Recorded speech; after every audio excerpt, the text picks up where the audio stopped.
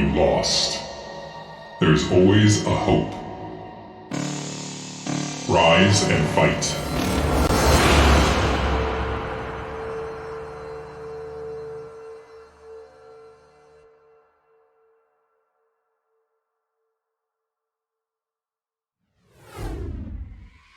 Hello, StarCraft fans. It's time for another day of the BSL, and joining me this time around, it is none other than Diggity.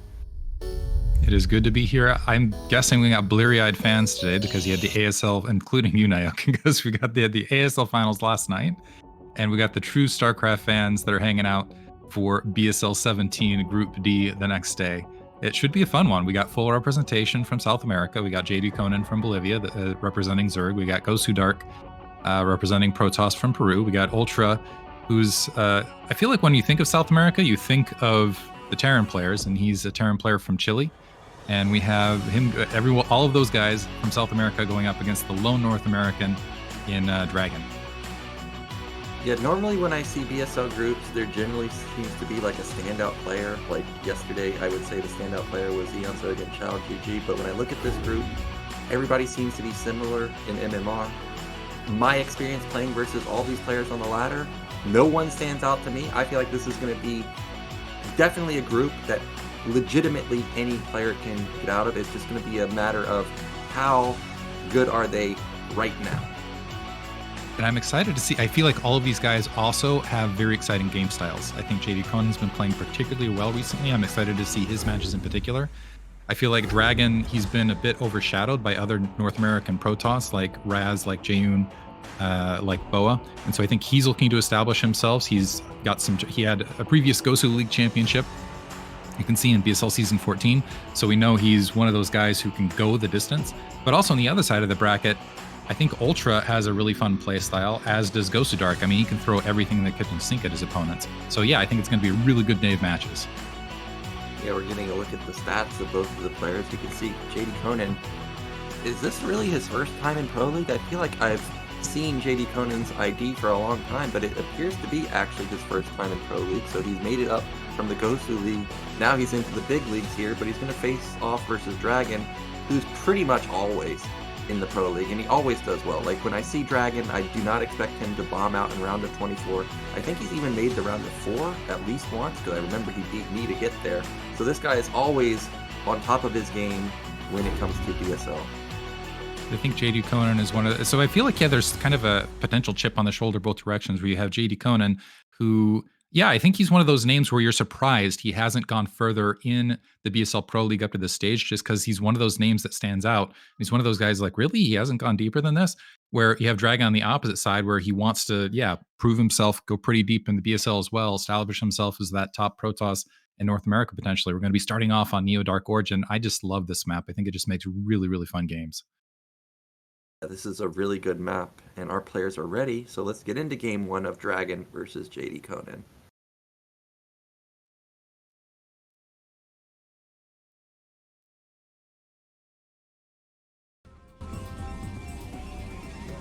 Okay, in the top left, our Canadian Protoss.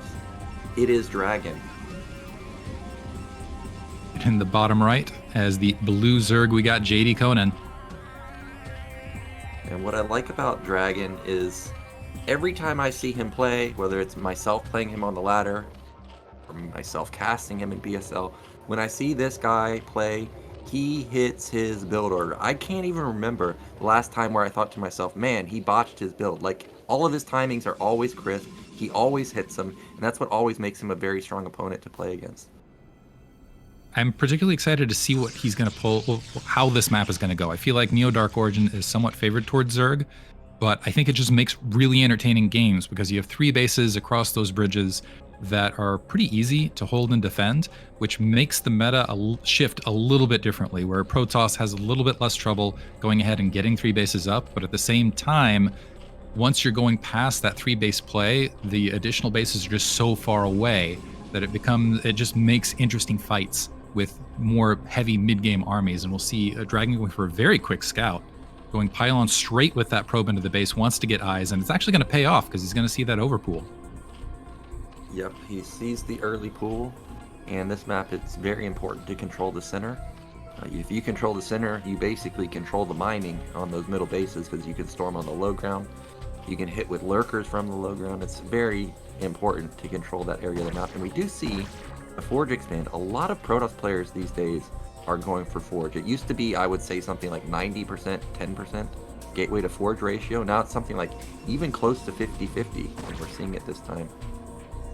Wondering if that's a response to the overpool, recognizing that, okay, I'm going to have earlier Zerglings out, want to make sure I get that early Nexus established. I think what...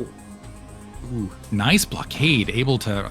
A second drone being pulled, still no second hatchery, so really slowing down, doing a good job. I think he's delayed that hatchery for a good 8 seconds right there, which is going to play big, because the more time, and yeah, actually going to sneak a Nexus now before that cannon as a result. Well, that's a really far forward cannon. A lot of times I see the cannon, a little bit farther back than the Forge for whatever reason, but it is right there up against it. It's going to be right up against the gateway too. And DragOn confirms that this is 4 lings. I think this is a pretty normal response, get that probe out ASAP. But what DragOn has seen is still no gas taken, so he knows it's going to be fast third hatch. And really not a lot of places to build a third hatch. It's going to be, of course, right next to his main. Yeah, I think wanting that quicker third hatchery with going the less economical opening build. And now it's going to be critical that DragOn keeps that probe alive, because going for that Forge first, oftentimes I think Protoss moved away from that because of the strength of 973 versus it. But if he can keep that probe alive, keep it active, and keep an eye on those drone saturations, maybe even get, if he can keep it alive long enough to get a good look at layer, that'll definitely put him in a better position to deal with it. But already taking a good slacking of hits, so drawing the probe back to the natural expansion, maybe he just wants to go up and confirm the location of that third hatchery. Yeah, and getting this probe so low at a critical time where Zerg has started mining gas, Protoss has got to be on his guard now. I've played JDConan a few times on the ladder. He's quite aggressive in Zerg versus Terran, like in terms of Zergling pressure. I don't know if he's actually somebody that goes 973, and there's the answer. It's not going to be 973, it's just going to be Lair, so we're going to have Spire. Yeah, I find that a lot of Zerg players will not feel comfortable going 973, in particular if they haven't completely eliminated the possibility of a probe scout out on those bases, mostly because the strength of it is the fact that Protoss doesn't know how many cannons that need to be constructed to defend, and whether it's going to be pushed back towards something more economical in the meantime. But that probe still active. It's going to swing all the way back around. There was a drone blockading, but DragOn's still able to swing it around. That is absolutely huge. Able to get a good look at the drone saturation and still able to swing around. Is this drone going to be able to block the ramp? No. And so he's going to be able to get all the way into the main and confirm the lair. Yeah, critical scout right there. He sees the lair, no hydrogen. So he knows that this has to be Spire, and he can respond with Stargate. I think it's in fact already been started. Yeah, it was already halfway along. He's just playing the safe opener. I've seen Citadel a bit more often these days, just like straight Citadel, but not willing to risk for going for a blind counter against Hydra, so this was a good choice from DragOn here. We've got 2 Zealot move out, and I'm assuming it got spotted, but I don't see any Lings being built. Okay, there we go. Yeah, we've got a handful of Lings to deal with it. Unfortunately, the Lings don't recognize the entry point, so it looks, let's see the defense. JDConan moving the drones to that right-hand side of the mineral patch. 1 Zealot already evacuating behind the mineral lines. The forward Zealot going to poke in that pocket, but oof, not the best exchange. Got some damage on that drone, but wasn't able to get a kill. Additional hatchery, it looks like that 4th hatchery being dropped right in front of that Zealot as well. I'm not sure if that's in visual range of that Zealot or not. Now the Zergling is going to try to cycle out to take care of that. But it looks like this is going to be a 4-hatch maneuver, eventually push back to 5-hatch for JDConan right this second. We have +1 weapons upgrading, and it looks like it's going to be a Bisu buildish style. Second gas is being grabbed from JDConan. So it's potentially going to be some DT Sair or early High Templar now to deal with what's coming out in that Corsair getting eye. And actually, it looks we've already got 5 hatcheries up, it looks like. And so we got 2 hatcheries in construction. At that third, we have 2 hatcheries at natural and the hatchery in the main. That Zealot getting surrounded immediately. Ooh, so decent lot. DragOn just not getting a lot accomplished with that initial Zealot foray. It's not game ending, but certainly not going to put him in a happy position here. Yeah, not the trades that DragOn was looking for, and now losing 3 Zealots pretty much for free. His, 730 timing that I know DragOn likes to hit. Well, I don't really see how this can do any damage. What's he going to attack with 4 Zealots? That's just not going to do anything. And Not that I'm a Zerg player or anything, but these hatcheries just seem so fast for JDConan. He's already going into 6th hatch. He's taken no damage. He didn't even overbuild Lings either. He's built maybe 8 to 10 in total, and he can just drone really hard already. Like, what can Dragon do? I feel like JDConan's just in a prime position already. Yeah, and I think one of the strengths of Zerg on this map is being able to harass that 3rd base more readily than a Protoss is able to harass anything on the opposite side of the map. Because if you get a pile of Hydralisks or even a Lurker or two on any of these ramps, it can be very, very challenging to get across and get anything accomplished. Whereas you can just peel Hydralisks in larger numbers across the left-hand side or across the bridges, do a little bit of assault on the bridge side until something like High Templar or sufficient ranged units are there to do the counter damage. Zealots marching in for JDConan though, for Dragon here, without speed, going to turn around, engage. It looks like he's trying to force something, sees the 3 hatcheries there. And so we got a lot, looks like 6 hatchery Hydra. Now as a follow-up, now speed picking up. That wasn't much of a threat, but those Corsairs are moving out. They've got +1. Let's see if Dragon can use some of this Corsair micro to even things up, maybe pick off some Overlords. I think it was a smart move to back off with those Zealots. Dragon's in a precarious situation. If he attacks, he's not going to do damage. If he sits there, the Zerg is just going to drone forever, which is obviously not ideal. So I think the move to just posture like you're going to attack, force out some Hydras was a smart one. We see another attack coming, and there are, 5 Corsairs? So comboed with the Zealots, see, there's a real chance that he could supply block JDConan, and he already has. Looks like he's going to dive those Zealots into the natural expansion. The Hydra's trying to retreat. There are 2 Scourge right there, but not able to land on all the Corsairs. Those are +1 Corsairs, and they need to get to work on those Overlords. Those Zealots are going to get cleaned up inevitably regardless. It's really taking out those Overlords overhead with those Corsairs because of that +1 weapons investment that's going to be critical here. Does manage to force JDConan to the red once again. The Zealots still active there, but it looks like we're down to 4 Corsair. More Zealots moving out, though, from Dragon, wanting to really make a lot of this, but I feel like he's just throwing units away at this stage. There's just too many Hydralisks to really make this effective, but still going to get another distraction around those Overlords and getting another Overlord pick off there. So got about 5 Overlords right there. Was able to put JDConan in the red briefly, but JDConan very quickly oversupplying Overlords, right? But man, nice micro here by Dragon, finding the open spots where the Hydralisks aren't to assault and get additional Overlord kills. I think that was 7 Overlord kills right there. Fantastic engagement overall.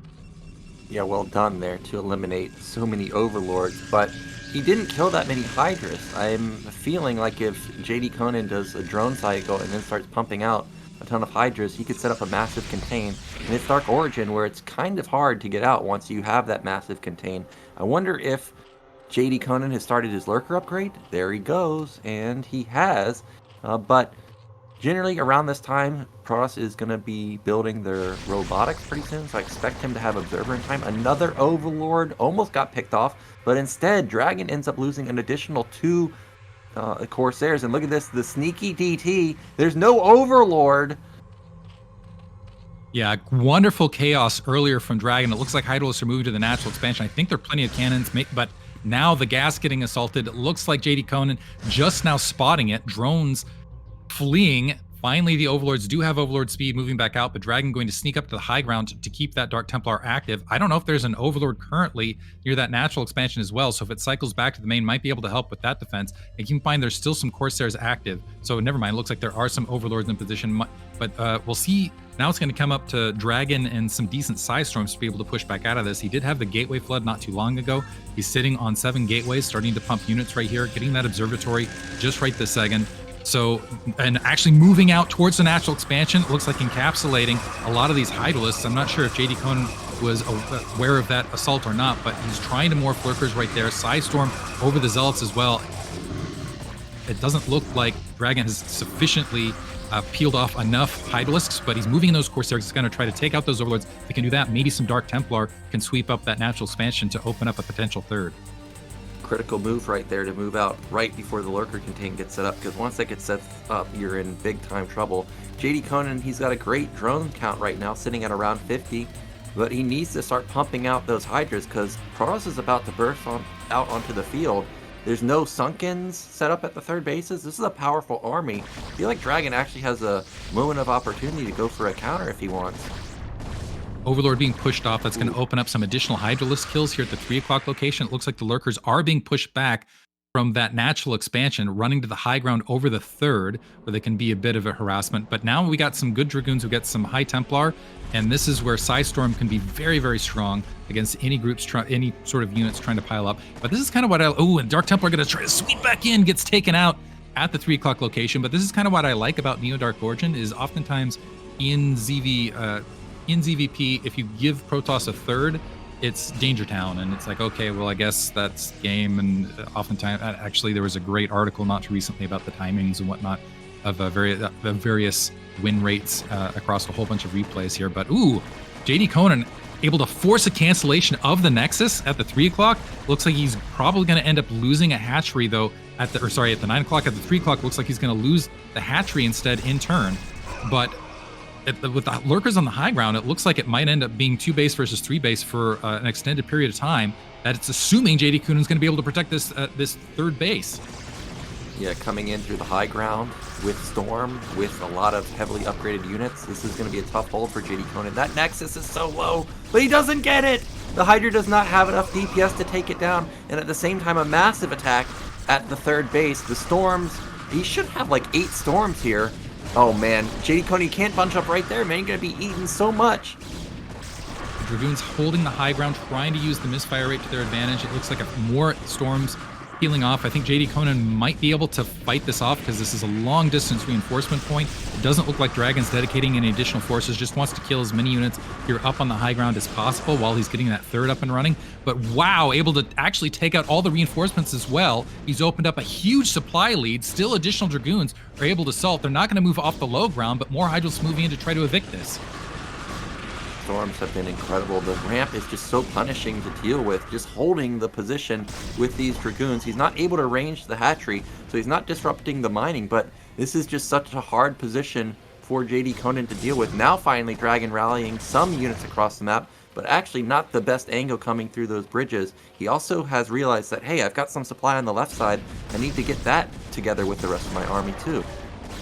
Hero is going to say that oftentimes what happens on this map is Zerg has kind of a second chance after that 3rd base because you can get Lurker contains around that ramp and try to play from there.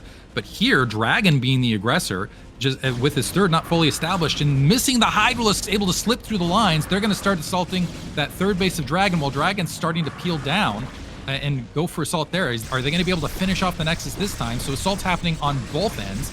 Looks like Archon's getting taken out. Psystorm across all of those Lurkers. More Dragoons still peeling in from the high ground. One hatchery is down here at the 3 o'clock. We've got the Observers untouched, and Dragon actually moving in with the rest attack forces. He doesn't care that he just lost his 3rd. It looks like he's looking for blood. Yeah, this could be a game-ending attack from Dragon here. All of the production falling for JDConan. His 3rd base is not mining anymore. He's going to lose his evolution chamber, may lose an upgrade.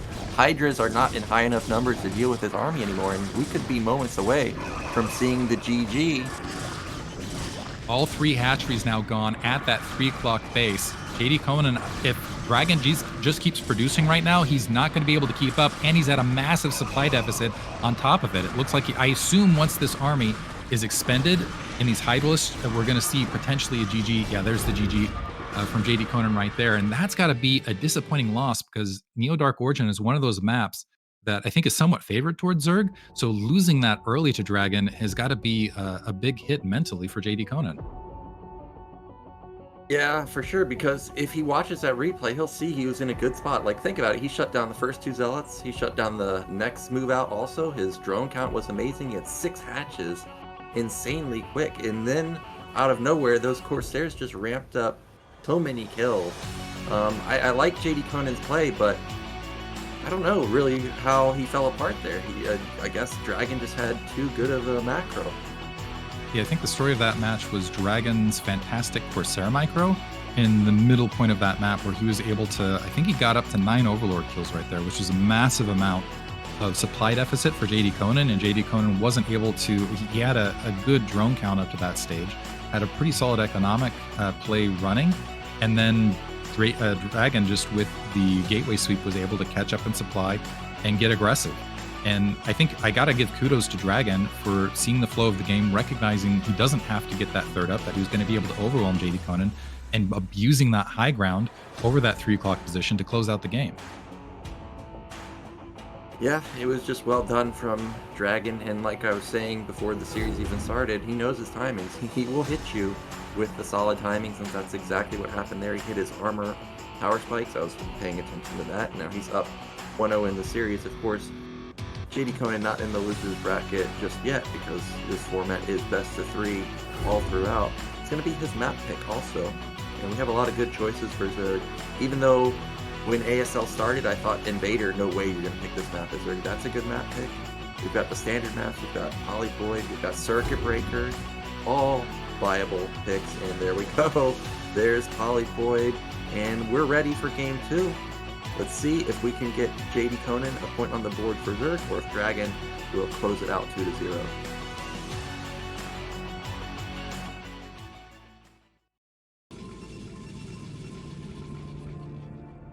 Okay, in the bottom right, in the red, it's DragOn. In the bottom left-hand corner, as the blue Zerg, we have JDConan. So Polyploid, I feel like that's the solid pick where it's like, you know what, I just want to play a heads-up game where I want to see what the skill level is, just because everybody's played this map. This is the bread and butter map. So I think this is the statement from JDConan, I want to play a heads-up game. I agree, and you just have billions and billions of games played on this map, and we do have DragOn going for a really fast scout, and he's going to get lucky here, and he will find JDConan in the first position. So if JDConan was going for a hatch first, well, he's going to have to deviate from that plan, because that probe is going to be instantly in his base. Yeah, actually paid off in game 1 because of the overpool discovery, and this time it looks like it might be another overpool, and once again DragOn gonna scout it. So, and I gotta say, that was a nice statistical win for DragOn right there. I wonder if he recognized that JDConan often does like opening up those pool builds and playing the aggressor to start, but getting that probe out of position, making sure he doesn't have the information shut down, will put JDConan off his game. But once again, yeah, able to sneak up there. Let's see if he gets another really good blockade once that drone is moving out to go ahead and try to take that natural expansion. Yep, last time he did a good job denying the hatchery for a decent amount of time. We have pretty much identical opener from both sides, Overpool versus Forge expand. It's going to be Nexus before the cannon also, so everything is exactly identical. The only thing different here is he's going to be taking his third base as his second hatch. So yeah, it looks like it's going to be yeah, basically this identical build where it's Forge first for DragOn. This time, the one deviation though is JDConan's going to get the same later hatchery up, but he's getting later hatchery up at a different spot rather than trying to deal with that probe before Zerglings are in place to make sure that that hatchery gets established. Looks like the Zergling's going to try to ignore that probe scout early and make a run at that cannon. Oh, this should be close actually. The cannon's surprisingly slow to build. He may actually be able to run by. There's only one probe blocking gateway coming up in the nick of time. There's a gap! And oh man, he's gonna let at least one in, maybe even two in. Okay, now this is gonna be real annoying. I think oftentimes Protoss players will say the magic number of frustrating Zerglings is 3, but 2 is still a big frustration. JDConan trying to go to work on that probe line. So they're gonna have to micro, and it's gonna be quite a while before there's a Zealot out to try to frustrate them. What this does is it gives a lot of bonus information to JDConan, a lot of harassment, might be able to, wow, actually able to isolate a probe right there. That's going to move to the natural expansion. Got a little bit of damage there, but going to try to do what he can to try to slow down that economy, see if he can get a probe kill or two, and play from there. In the meantime, he's gone up to 3 bases. It looks like he's tacked on the gas on his side of the map. And wow, a full drone maneuver there to the lower patch. This is causing some good economic damage. Finally, that first Zergling has been killed. That's just leaving that single Zergling to be an annoyance, but that should mitigate a lot of the threat. Yeah, he ends up taking down one of the Lings, but lost a lot of mining time for that. And we do have the Hydrogen coming in. The Ling is not done yet. He wants another kill. But we do have a Zealot moving out. And if JDConan wasn't paying attention, that Zealot could deal a lot of damage. There's also the probe still alive. Okay, luckily he must have seen it because he is building at least one more round of Lings. Interesting. So DragOn So 2 additional Zerglings have been produced. It looks like this is going to be an attempt at a Hydra opening, but the Zealot and the Probe alongside might be able to force their way up the ramp to get the scouting information they're looking for. Looks like, yeah, they're going to ignore the drones at the natural expansion. The Zerglings trying to shut down that gas in the meantime. Good blockade, however, from JDConan. The drones sacrificing themselves alongside the Zerglings to make sure that DragOn can't get up the ramp to discover that Hydralisk den. So 1 drone down, but DragOn not able to confirm the tech. Yeah, meanwhile, that Zergling... Is that a Zergling in the main? No, that's an Overlord. I thought that was a little bit too slow to be a Ling. But the Overlord does spot that it's a Stargate, and JDConan should be happy to see this because he can have a slick Hydra timing before the Corsair can actually get out on the map. Zealot sneaking up to the 3rd to be a little bit annoying. We already have the Hydral speed. He is getting a good look at the drone saturation at this position. We'll see if DragOn is going to be able to sense and get a... This is really the difficult place against the 973 for Protoss. Is you don't have a lot of information. Got some good Zergling kills right there. You don't have a lot of information. You really have to get the exact right amount of cannons to make sure that you're not overcommitting to cannons to natural expansion and slowing down the follow-up gateway flood and giving your Zerg opponent an opportunity to get a good economic follow-up. But let's see what JDConan's up to. The Hydral is now making the way onto the map and shortly should be making the way to the front. Yeah, decent drone count for JDConan. He can definitely support the Hydralisk at this point, and we do have the Hydralisk moving into position. There's only 1 cannon right now. I think DragOn put down a second one, but it's nowhere near complete. Corsair still not out, so he still has no idea what this is. The Zealot died before seeing the Hydra pop out at the 3rd base, so right now he's in the dark just hoping that there's no incoming attack. Now the Corsair spots it, but at this point there's already 7 Hydralisks here. That's only 2 cannons, and they're not yet morphed. If JDConan moves right this second, he should be able to pick off a couple cannons coming in a little bit later. So now trying to press that. The Zealot's getting a good surround. 1 cannon down, the second one taking a lot of fire, but they're going to have to back up off these Zealots. It looks like there's only 4 Hydralisks versus 4 Zealots in the front, and the Zealots are going to be able to buy that time to get some additional cannons established. He needed to buy time with these Zealots. You can see he's panicking here. He's put down 6 cannons in response. We still don't know if JDConan's all in with this or if he's going to drone behind it. Probes are being pulled off. I think the cannons are going to be in time. Now, that was a great drill. I don't know exactly what he drilled on to get sight, but he prevents the Hydras from getting in. I think the Corsair was able to confirm that additional Hydralisks were in fact in the way. It looks like this might be a full commit from JDConan, but we got 4 cannons up, 2 additional cannons morphing near the Nexus, and an additional Zealot actually buying some additional time, taking a little bit of fire right there, dancing in and out. We'll see if that +1 weapons gets canceled down the line, but that should be sufficient cannons to defend the front. It looks at an additional hatchery now being plopped down from JDConan, but this is the question: was that too many cannons? Is JDConan going to overcommit with the Hydralisks here, or is he going to get the sufficient economic turnaround? Wow, +1 weapons is going to finish. It should finish. It's so close to being done. The Hydras have stopped shooting it, and that means that it will finish. And seeing this amount of cannons, I was expecting JDConan to try and transition out of it, but he hasn't built any drones. He really just wants to end the game. Another Corsair is out, and when he comes over here and sees that the drone count is still quite low, he's going to know that, hey, the pressure's not over. Yeah, the pressure, so now it's build enough gateways to go ahead and break out of the contain as far as a follow-up. We do have, it looks like, a Templar Archives as well, maybe to get some DTs out there. Let's see if the Zealot gets canceled before that gateway gets taken out. But I think DragOn's going to like what he sees. He's going to see he's going to see that natural expansion cast just now getting taken. He's going to see a lower lower drone count, a move to lair right there. And the Hydralisks are still scrambling to try to get back to deal with this Corsair. Are they going to pick it off? A little bit of damage right there. Nice little micro maneuver. And DragOn going to be able to keep the eyes in the sky. Well, DragOn, because he had to build so many cannons, his gateways are quite late. So JDConan, if he can figure this out, he can just drone really hard. Even though he had a low drone count initially, building all those Hydralisks, it could really shoot up and catch up the DragOn in a hurry. The Corsair almost gets taken down again. We see the first few Templars out on the map. You got some high Templar out. Psystorm is really key. And first of all, not just having Psystorm, protecting those high Templar and making sure the storms land. That's basically what will allow Protoss to have map control from here on out. And we'll see if, I'll be curious to see if Spire gets dropped and you see the 5 Mutalisks after the fact, because it is so important to protect those High Templar as far as a follow-up. So Lair is there. I don't see Spire anywhere out in the field. Might come down later when there's the expectation of DragOn trying to make a move out. But just a small pile of Hydralisks now out there. And yeah, now it's kind of that art of playing drone catch-up and making sure you have enough troops to frustrate and slow down that, or just prevent that third from ever coming into place. And JDConan has done a really good job to catch up. He's 50 probes to 40 drones now. Supplies are dead even, pretty much, 72 to 68. He's got his hatcheries being built too. His 6 hatches coming in. He's even got so much money, he's thinking about building that 7th hatch at the mineral only. Now, if that gets up, DragOn's going to be in big time trouble, because not only is it going to be a 4th base for JDConan, he's also going to have high ground. Like, how would you ever engage into that as DragOn?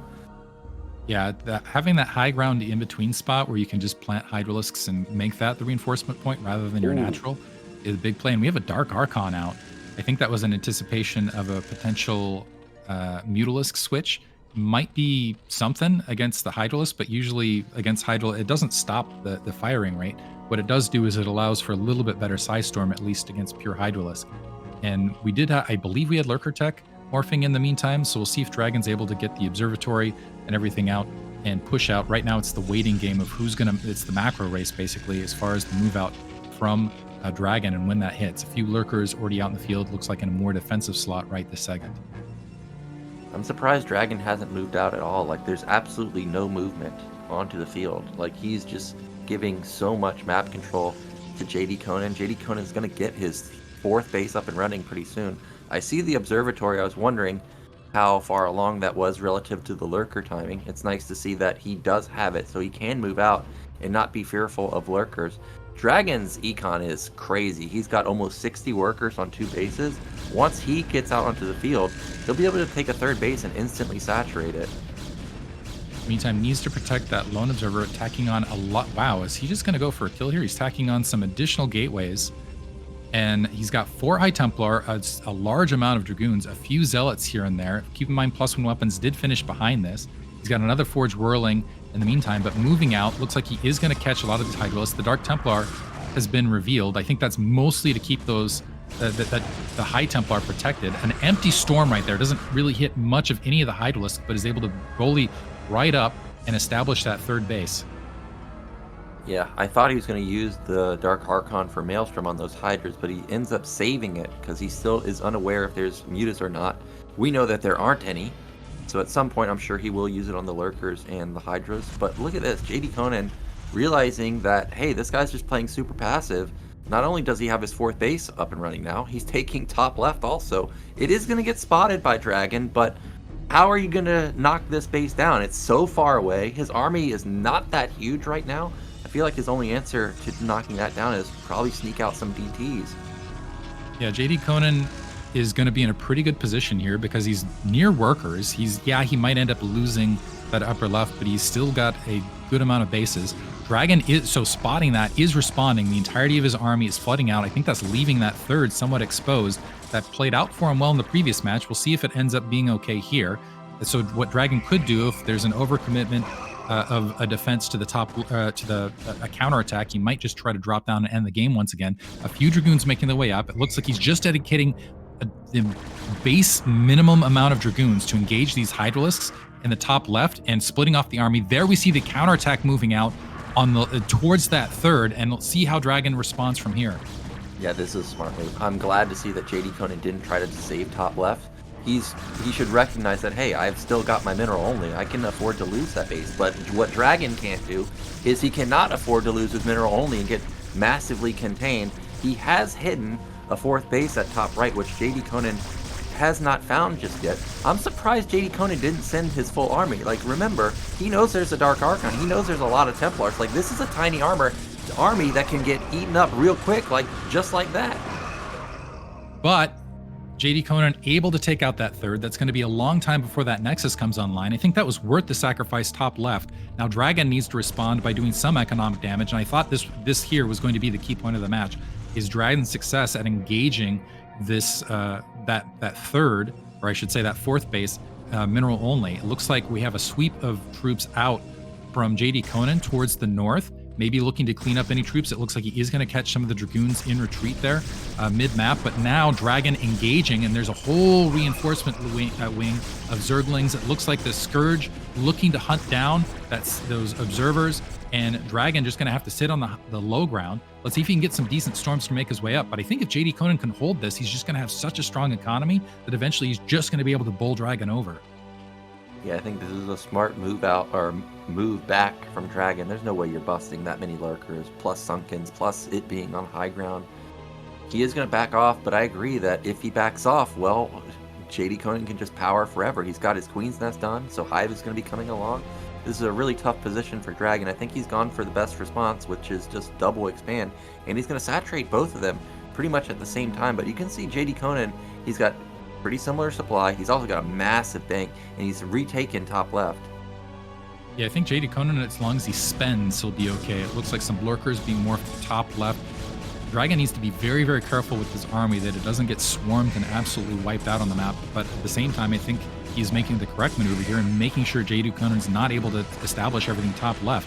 So we see a big move, another counterattack towards that third that's still not up. A lot of Zerglings, a lot of lurkers, and a good amount of Hydralisks in this grouping as well. And only High Templar trying to defend here. Good storm, some Zealots trying to sneak back to defend those High Templar, but I think that base might get taken out by JDConan once again. Yeah, he is going to kill this base. He feels like, wow, I'm killing the third base over and over and over, but unbeknownst to him, mid-right, well, actually, I guess he does see mid-right, but again, this is another army that I feel like Dragon's just going to crush through. Like, he's got so many Dragoons, he's got Storm, he's got Zealots. Well, I think he's going to crush through, maybe not with the high ground and the split-up lurkers.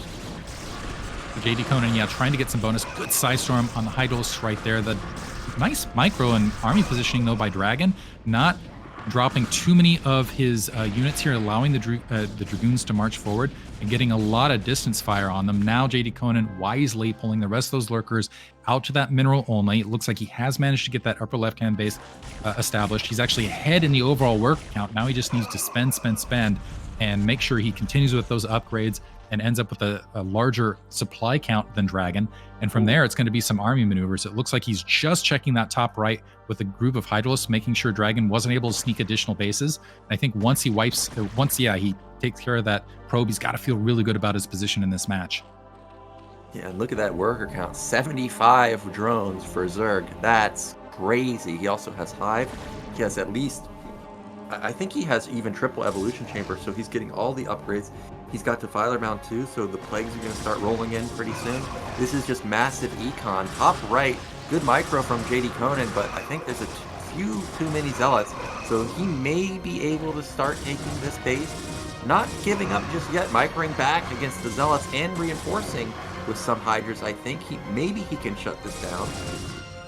Looks like Dragon has established the 6 o'clock location in the meantime, but this base is one of those bases where JDConan, if you're looking for a split map long-term macroeconomic win, that's one of those bases you want to deny to your opponent.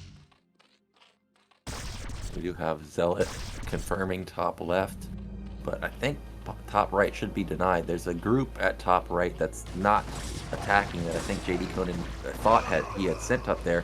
However, Dragon's acting like he wants to get the third attack the mineral only again. He's even taking bottom middle, but there's Lings there. They do not have the crackling upgrade, so that Nexus is actually going to complete. And actually, this is a very important base. If Protoss gets this, they're going to have 4 gases, which is crazy. And 4 gas means more High Templar, which means survival at this stage. Right now, Dragon down 20 supply. He actually really needs that 4th gas to stay relevant here. Not able to get any foothold top right. He still is an observer up there, but that's basically it as far as Dragon's presence outside of the bottom right-hand corner of the map. JDConan with a massive amount of reinforcements and a defensive position here, just waiting. I think he's hoping the Dragon commits into these 3 sunken colonies so he can just swarm with everything afterwards. We have a Defiler nearby that could either drop a Plague or a Dark Swarm to negate a lot of these Dragoons, a damage advantage. And the problem for Dragon is he needs to stick around that low ground, because if he opens things up, then JDConan could potentially take down that 6 o'clock very rapidly as soon as he has that adrenal upgrade on those Zerglings. It's like a little bit of an attack at the 3 o'clock. I don't think he's going to get a lot accomplished with this between the reinforcements and all the cannons at that location. Yeah, we're going into the mid game where it's going to be hard for both sides to make attacks. If If Dragon attacks up into this third base and loses his army, bottom middle is instantly dead. So I think his best course of action is, if he wants to be in this location, just sit here and try and storm your way, or just storm all these units that are going to be coming in from JDConan. We've got a shuttle to top left, so we're going to have some storm harassment. It looks like that went unspotted, so JDConan is going to have to... Let's see if he loses this entire drone line. Certainly going to be a hit. Looks like that's landing, that's dropped. Oh man, yeah, that entire drone line got absolutely obliterated. And additional size storm now on getting a bonus Zergling, some lurker damage as well. Looks like that natural's been taken, but that's that will give pause for Dragon to at least have some breathing room where, okay, we had a little bit of an economic backdrop for JDConan. Right now, though, JDConan with a massive supply lead. He's starting to poke at the space at the 6 o'clock location. Archon's morphed, though, a lot of cannons right there. It looks like JDConan was trying to push through with Dark Swarm, recognizing that Dragon's a little bit overcommitted with Dragoons right here, but the Zergling's starting to filter in, and it looks, when with those Archons in place, they still do splash damage to those Zerglings, so with sufficient numbers, the Dark Swarm not going to be enough. Yeah, Dragon does get bottom middle, but JDConan still has the entire left side at this point. And JDConan, he's going to go for a counterattack to mid-right because he knows all the units are bottom middle. There were 2 Templars here, but I don't think that's enough to fend off this huge swell of Zerg. But it is a ramp, storm and a ramp. How much can he actually get done here with this attack? The answer is, doesn't seem like very much. Units are getting clumped up right there. And we see that stream of red moving from the 6 o'clock location to the mid-right. And yeah, it looks like he's there in plenty of time. Maybe a cannon got wiped out right there. A lot of Size Storm without the protection of Dark Swarm behind this. So it looks like all of the follow-up lurkers, etc., are going to get wiped out. However, with the Dark Swarm and lurkers underneath, I don't know that their Archon's going to be sufficient to clean up what's left. So Dragon needs to actually move out of this because he's just taking some free damage in the meantime. Yeah, he lost his observers. That one lurker on the right side is dealing a lot of damage. Finally, we see now, some Reaver. I'm not sure that JDConan needed to... I think he could have just played contain game and gone for a... Just make sure that he establishes top right and plays from there and gets some decent trades. Instead, getting a little bit aggressive with, looks like another assault here at the mineral only of Dragon. Dragon, in the meantime, moving up to top right, trying to establish that. Let's see if he can make it back in time. Dark Swarm lurkers. Now the Zerglings have adrenal upgrades, so wiping out the cannons very rapidly. Let's see if they can focus down that Nexus. And High Templar getting caught out of position by the Hydralisk. Nice army positioning there by JDConan, but he's not focus firing the Nexus right this second. Working on that probe line, so the probes look, and it looks like they're going to be able to filter out. So Dragon might have an opportunity to defend this, but there's still Dark Swarm in place, not a lot of Size Storm left as well, and there's just a few Zerglings to try to finish this out. Even though supplies are relatively even, basically max versus max, I don't like Dragon's comp. There's a lot of goons in here that don't do any damage under the Dark Swarm. The Zealots just get melted by the 3-2 Zealots. Or by the 3-2 Lurkers. There's not a lot of Archons, there's not a lot of heavy tech units like the Templars or Reavers.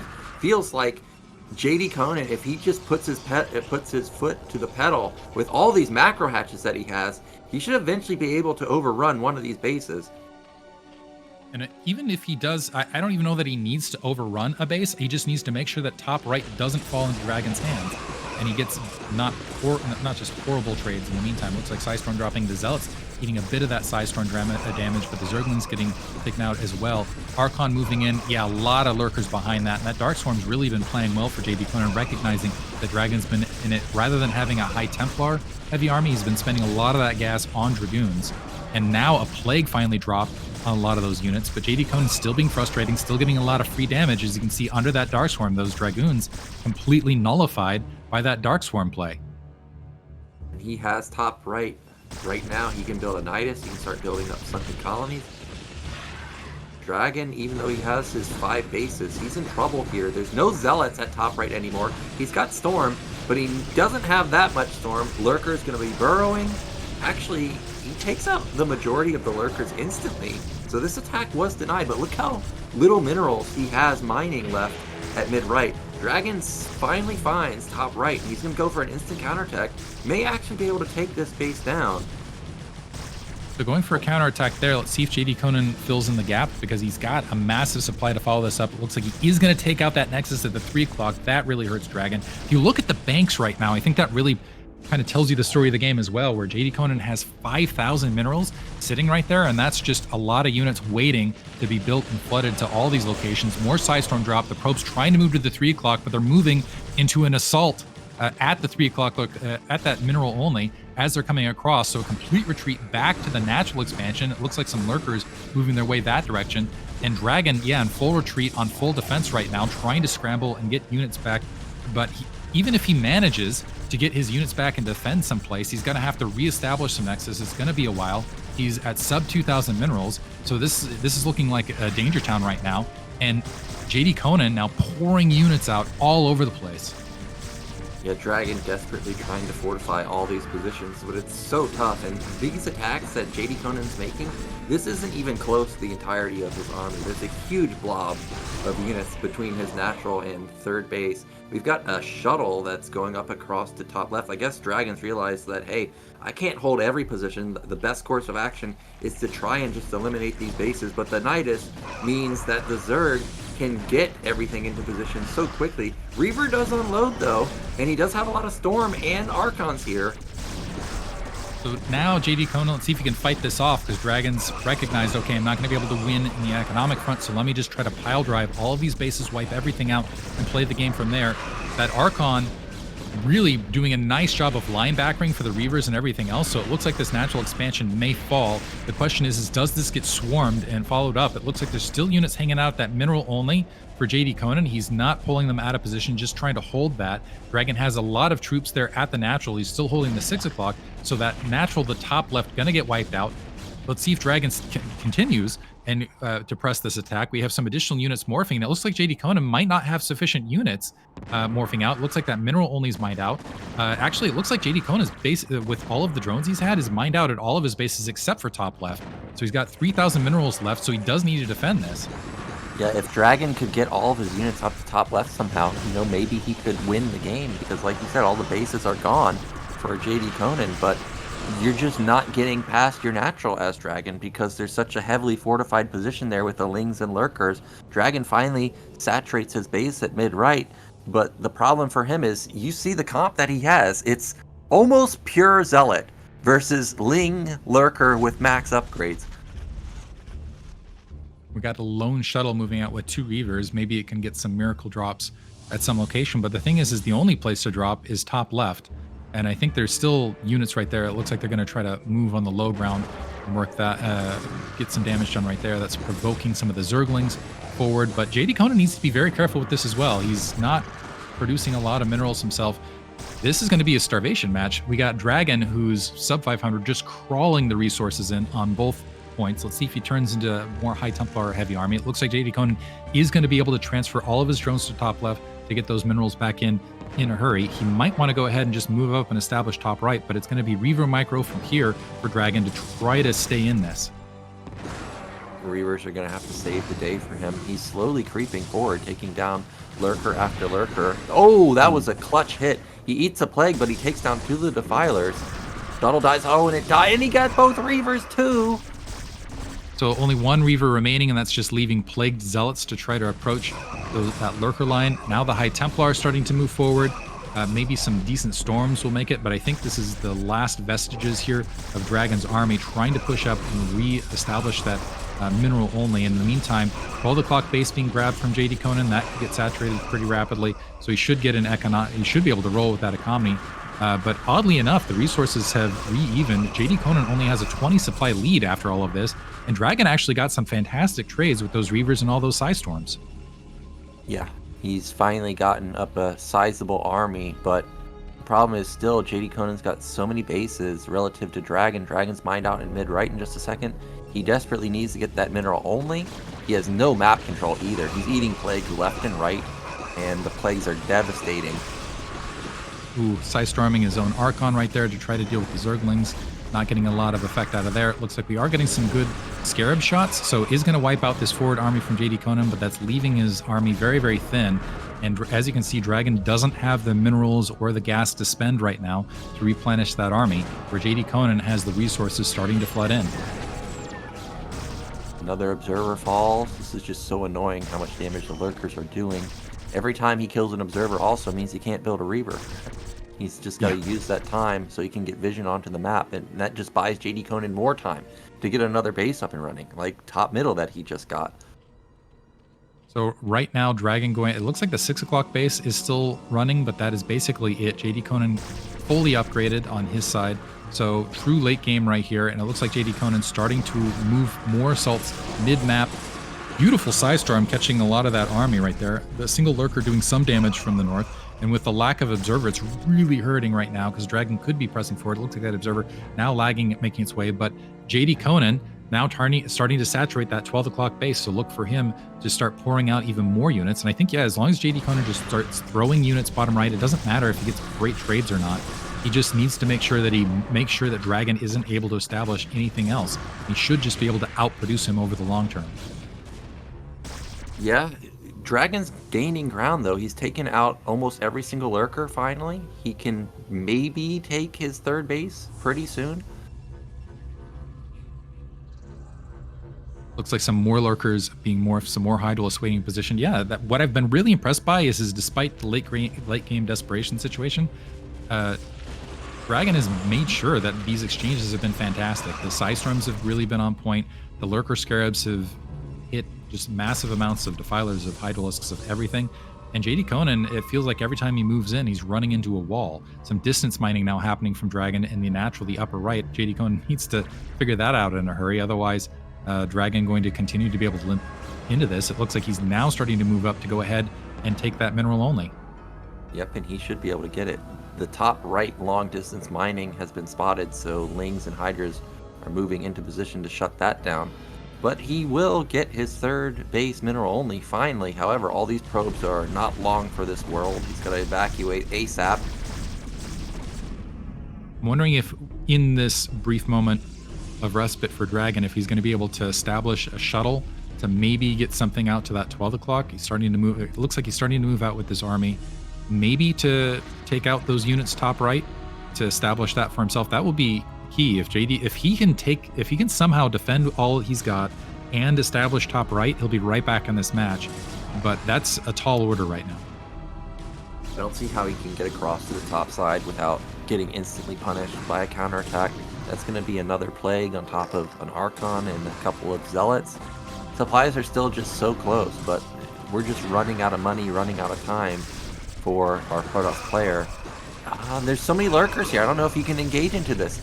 Wow, there's even more lurkers than I thought there were. Yeah, that's a massive lurker wall. That looks like at least a full control group, and they're pretty well spread. But Dragon moving up and getting some pot shots here with the Reavers at distance. So getting pretty good trades still. Looks like he is going to be able to get that mineral only back up. Now, though, that'll be key. Scourge able to take out the observers, so the Reaver is no longer going to be able to get the free shots at a distance. I gotta say, though, Dragon's large group army engagements have been pretty fantastic up to this point, but it looks like the luck might be running out as he's getting swarmed, lurkers coming in from the rear. Yeah, I'm thinking that this is going to be the final attack. He has 3 goons, 4 Templars, and 1 Archon. That's just not enough to hold, what is this, 7 base Zerg? Finally, JDConan is most likely going to end this game. Dragon, who traded efficiently all game long, finally has just run out of gas, and that means we should be going into game 3. We'll see how long it takes. I'm assuming that Dragon's going to wait until this third gets obliterated, because that will be the final moment. We have an Archon and a Zealot, the lone last soldiers trying to, it looks like a Reaver also trying to crawl that direction. There's GG, recognizing that 3 is going to fall. Great play from JDConan, though, really getting a good, strong economic start. It looked like a similar build order to game 1, but able to pull it out a little bit better this time. Dragon, yeah, just that's the thing with the 973 or any sort of early Hydralist build is you just got to build the exact right amount of cannons, put yourself in a good position for the mid game, and that's such a tall order when you don't have the scouting information. Yeah, JDConan again did a good job to build up his econ. When he built so many hydras, I was thinking like, well, okay, Dragon held, are you going to be able to actually transition out of this? But he did, and he transitioned extremely well, got his hatcheries down, got all of his bases up and running. So well done for him, and he ties up the series 1-1. I knew these series were going to be close because, as I stated, all these players that I play on the ladder, they all seem very similarly skilled. I'm excited to see that this series is already delivering.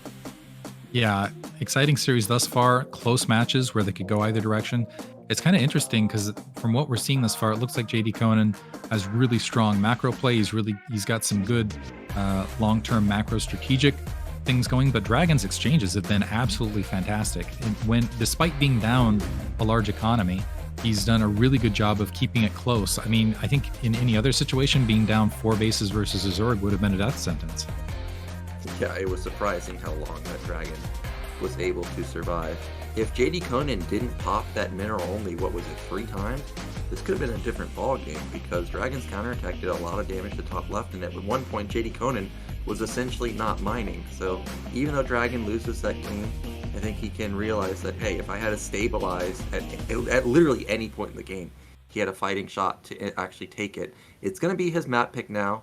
I think despite what I was saying about Polyvoid and Circuit Breakers being great maps, I don't think we're going to see Polyvoid, and we're not. We're going to see Invader. Protoss has done really well so far, according to the stats, 7-2 on here. So let's get into Game 3 and find out who's going to be our first finalist into the winner's match.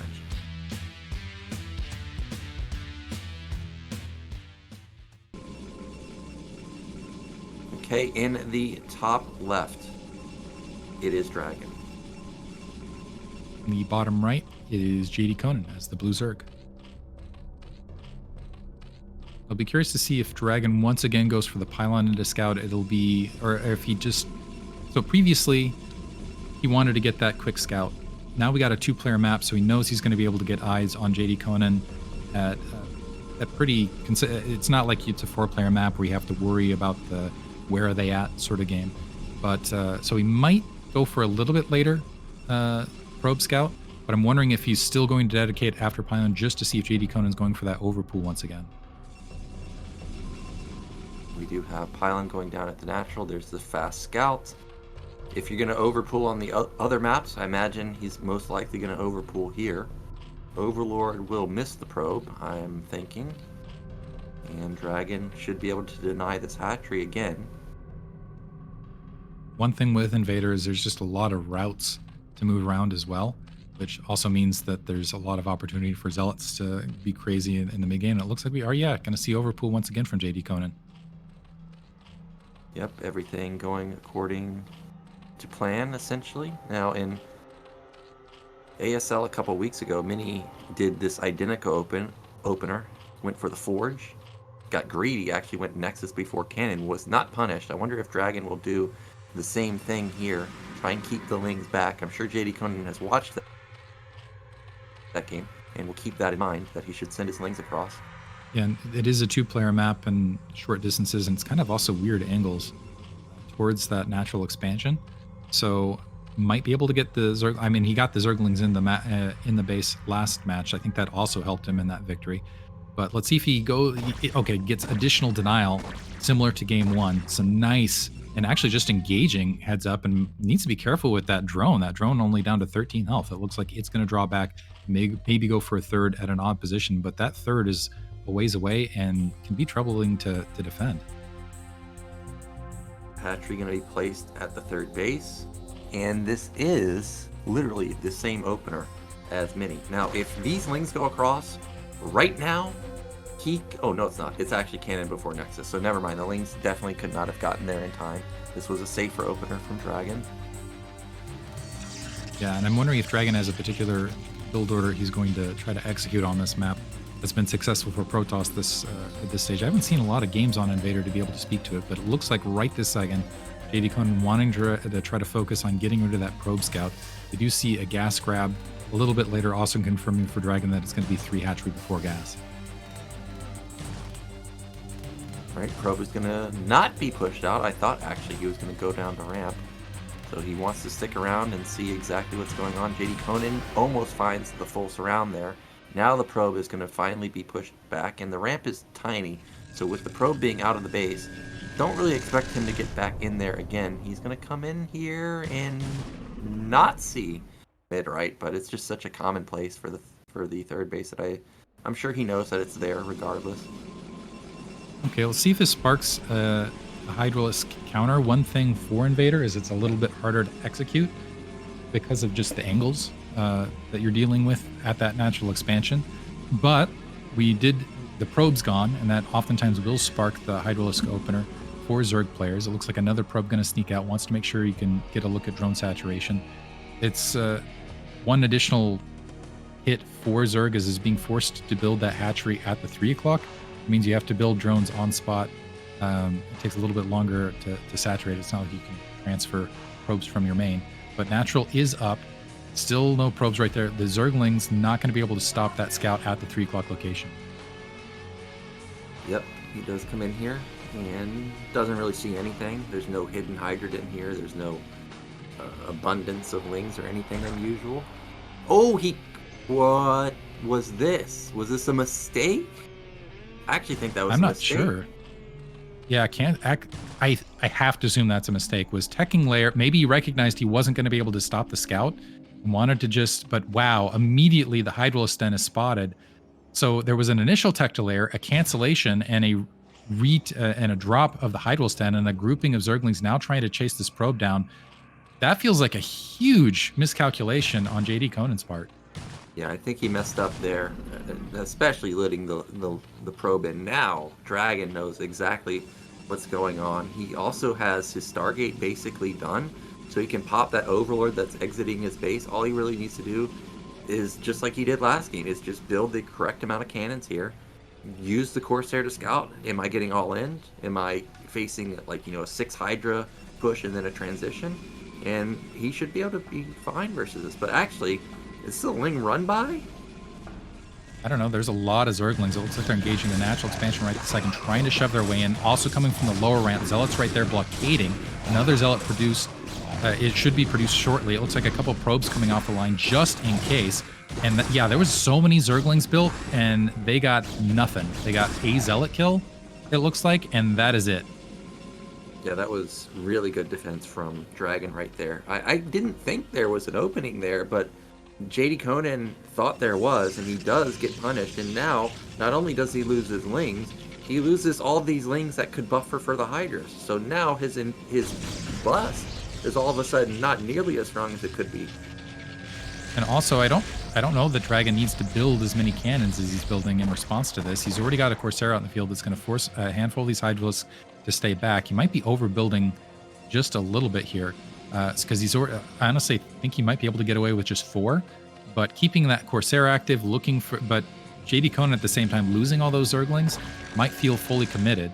Still trying to pick off that Corsair so he doesn't have to dedicate troops to the rear, and it looks like now teching to layer. I think yeah. So that's been spotted. So DragOn recognizes, okay, this is a longer gameplay. This is more of a contain attempt than an all-in potentially. The Hydra's going to try to get what they can, but DragOn in an excellent position. Well, I will say this. DragOn, his build order has been thrown off a little bit because his worker count, I think it's a little lighter than I was expecting it to be. You can see he's consistently not building probes. Of course, it's because, for now, there's an impending Hydra attack, so he needs to make sure he doesn't outright die. But we saw how well JDConan built up his drones after this Hydra play on Polypoid, so there's definitely a world where JDConan can come back despite having the failed Ling attack. He's going for it. Yeah, moving into the natural expansion, trying to get some cannons down. The Zealot's pushing in against this to allow it. So ignore what I said earlier, those cannons necessary. So with that gateway down, still trying to press at this. I think the Zealots, did I see that they have, yeah, it looks like they might have leg speed upgraded as well, trying to get what they can. There, another pylon drop, just making sure that that's not going to be a pylon deactivating all the cannons here at the natural expansion. But the Hydra's continuing to group up near, and this is interesting. So JDConan somewhere in between. He's dedicated a lot of Hydralisks, that's Hydralisks, not drones right this second. Pushing in. The Zealots having trouble, however, getting out to engage them. Yeah, but there are so many Zealots. Like, there's more Zealots than there are Hydras, and that was a big misstep. Now, JDConan's going to have to retreat, but where does he retreat to? There's no way that he can engage this just on even ground. He's going to have to go all the way back to his hatches, which I don't even think have a great SimCity. So I think DragOn may actually be able to bust one of these bases. Maybe not. He is going to sit on high ground here and engage. I think if he actually just redirects and moves back towards the natural expansion with all of these Zealots, I don't think JDConan has enough troops to engage this. He's actually even as far as just the Zealot count.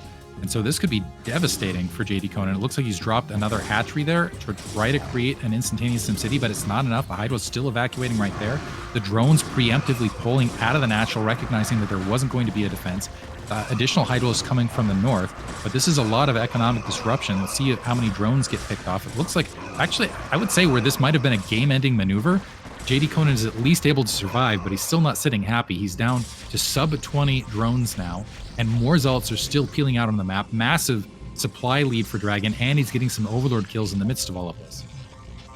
Yeah, absolutely no econ for JDConan, even though he's going to hold these attacks. The pressure is just never going to relent from DragOn. If it does relent, you know, it's not going to be for very long. It's just going to be a wait until he has critical mass goons with Observer. And actually, in the main, it seems like he canceled his lair again. I don't think there's a completed lair. Like, this is just hatchery tech. Looks like a few Hydralisks have managed to sneak back to the natural expansion. There's 4 cannons waiting for them. They're starting to poke away at that forge. They might be able to force a cancellation of that +1 armor. The Zealots, however, marching their way back, want to try to clean this up. That should force a retreat, and that buys a brief reprieve.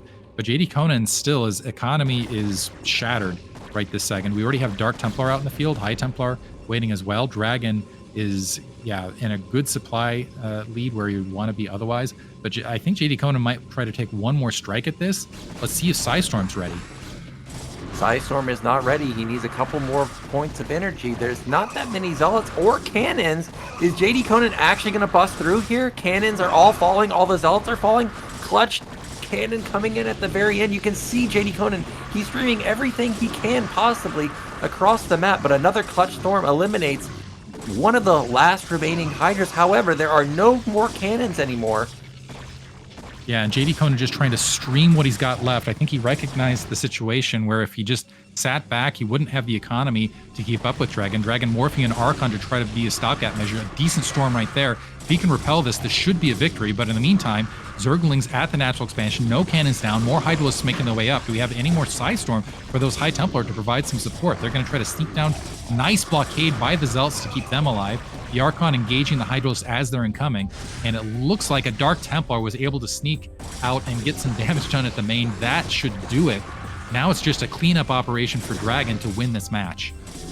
Yep, he's stabilized, he's shut down the econ of JDConan, and now it's just full-on retreat from JDConan. That means that he is going to lose this series unless there's some type of miracle that he can pull out of a hat. And more drones are falling, 4 of them in fact. Make that 5. He is down and out. And these Zealots, even though there's only 5 of them, they by themselves can knock down this base. Yeah, it looks like some reinforcements moving in, so it looks like about 10 Zealots right there. A High Templar is going to pull back, might get picked out of position. But JDConan, he's got 10 minerals to his name right this second. He's not mining because he's having to dodge Zealots. The drones are actually peeling back. It looks like they might have been misrallied. Some Zergling spawn right this second, but even if he manages to defend this, DragOn continues to roll his economy. He's it's going to be relentless assault until these bases fall. I don't think there's a win condition for JDConan anymore. I don't think so. He just doesn't have any money. So DragOn, he's going to take the series 2-1. It was a valiant effort from JDConan. I wonder if the canceled lair was planned. The way it was shown and how far along the lair was, I feel like he may have accidentally just clicked it, and now his build was just completely ruined. But it was a good attempt there. He had good damage with the Hydras, just barely not enough though.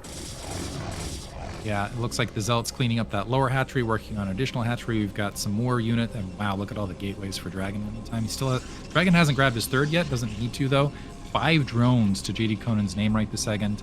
I'm actually surprised he's still lingering in this match because this is over. 102 supply to 6. Well, we can come back from that, right? It's Zerg. You don't have the linear whatever, right? So you can just Do around, and actually the drones aren't mine. There's GG. Yeah, so well done from DragOn. Like we were saying, he knows his timings. He hit him very well, and he had good stellar defense versus the incoming Lings and Hydras. So he deserved to win that game with his great play, and he'll be moving on into the winners match.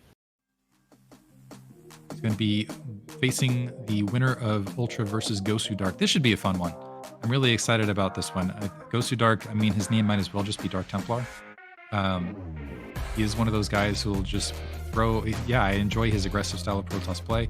He's going up against UltrA, who's South American Terran. South American Terran, I feel like when you're talking about any standout South American Terran, that's, you know that they're a good player. There's something about those South American Terran players.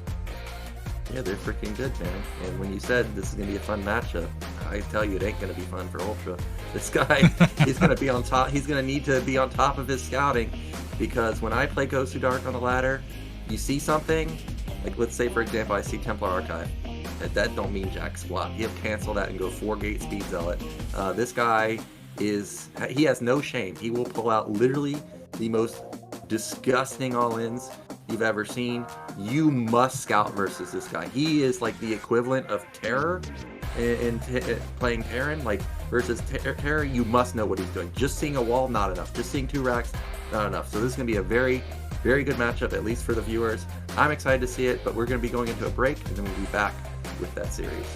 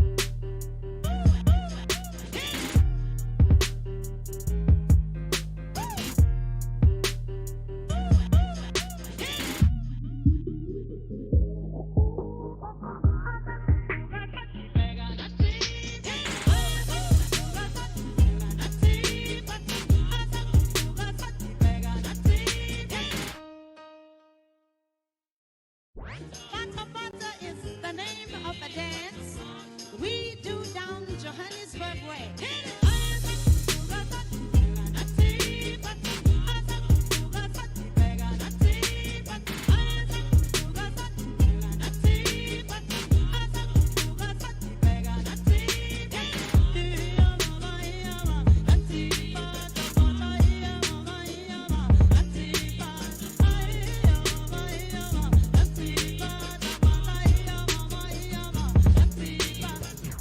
And everybody starts to move as soon as Bata Bata starts to play.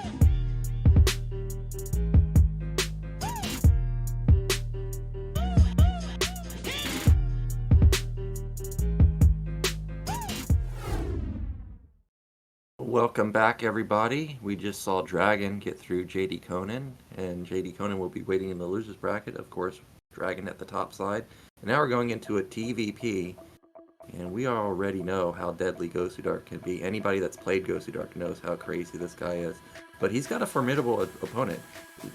Legitimately UltrA in the past 3, 4, 5 seasons, he has noticeably improved. Like, it's incredible how much stronger he has gotten.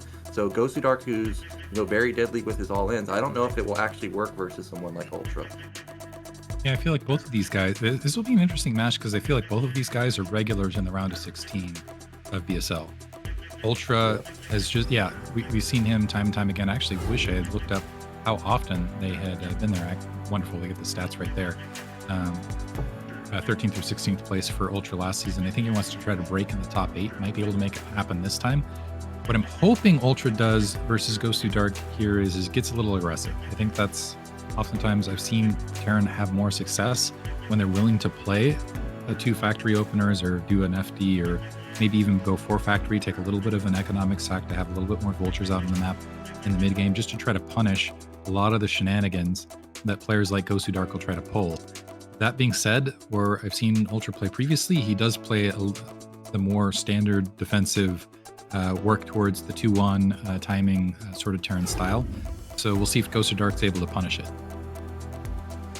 Yeah, we'll see what UltrA wants to come up with. Again, our map is going to be Dark Origin, a 2-player map, always dangerous for Terran players.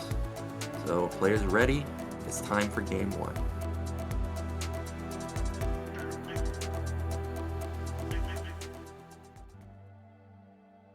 Okay, in the top left, everybody's favorite Peruvian Protoss. It is Gosu Dark. In the bottom right, as the red Terran, we have UltrA. Yeah, so there's 2 ways to punish the playstyle of Gosu Dark. One, you just sit there. You let this guy int his army into you. But if you play that style, you gotta have a good read on him. You gotta have every single angle of attack set up very well. Like, you gotta have mine set up, you gotta have tank set up, you gotta be very diligent with that. And also, like you were saying, like, be aggressive to match Gosu Dark's aggressiveness. Now, what I like to do, if I'm playing someone like Gosu Dark, is you play big econ, but you sneak in something like a drop. Maybe you hide it, you don't necessarily go in instantly with it, but as soon as he attacks you, then send in the drop, because you know he's super mega focused on the attack, and then sneak in 2 vultures, and you can rack up a lot of probe kills. Looks like we're seeing the latency set to high. I was hoping with all of the players being located in South America that the latency would actually be pretty good between all of the players. I think that tends to be a bit of a Broodwar meme, is that the South American players have trouble with the latency. This is let me start a controversial topic. Also we've got the Polish influence with the Zero in the chat, but a bit of a controversial topic I wanted to bring up with you, Nyoken. Who do you think benefits the most across the matchups with lag? Well, I can tell you Zerg doesn't. 100% Zerg does not. You just can't micro them. Admittedly, I think actually Terran's pretty good in lag, despite what Artos is saying, because it's really hard to make Dragoon stutter step micro work, and all of a sudden, because Dragoons are hard to make work in the early game with the lag, all of a sudden 2-fact play, which I don't think is great in low lag, all of a sudden becomes very viable. So but I can also see the it being hard for Terran too, because microing versus Zealots with a bad SimCity, well, you're just asking to get killed, right? So I think it's hard for both, actually. Meantime, looks like we are seeing a gateway assimilator opener make the way towards Dragoons. We'll see if that initial Zealot gets constructed momentarily. SCV is making its way up for Ultra. Get that scouting information as well. I think another factor of this map is there are so many places to hide tech. So it's going to be very important for Ultra to make sure he gets eyes on that third pylon. Probe making its way this direction. Interesting kind of layered SimCity. We do have the factory starting and the Marine blocking the way in the meantime.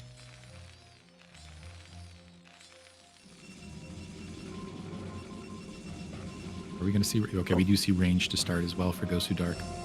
Yeah, and that SimCity that you mentioned, that should be 2 areas for the Marines to just waltz through, with the Zealots not being able to harass the Marines or the SCV.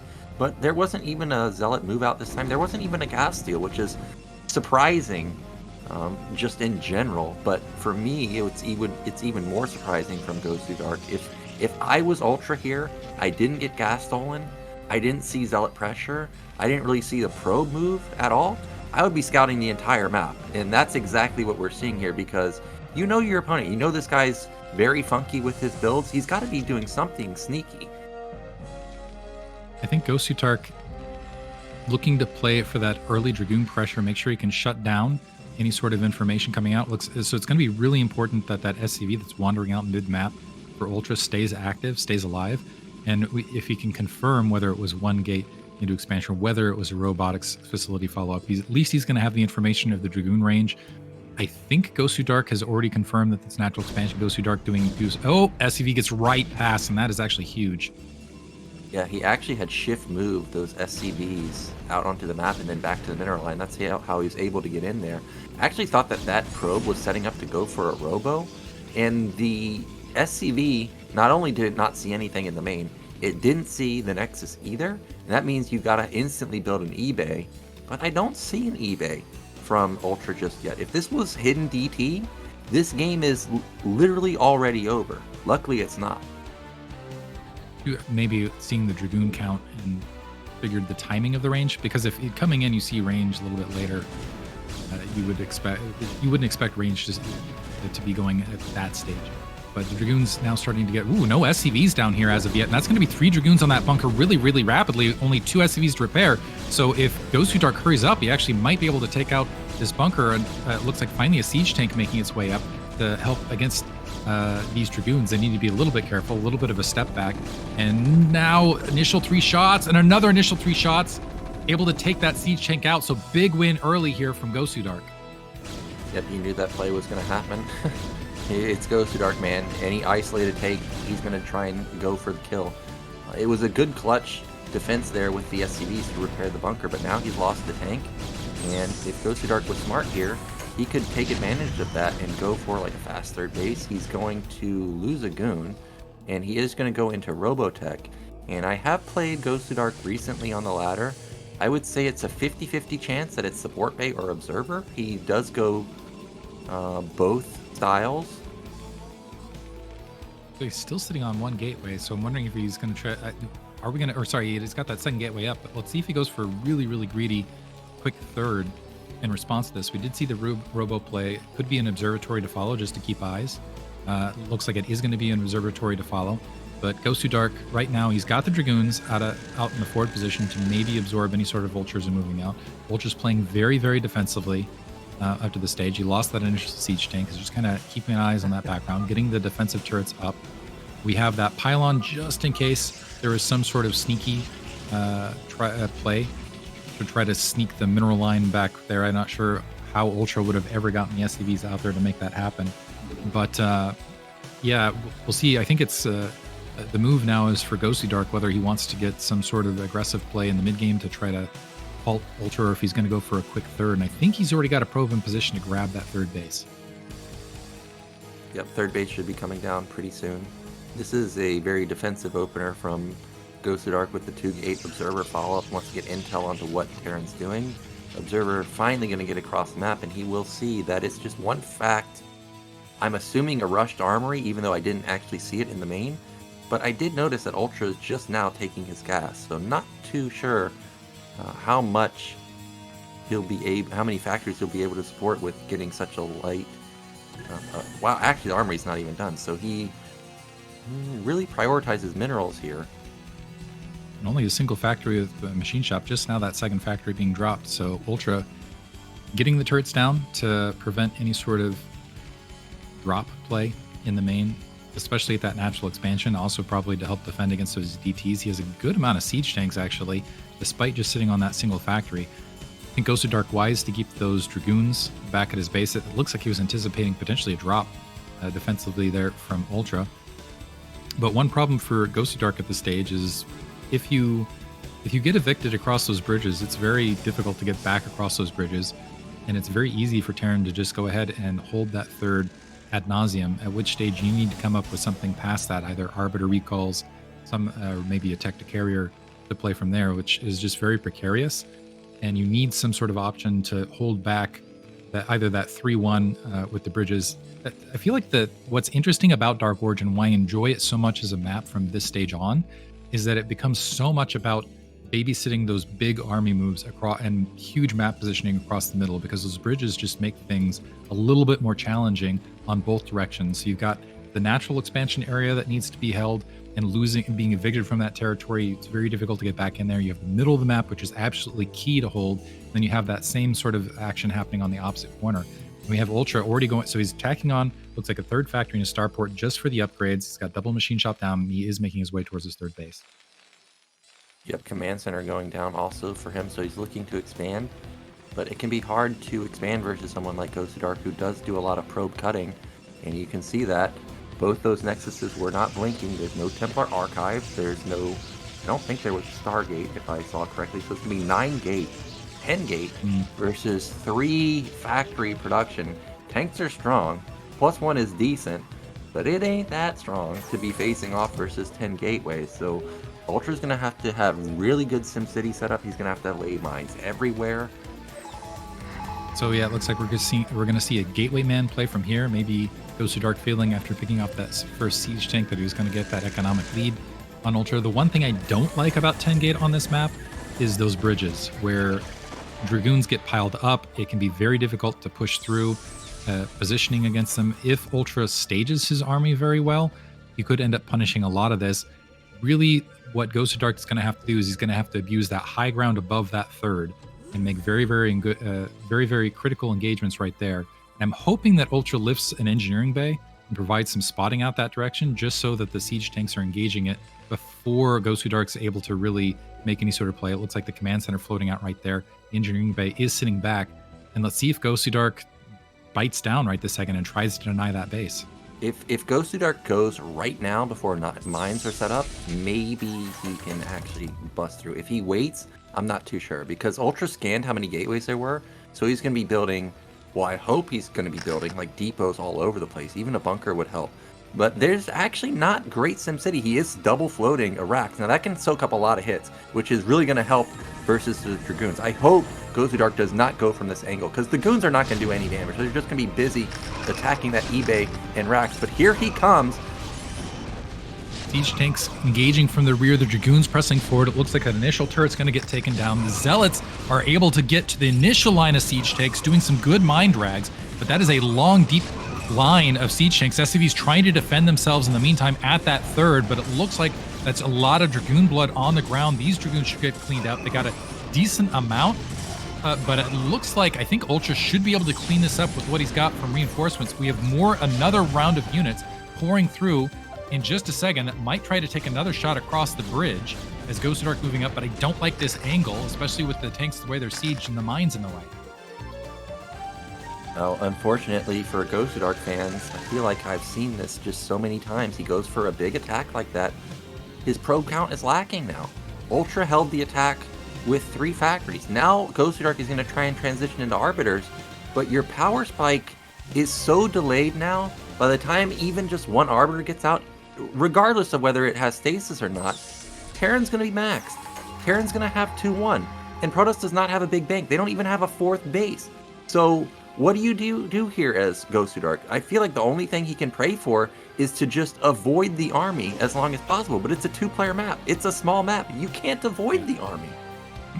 I feel like, yeah, this is the factor of Dark Origin, and again, why it makes it so interesting, is being able to hold against the huge amount of gateways versus with just the 3 factories is a big factor of how many funnels there are. You've got the funnels to the left, you got the funnels on the high ground.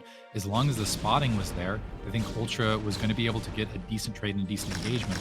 Now, the problem is yeah, those 3 bases are easy to hold, but with that 4th base past that and trying to get a 5th base, it gets really, really dicey because the reinforcement points are all over the place. Yeah, you really have to hold the middle of the map to make sure anything's happening in that regard. And on top of that, Ultra got the scan on the Arbiter, so he's got pretty good timing on that overall. And it wouldn't be shocked if he starts getting a little bit aggressive.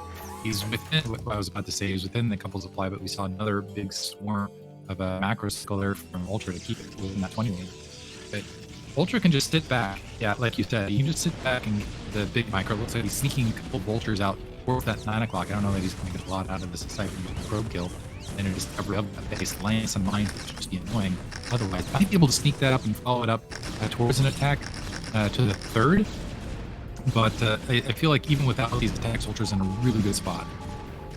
Yeah, the Vulture's not going to get much damage done other than just be annoying, but it doesn't really matter. He can even just lose all these Vultures for nothing because the Arbiter is going to be so late, he's not really going to be punished.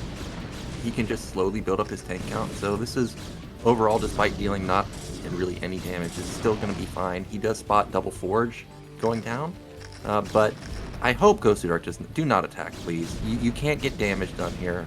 You're just going to have to accept that Terran's going to get the 3rd bait.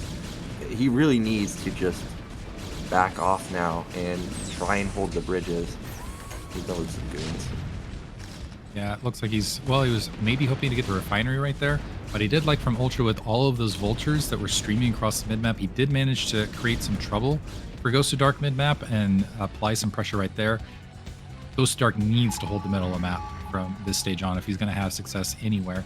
If he ends up seeding the center of the map, Ultra's just going to have too much of a large army. The upgrade's going to be too good, and right now he's trying to chase these vultures around. It looks like some siege tanks were making some initial maneuvers, and this is looking scary already. Yeah, this is going to be an unstoppable attack. If Ultra goes right now with his 9 factory production with his 2-1 power spike, I don't see how Protoss stops this. He's got 2-1 right now. I guess he's worried that his supply is too low. You know, I don't fault him for that. I also don't feel confident moving out, you know, at 15 minutes in the game with just 150 supply. But if he was to go right now, there's no stasis. Protoss army is extremely weak.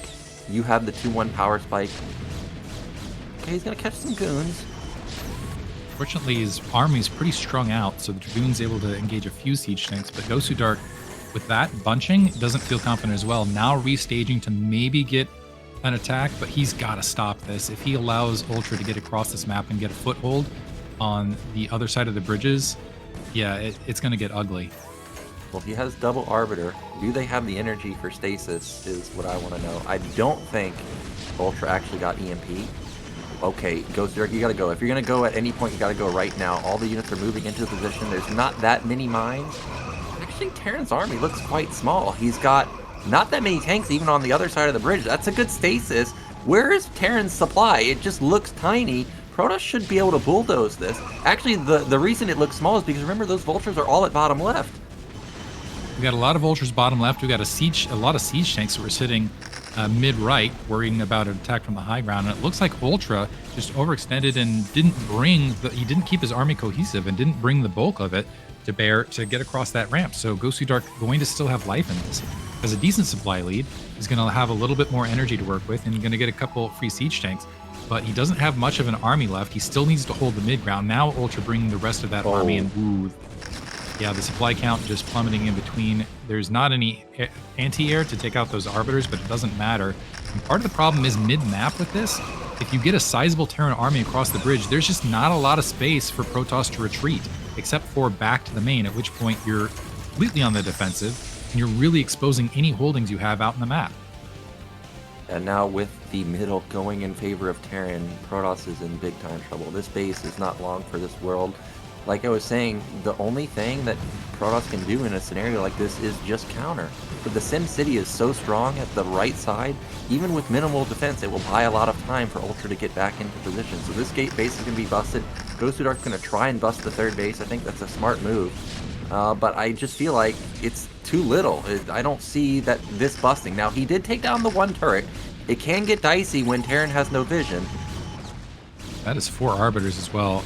Might be enough stasis if there's some energy in it, and a lot of Dragoons moving in. Might be able to shut down the third, and that would be a third for a fourth.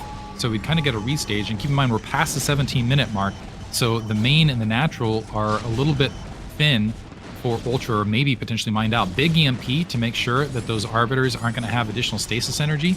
It looks like a redraw of the siege tanks back to the middle area to cut off reinforcements. This is a very important battle right here. The Dragoons are going to wipe out some siege tanks. It looks like some siege tanks have managed to recapture the bridge. There's still 2 waiting to come out of stasis. And the Arbiters trying to do what damage they can over that high ground. It looks like it is just going to be Arbiters. So that 4th base gone. Gosu Dark in a lot of trouble now because they don't know that he can take a lot of territory anyplace else. Ultra's still got a decent amount of bank where he can probably grab an additional base and still push. Yep, 4th base is gone. 3rd base did not get broken as expected. 3-2 should be done or close to being done for Terran, and that's just massive power spike for him. Arbiter goes down, maybe even a 2nd Arbiter will go down. These Goliaths are hitting so hard. There goes a 2nd one. If he can get a 3rd one, that would be amazing, and he is going to get it. These tanks on the 3rd base have no response. He's losing all the probes there. Yeah, Gosu Dark is scattering everywhere, looking to reinforce, and even if he engages these siege tanks and wipes them out, he's lost, looks like a sufficient amount of probes. This is delayed time. I'm not sure I like that attack from Ultra, actually, kind of sacking those 4 siege tanks, but he's still got mid-map control. He's going to move all of those siege tanks in position. Like you said, he's got that 3-2 power spike, Gosu Dark scrambling, big EMP on that Arbiter, so it's not even a full control group of Dragoons trying to move up against all of these siege tanks that are fully upgraded. But fortunately, the tank's not in siege position and sieging at the worst possible time. Zealot's able to jump on top of this. I think Ultra's still going to be able to hold, but Gosu Dark behind in supply has maybe a little bit of life left in him. Trying to re-grab that 9 o'clock base completely without any support and just try to hold this middle of the base desperately. Ultra, I think, smelling blood in the water, continuing to siege up in these forward lines. The Dragoons continuing to engage. They have to engage because if they lose this mid position, that is basically it. It's a good stasis. It's a lot of tanks, but there's just still so much left over. We have sub 100 supply for Protoss.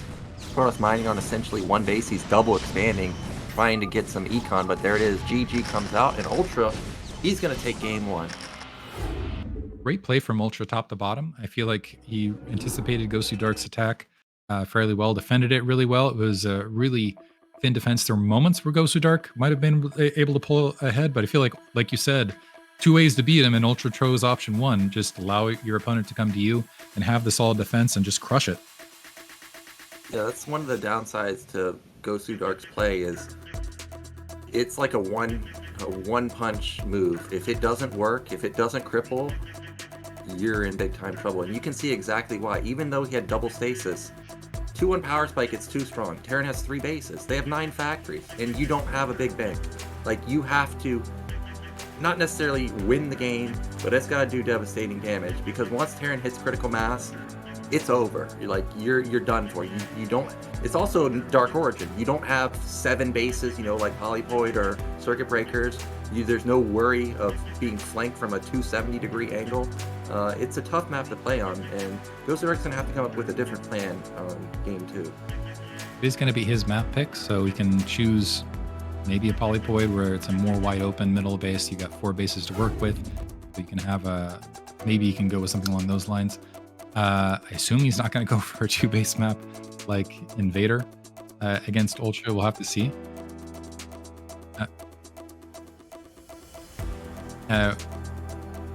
Looks like we did. So we've got the information. It was a pick of the Polypoid. There was a ban on the map Apocalypse. What do you think of that ban, actually, Nyoken? I think it's a okay ban. I think Apocalypse is actually good for both players, but you have to get your high ground. If you don't get your high ground, whether you're Terran or Protoss, it's going to be punishing for both sides. You're going to be dealing with Reavers, Goons on high ground, Storm potentially. Apocalypse is also a map that's good for players that like drops. So I think actually, since we saw Ultra in previous seasons take down good players like DragOn with drops, I think I would favor Ultra a little bit here. But Gosu Dark, I have played him recently, and he does play Reavers sometimes.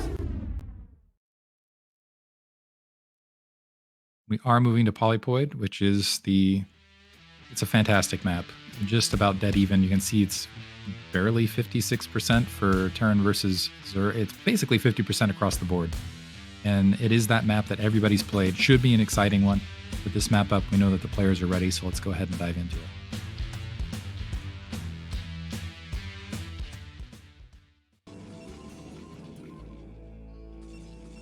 Okay, in the bottom right, our Protoss down 0-1. It's Gosu Dark. In the bottom left, as the blue Terran, we have UltrA. And UltrA burning up that keyboard. Look at that, 800 APM. Gosu Dark no slouch either. It's 550 APM. These people are on fire with the Probe micro and SCV micro. Who needs who needs matches when you're out? You can just go ahead and put your fingers down on the wood and start flailing away. Get it rolling. UltrA, I know he's obviously very good with the standard play, but I know in the South American scene, players like Terra and Dandy, they really do like gasless. I wonder if UltrA will mix in the gasless move this time, but versus someone like Gosu Dark who could, just out of nowhere go for like a 10-15 gate on one base. That could backfire in an instant, so maybe not. So we have the initial pylon. I would expect if he was going for 10-15 or something sneaky, he might have gone for the proxy on Polypoid. I'm wondering if we're going to see something similar to game one, but maybe a different result in the mid game, simply because you don't have the same army movement problems. Looks like Gosu Dark going for initial scout. He's going to scout counterclockwise, so going to end up coming across Ultra's base in the final position. Well, never mind. It looks like he might be going for a cross map scout, so we'll have to see if he goes cross map and then top right or cross map and bottom left.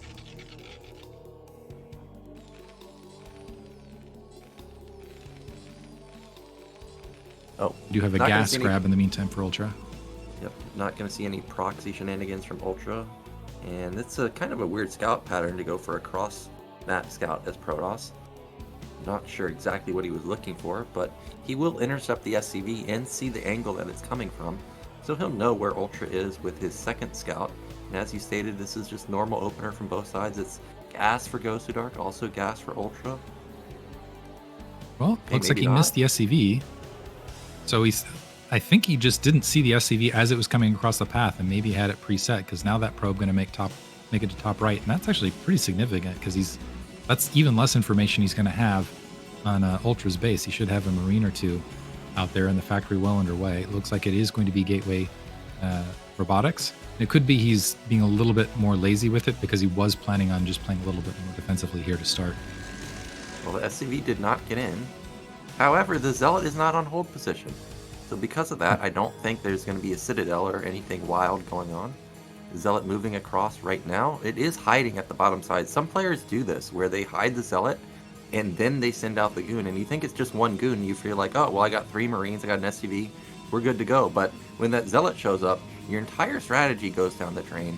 So he's got to be careful here. If he underappreciates that there could be a Zealot hiding in the darkness, this whole strategy of UltrA could just go down to the wayside. Looks like the Zealot starting to approach that natural expansion. Yeah, you're correct. Looks like he is going to try to hide it to the corner to maybe catch UltrA off guard. This is, walks into the natural, still hasn't exposed himself. Let's see if he hides behind the mineral line. But going to be out of position, trying to dive on those Marines. The Marines immediately able to sneak right back up to the high ground. The Dragoon going to join, but UltrA has been alerted to that position. Looks like he's got a machine shop running and taking some free shots on that Dragoon shield from the high ground. It does force UltrA to build command center on the high ground, though. Wonder if Gosu Dark is expecting that to be on the high ground, because of course he didn't get into the main, so he doesn't know what this is. This could be a 2-fact for all he knows. So far, I don't see him putting down. Is that a robo? Okay, he's one base robo. Actually, it's gonna be a second gate. He thinks it's a timing. Yeah, I'm wondering if he saw those 4 Marines and was concerned. He's like, okay, that's 4 Marines. I think this might be an FD, and so he's backing off. And so it's interesting now, we're going to have a little bit of an economic hit on UltrA side, where he's having to build a command center up on the high ground rather than the low ground. But Gosu Dark, seeing those 4 Marines rather than just the standard 3, is thinking, oh, I might be in a little bit of trouble here. Let me go ahead and play safe on my side as well. So rather than going one gate into expand, something along those lines, it looks like he's playing a little bit more defensively. to start off. So both players going to be, I'm not going to say languishing economically, but definitely going for a little bit of a slower economic start on both sides. I just wonder what the follow-up is for Gosu Dark, because if you one base and Terran goes like Siege Expand, and you're doing this move right here, where it's not like he has a Reaver where you could go for a counter and, even up the worker count or anything. Like, this is just a passive play. I don't see how Gosu Dark recovers his econ. I feel like he's just going to be in a bad position for a long time. Hopefully that probe is going down to build a Nexus, but he doesn't have the money right now. Yeah, and a probe's waiting. It's discovered. This is really throwing Gosu Dark off, which is, I find that kind of humorous, where it was a passive play on Ultra side, but he hasn't recognized that it was a high ground expansion. He's got that probe waiting, still not seeing that Nexus, but still not feeling the pressure from any sort of movement. And Ultra, in the meantime, has 2 tanks siege on the high ground. The SCV checking, seeing no natural expansion. He's going to love seeing that. And yeah, this is a very late Nexus. So now that command center is finally flowing out. Gosu Dark sees it, loses the probe for his effort. But if I was Gosu Dark, I'd be like, oh man, maybe I need to go into Reaver or something like that to try to even things up economically. Well, I see a lot of times when players get into a situation like this where they overbuilt units, they didn't do any damage, they think to themselves, well, you can't really attack into me because I built so much stuff, so I'll just double expand. But Ultra is very diligent with scouting and sends out another SCV. If Gosu Dark does go for an additional expansion, Ultra may just flood factories or something and try and catch him with the timing. There's still only one factory just now, or down for now. You can see that Ultra was also weary of what the hell Gosu Dark is doing, because Ultra scouted like 3 times and there was still no Nexus. Alarm bell should be going off in his head. Like, okay man, where's your one base? Like, where is it? It should have hit me by now. And we do have a Bulldog actually coming. There's 3 turrets though, and I like what Ultra's done is he's left the Marines on the high ground. So if he's not able to unload all the 4 of these Zealots, this attack is just going to do nothing. There's a painful supply cap right now for Ultra. It looks like he missed a supply depot, so he's also going to be shorter on troops than he would have been otherwise. So all the Zealots unloading. The shuttle gets wiped out, but the Dragoons pressing in towards the natural. They're getting, misfiring, unfortunately. Not able to get on the siege tanks, so because the Dragoons not able... Oh, and Gosu Dark just going to GG it from there. Very early GG, just recognizing the economic position that he was going to end up losing a lot of those troops. He wasn't going to have damage to counter. So, quick 2-0. It looks like for Ultra. Yeah, and just perfect defense. He knew who he's playing against. He knows it's a guy that's like overly aggressive every game. And he had just a random turret, like a 5th turret actually at the bottom of his base. Why? Why is that there? And it takes down the shuttle real quick. And I love the SimCity with the barracks. Amazing play from Ultra, because once you can't get past the barracks and you've gone for not necessarily an all-in, but you've really committed really hard, there's no recourse for you as Gosu Dark, so I don't mind him tapping out. And Ultra, he played it perfectly, man. There was that single siege tank that was sitting on the low left-hand edge of Ultra's natural expansion. It was just obliterating Dragoons, and Dragoons were nowhere in range. They couldn't crawl across the SCV line to even get a shot at it. And once those Zealots were taken care of on the high ground, I think, yeah, that was it for that attack, at which point it was a bunch of expended troops. It was going to be a late natural expansion. Ultra had a pretty solid economy to work with and might have been able to just follow it up with... At that stage, it would have been catch-up, so I understand the GG from there. But great play, I got to say, from Ultra, looking solid, and now going to go up against DragOn in the winners match. Yeah, and this should be a good series. It's a rematch from, I think, like 2 or 3 seasons ago, where Ultra, he really just picked apart DragOn. When I was watching the game, I'm like checking the nameplates. I'm like, is this Ultra or is this Fantasy? Like, who is this guy? Because the harassment was everywhere. So I'm very hyped to see this. I'm sure DragOn has analyzed that series and realized the holes that he had in his defense, and he'll plug those up. So I expect it to be closer this time around. But we'll be going into a break, and then we'll be back to find out who's going to be making it out in first place of Group D.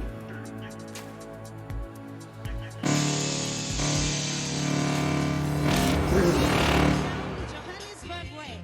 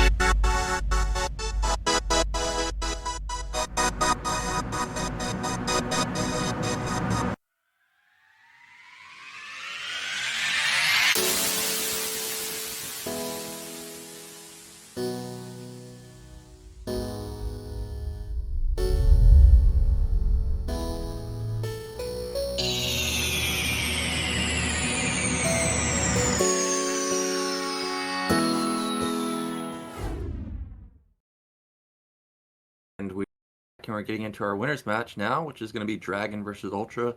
UltrA kind of just, honestly, he just owned Gosu Dark with the defense.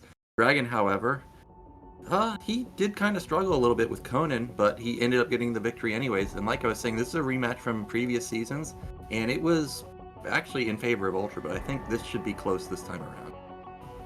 I think, yeah, I think interestingly enough, both players are in better condition than they were previously. I'm going to give UltrA the edge a bit. I think he's been playing better recently, but I don't think DragOn's any slouch. And depending on what maps get picked and how they play out, I could see DragOn pulling this out no problem.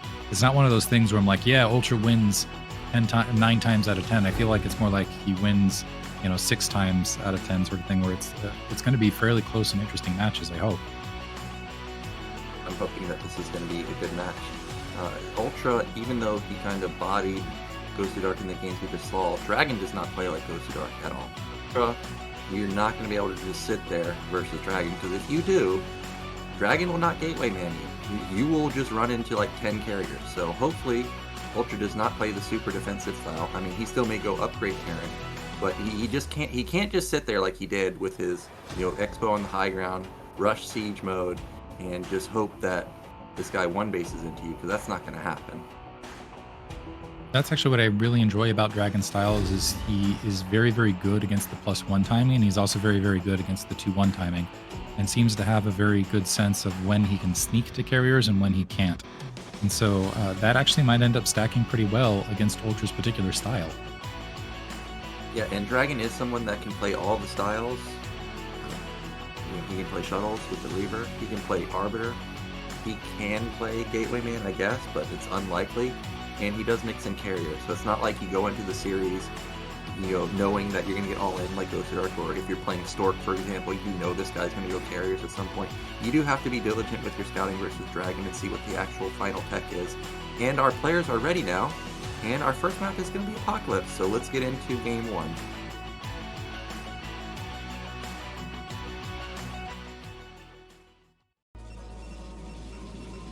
Okay, in the top middle, our blue Protoss. It is DragOn. In the bottom left, as the red Terran, you have UltrA. Yeah, so we were talking about Apocalypse a little bit in the previous series, and I was saying that I think this is actually a good map for both sides, especially if you're someone that can exploit drops, because this map terrain has like Tau Cross levels of drop potential. The main is so big, actually so big, and because of that, I actually think UltrA has a little bit better drop micro, so we may actually see a drop opener from him. I actually really like the later stages of this match, just because the architecture in the middle can be pretty entertaining. And one thing I think that's really interesting is there's a lot of minerals on this map, but all of the minerals are at the far exterior at fairly defensible positions. So if you're talking about who wins it in the mid or late game, it really is who has the better troop army and engagements in the center map across the various ridge lines. UltrA fairly good in those scenarios, but I think I could see DragOn, getting some good drop play, getting some good swarming, and starting to pick armies apart. I am concerned for UltrA if he just tries to play a standard timing, if he just tries to play going for the +1 timing or a 2-1 timing, because again, I feel like DragOn, hopefully I don't eat my words for this, but most of the time I've seen DragOn pick that apart. Well, we've got normal openers from both sides. This is definitely going to be 12 gas from UltrA. Rex is not in a position for it to be anything other than that. Meanwhile, DragOn, okay, it's going to be, I think, actually a slightly, like very, very slightly later cast, like just a couple seconds. So maybe using that additional round of income from that probe mining a little bit longer, maybe he'll go into a quick Zealot here, put a little pressure on the UltraList, test his micro. Yeah, this is a rampless map as well, so I feel like that usually makes Zealots a little bit stronger, a little bit more frustrating to deal with it. You can test that initial SimCity, but we'll have to see. It is also a 3-player map, so there's some risk that comes with going with that initial Zealot if you don't get the best scouting pattern. In the meantime, UltrA sending out that SCV scout. Looks like he's going to go for a clockwise scout. Should come across DragOn's base first. Yep, and actually it is not going to be a Zealot. It is just going to be a normal opener from DragOn, just normal cybernetics. Some players have been skipping range versus me on the ladder, so I guess there is the chance for it to be Nexus before range. but DragOn just strikes me as a safe player. I imagine he'll probably just get range first. We have Factory coming down with for Ultra. He's pulled off of the gas, so this is going to be an expansion follow-up. Yeah, I'm trying to think if I've ever seen DragOn go for any sort of cheesy mid-game. I cannot think of a single game where I've seen DragOn play where he didn't try to play something heads-up and macro-oriented. So that's kind of what I'm expecting out of him. He's not one of those guys. He's one of those guys that's more often wanting to play for the late game versus his Terran opponent. It looks like a second Marine being produced right there, so we're not going to see with the Factory in place. So it looks like we're not seeing any sort of cut or any sort of risk on Ultra's part. First scout out moving for DragOn. The Marines are in position maybe to get to denial on that initial probe, but Ultra in the meantime also has an SCV that's moved out. So despite getting that initial scout, he's kind of migrating it out to that 3 o'clock position and holding it there. We could see a proxy down the line, or it could be he just wants to scoot it back out and is doing that same shift check to get the later scout like we've seen in previous games.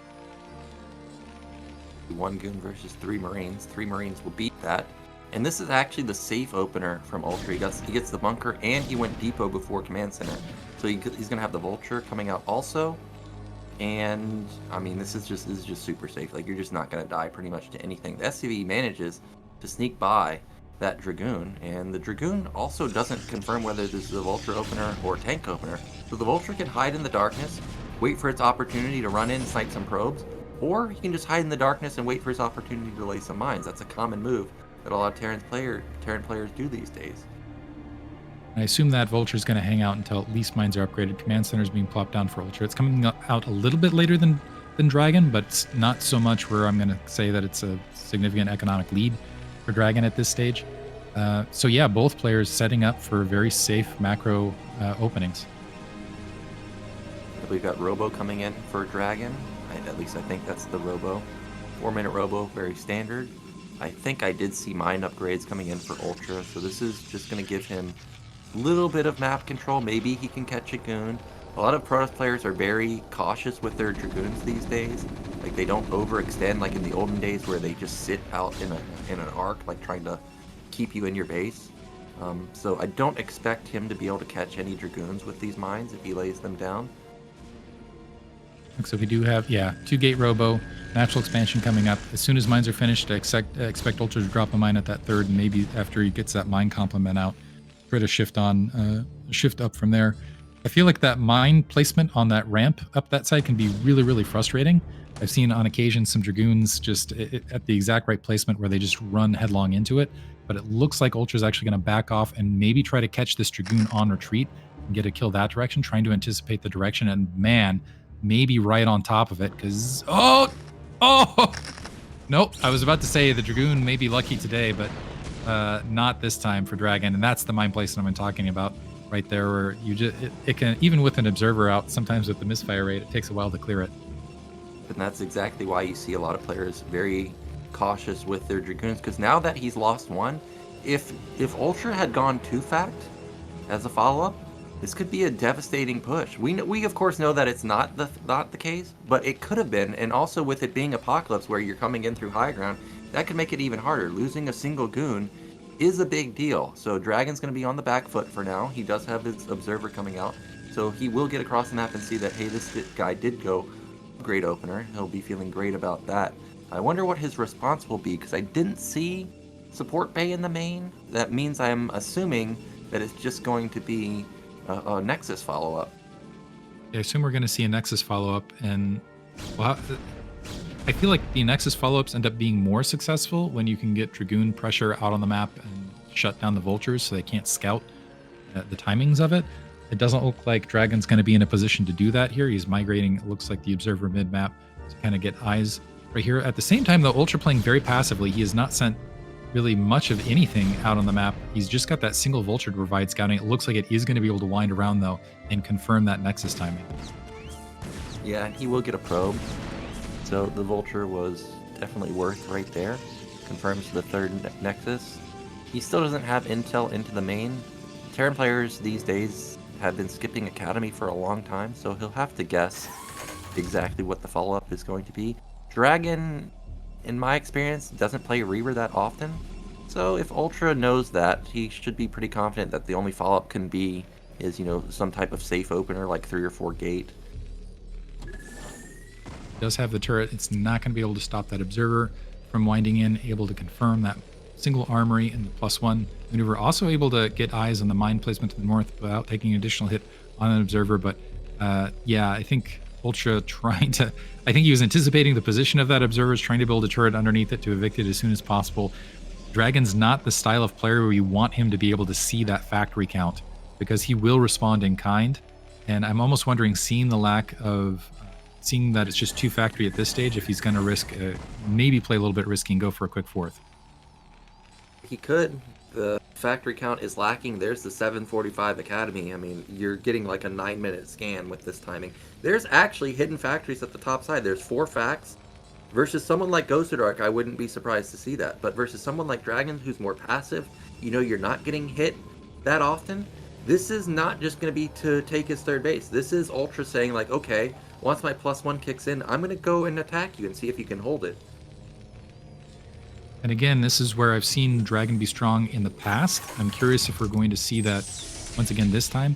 DragOn is very, very good about keeping the observer. Oh, I think he sees the edge. Yeah, I think he's got eyes on that factory count at this stage and should have an indicator that it's at least 4 factory and should get gateways up in response. And I'm wondering if he's going to move up as well with the Dragoon Force, because he's felt no vulture pressure up to this stage. There's been absolutely no movement from Ultra. So I think this is a good time to get out on the map and make sure you can get some sort of positional play to harass that. If you actually look right now at the macro differences, DragOn in a very comfortable supply position. Yeah, DragOn already has a good counter. Is spotting the factories, already having the Citadel, and probably going to build a shuttle for a shuttle bomb. He's also got 7 gates. Yep, there it is, shuttle bomb. So everything is pretty much by the book here. This is exactly what you want to do as DragOn, is you just want to slam this army easily. Now, if Ultra gets a whiff of him just trying to, you know, counter his 5-fact, well, it's not like Ultra skimped out on upgrades. Yes, it will be a slower +2, but you're going to have a Protoss that's, you know, cut probes here. He's skipped his tech, like he skipped his Templar Archive, he skipped his Stargate. So you could just sit on your butt on 5 factories and take an expansion if you want. But that's actually 6 factories.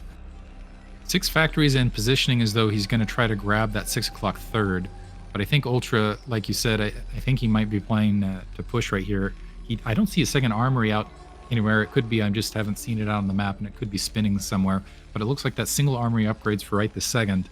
But Ultra going to have a big surge of troop counts, and let's see if DragOn, first of all, it gets in position to spot it. And also, I'm a little bit worried about DragOn playing as passively at this stage.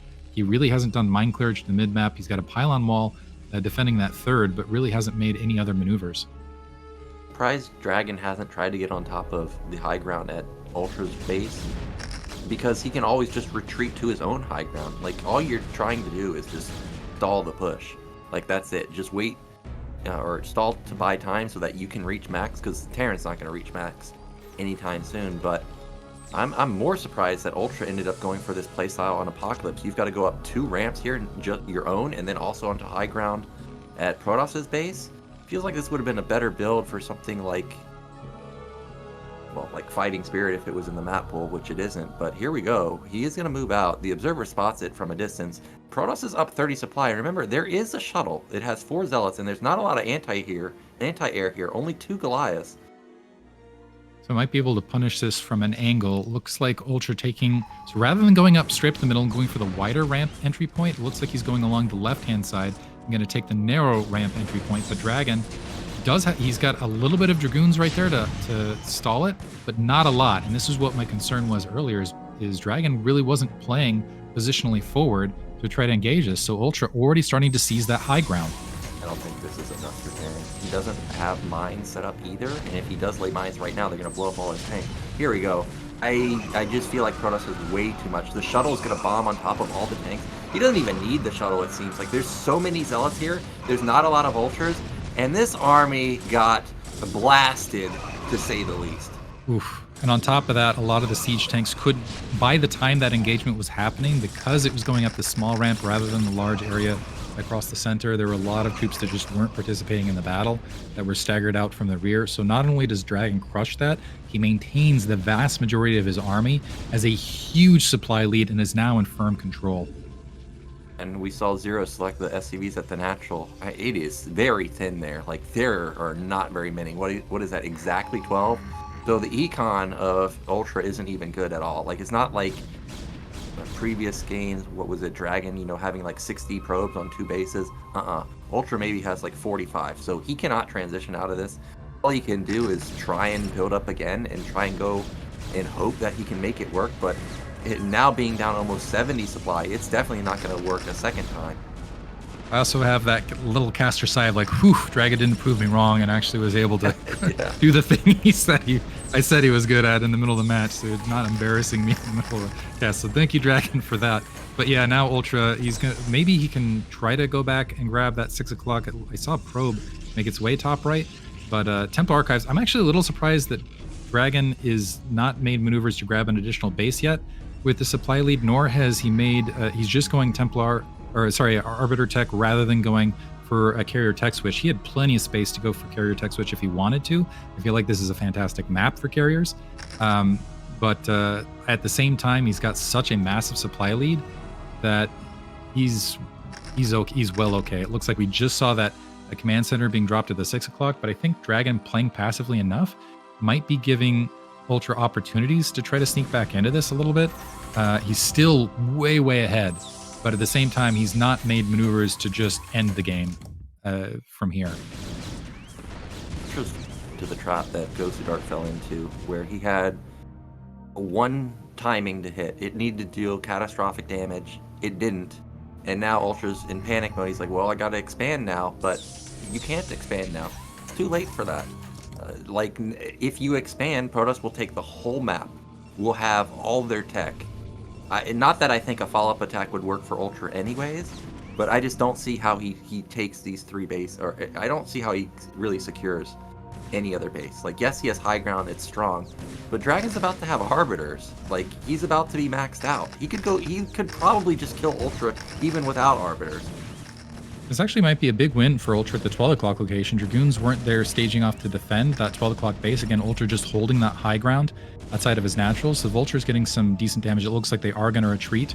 However, rather than trying to power down that 12 o'clock location, maybe out of fear of a potential counterattack and not having enough troops to defend it.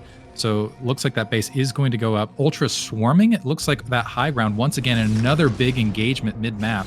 But the Vultures, yeah, not able to get the high ground. Looks like the Zealots take just a single mine hit, so not a lot there. But Ultra trying to do what he can to try to stay in this. Get the Vultures out there, make them active. Now I like what Dragon's done, where he's moved once again another pile of Dragoons to another location to engage the Vultures as they're coming out. He's going to go ahead and get a second expansion on top of this. Really seem to be watching his units very well, because he's going to lose 8 goons to, what was it, like 15 Vultures? Now he's going to lose that's some a lot of Zealots also. And Dragon is not aggressively expanding. Like, he's not taking advantage of having the massive supply lead. He's eating a lot of mines. Ultra now getting his 3rd base up and running. I guess there is a world where Ultra could come back now that he didn't have any pressure on his side of the map. It is one advantage on Dragon's part is it was a single armory upgrade, so it's not +2, +1 right now. It's just the +1 armor as the second upgrade. As far as follow-up, I'm actually surprised it was +1 armor as far as the follow-up rather than +2 weapons as a secondary upgrade there from Ultra. But 4 bases humming, and just now 5th base take. I do feel like Dragon's giving opportunities for Ultra, especially because Dragon's near max supply right this second. But he's not pressing up and getting aggressive, nor is he getting like 3 bases ahead right this moment. So he's got a maxed army. He's going to have plenty of Arbiter. It's almost like he's trying to play towards like a 3-2 timing right this second, and he's maybe like, oh, okay, let me just swat down the timings as they come right this second. But he's got a 60 supply lead and isn't doing much with it, is my concern. He's still way ahead, but I feel like he's giving opportunities for Ultra to maybe sneak back into this. Ultra has built up. Now, Ultra does need to be careful to not lose these Vultures, because the Arbiters are out. They've been building energy for like 30 seconds now, so it only needs like 30 more seconds to actually have stasis energy, and that could trigger a big attack. Big mine connections right there, but Ultra lost like 12 Vultures for that. You can see his supply plummets down to 145, or from 145 down to 125, and we know an attack should be coming pretty soon. Really good observer discipline there from Dragon as well, able to sweep it around to make sure the mines weren't able to get connections. The Zealot's body blocking any sort of Ultra that was trying to sneak by. So now Dragon's maxed. Ultra is 60 supply down. He's only sitting on 3 bases. Dragon is in a firm position. It looks like that now the base is not saturated there to the right-hand side of the map, but should be shortly, hopefully. Good amount of Arbiters out on the map. Dragon has got to feel comfortable at this stage. We do have some mines back in the main just in case there was a recall, but I don't know that Dragon even needs to run a recall. He could probably just dump on Ultra's main army, wipe that out, and play from here. I don't know that Ultra can really survive more than 1 or 2 refills. Of attack Dragon wants to go for. He's just building up his Arbiter count, it seems like right now. He's got 4 now. The Stargates continue to blink, so he's going to be going up into 6. Now Dragon's starting to aggressively expand. He's got 5 bases with top right up and running, starting to take the other main. He's going to see the good news that Ultra does not have a 4th base either, so there's really no threat to him. But the tank count continues to get higher and higher. If Dragon continues to sit here, at some point the tank count will reach, 35, 40 tanks. And stasis is great, but you got to have good stasis. You're going to have to hit big blobs of tanks, because if 20 tanks are still left over, they're going to dish out a lot of damage. The upgrade's coming somewhat later there for Ultra as well, so that army of Dragons potentially going to hit a bit harder. I'm wondering what Dragon's waiting for. He's been sitting on 200 for quite some time. He's been building a sizable bank. He's got 4 Arbiters out. Looks like he's now laying down the gateways to play refugee style. I don't think he has to play refugee style versus Ultra here. He could easily be the aggressor and smash this and win right now. It looks like he's just camping out to see whether Ultra's going to take that 4th, and maybe just hoping to get favorable exchanges, reset that siege tank count mid-game, and maybe have better macro cycles as far as a follow-up. In the meantime, Ultra's starting to approach the 200 supply mark. He's 30 supply down, is starting to make maneuvers out to the left-hand side of the map, finding that there's no base to take right there. Observer in between. We do have looks like an Arbiter got caught. It was maybe thinking about going for a recall that direction, and it was sweeping midway. We have a big pile of units waiting to engage, but instead, Dragon can just cycle back, maybe walk on the low ground. He could just open up his own recall paths himself, honestly, with the size of the army he's got. Just bully down to that 9 o'clock location. Looks like Goliaths are going to be able to... Oh, a little bit of a mistake there for Dragon. He's going to end up losing that Arbiter and forcing a stasis out there, but he's got units to throw away right this second. Yeah, there's not that much defense on the left side. There's 1 turret and 2 Goliaths. 2 Goliaths will not take down an Arbiter that quickly, so this recall should get in. And he is going to commit. Oh, the recall was casted too early and it didn't go off. I'm not sure if the recall casted too early or he didn't have energy. Something happened. Yeah, Dragon calling WTF. There was some sort of... Something happened there where something didn't connect. Maybe it was the wrong Arbiter? Or it was an auto cancel, it looks like, according to text. So attempt number 2. Moving in for Dragon. He's got a massive bank, not a massive recall. There wasn't a lot of room to get units in through, but he's still going to land it. And now Ultra, he's going to have to move troops back to deal with this. It looks like some Zealots should be able to clear. And he had another recall moving up. So the initial recall just going to clear space for yet another recall into the main. And there's only 2 siege tanks back there. Ultra might go for a counterattack, though. He's grouping a lot of troops in the middle of the map. That tiny recall was actually like a bait, because Ultra saw it and was like, well, that's not very much. I don't need to defend this. And then a secondary recall comes in, and now he's really under pressure. This attack has to win the game for Ultra, because he's going to lose all his depots, lose all of his factories, probably even lose the command center. I don't see how this army can win, though, because Dragon has a massive bank. He has like 20 gates. He has a lot of tanks, but actually I think Ultra's missing a big portion of his army, and there it is. Yeah, Ultra... First of all, yeah, there's shuttles above there. Even if Ultra manages to go up and get a lot of damage done at the 3rd in the natural expansion, there's still the entire right-hand side of the map that Dragon has to rebuild. He's got a lot of gateways planted there already. And actually, it looks like there might be some damage done. A bunch of siege tanks have peeled off from Ultra to re-engage the main. He hasn't lost a lot of factories. He's lost a huge amount of supply depots here. So Ultra basically, yeah, I think he's all in with this, because I don't know that he's ever going to be able to rebuild. Not babysitting these siege tanks bottom left, and there's plenty of Dragoons right there, so those siege tanks are going to get wiped out. I don't know that they're ever going to get replenished. And Dragon just methodically scalpeling these troops out mid-map. Detection out of position. Ultra not paying attention to those rear siege tanks. So there's only 4 remaining at the 3rd. Looks like he peeled off 3 siege tanks. Those should get cleaned up with the Arbiter Defense Force, and the reinforcements actually coming out of Dragon's Base should be able to clean up what's left there as well. We're gonna lose his whole army. This pretty much went as expected after the fall of the first attack from UltrA. He was just on the back foot the whole time. There's no way he can stabilize from this point. It's 7 base Protoss with 1 billion gateways, 1 billion arbiters, up against a Terran player that lost half their production. He's down 100 supply now. Yeah, he managed to get the Nexus at the 1 o'clock position. He's going to get a handful of probes, but honestly, that might free up supply for Dragon right this second, because he's got a massive amount of resources to just spend behind all of this. UltrA, even if he wanted to rebuild, he just doesn't have the bases to have the flat resources to get the supply depots, etc. back up. So going to move out with another attack grouping. He's got to win it here. And he's got an initial army to engage, but then a secondary army that was moving up to defend top right, bearing down on him shortly. Yep, here come the Arbiters. Arbiters are going to end this real quick. All the units are clumped up. 2 stasis would hit every single unit. Doesn't even need it, really, but he could stasis if he wants. There's the first one, and we're going to see the GG.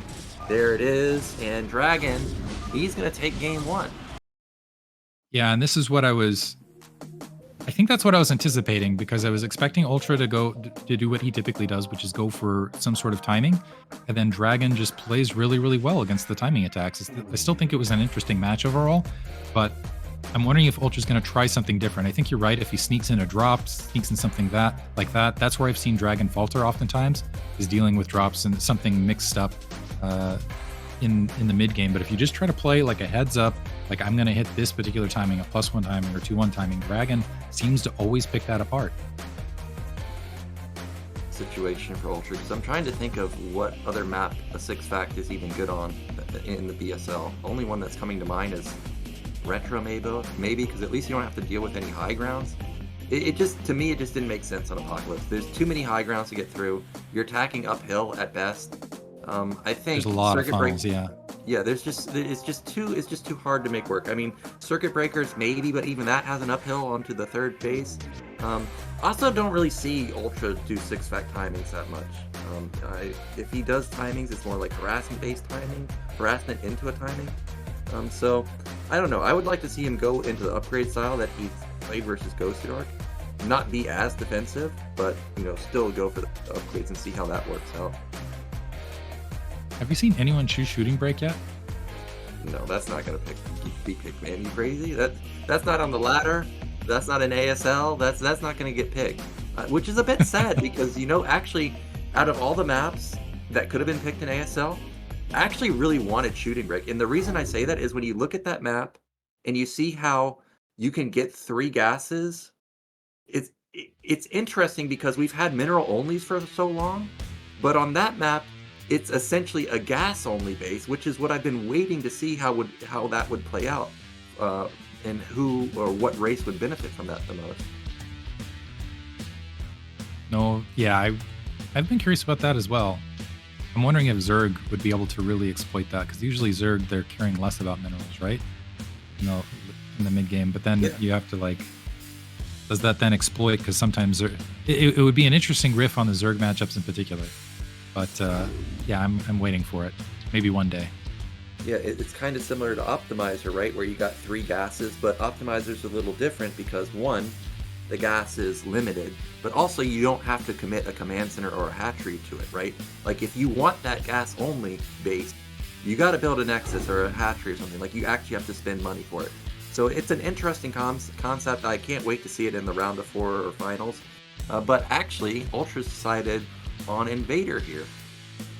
Interesting. So we're going to see Invader, a 2-player map. It looks like, as far as statistics, it is dead even in the BSL thus far. And seeing the map up lets us know that the players are ready to go. So let's go ahead and dive into it.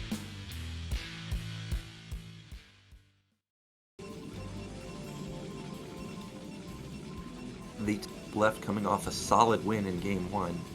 It's Dragon. The bottom right, as the blue Terran, we have UltrA. A little surprising to see a 2-player map get picked since, you get gas stolen a lot, but maybe he's thinking, well, Gosudark didn't gas steal me. Dragon's a more standard player than Gosudark, so maybe he won't gas steal me either, but as I say that, there goes that probe. I have a feeling he's going to insta-scout afterwards, and there he goes. DragOn going for the early scouting information across the board. I find like Invaders one of those odd maps because more often when you see 2-player maps, it's, how do I put this? It feels more like a diagonal spread than a vertical spread. And on this map, we've got kind of, it's more lengthwise, if that makes any sense as far as the engagement points, which I think makes it a little bit more interesting in the mid map. And I'm wondering if Ultra's is counting on that sort of the pocket areas where he can have maybe favorable engagements around some of the doodads to funnel some of DragOn's army, recognizing that DragOn goes for that. But DragOn already in the base does have an opportunity for a gas steal here potentially. Someone just, So go for it. Yep, he just did it right now. Not an absurdly fast gas timing, so there's still possibility that it could have been a proxy, which is why you see Ultra send that SCV out. He sees there's no proxy, at least at his natural. That doesn't mean there isn't one, because there could have been a proxy at the bottom left, at that third base. I've seen that a couple times. Pro doing a good job to be very annoying here. And that's, yeah, it's a, ooh, oh no, okay.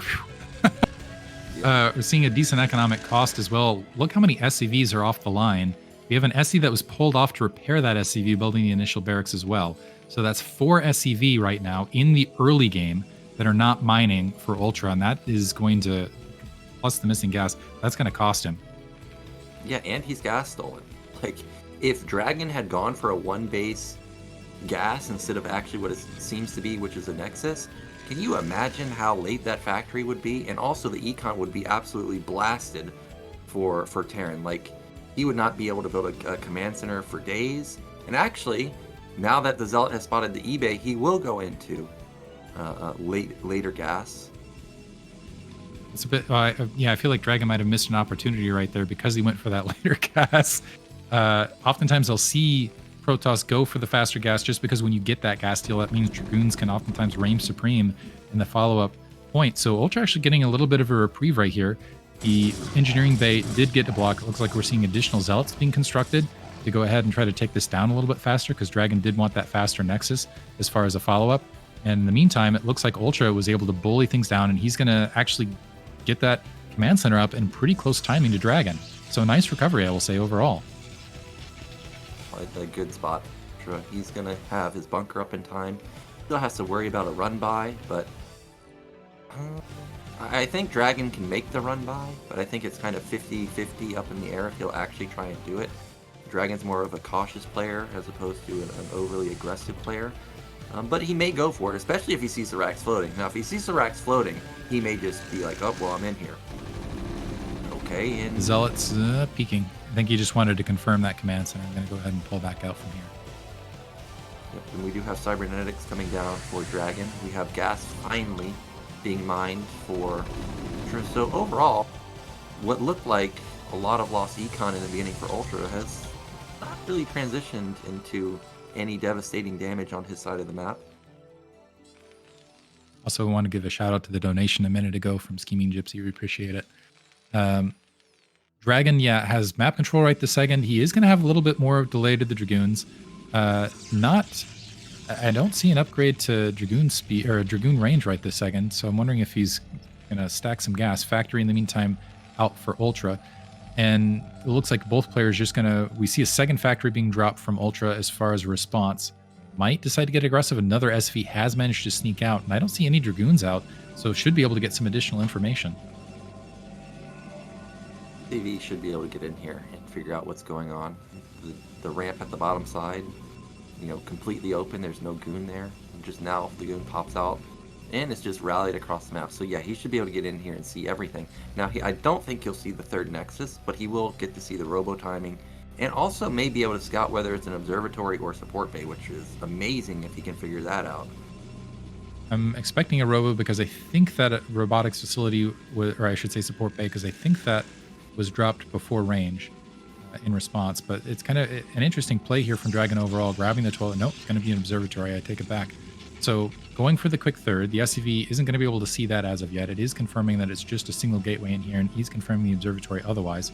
But DragOn's still in a pretty good position, I think. Right, and Ultra actually might be able to punish this. He does have 3 gateways down. I don't know if he's going to get aggressive, or sorry, he's got 2 gateways down. That was an engineering bay, not a third factory. So it looks like instead, in spotting that robotics, is going to drop that second machine shop in anticipation, get a little bit of a higher siege tank count to follow.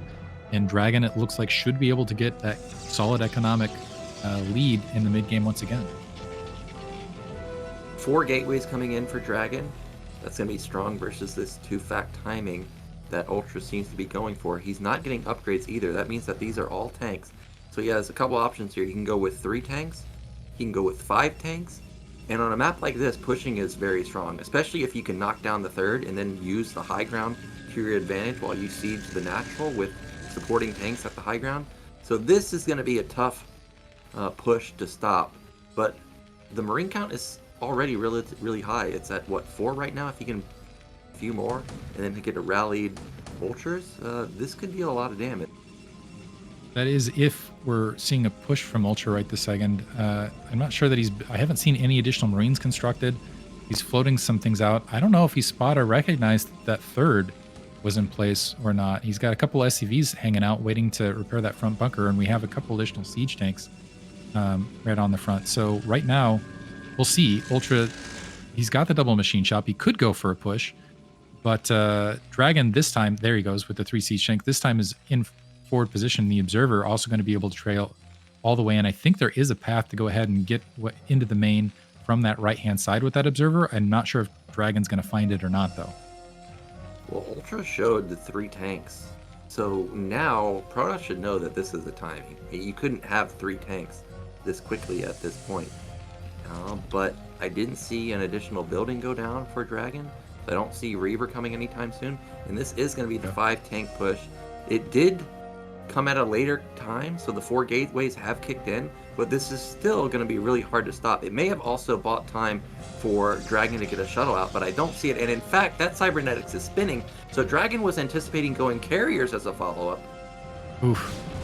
Yeah, so I think he was expecting it to be more a defensive play as well, and instead the timing's here. I think DragOn still might be able to stop this if he just micros it just right. But right now, Ultra setting up on the high ground, has some mines. He's got that SCV alongside as well, some Vultures retreating, and it's just going to be a lot of Vultures scooting up here from Ultra momentarily to engage. I don't see...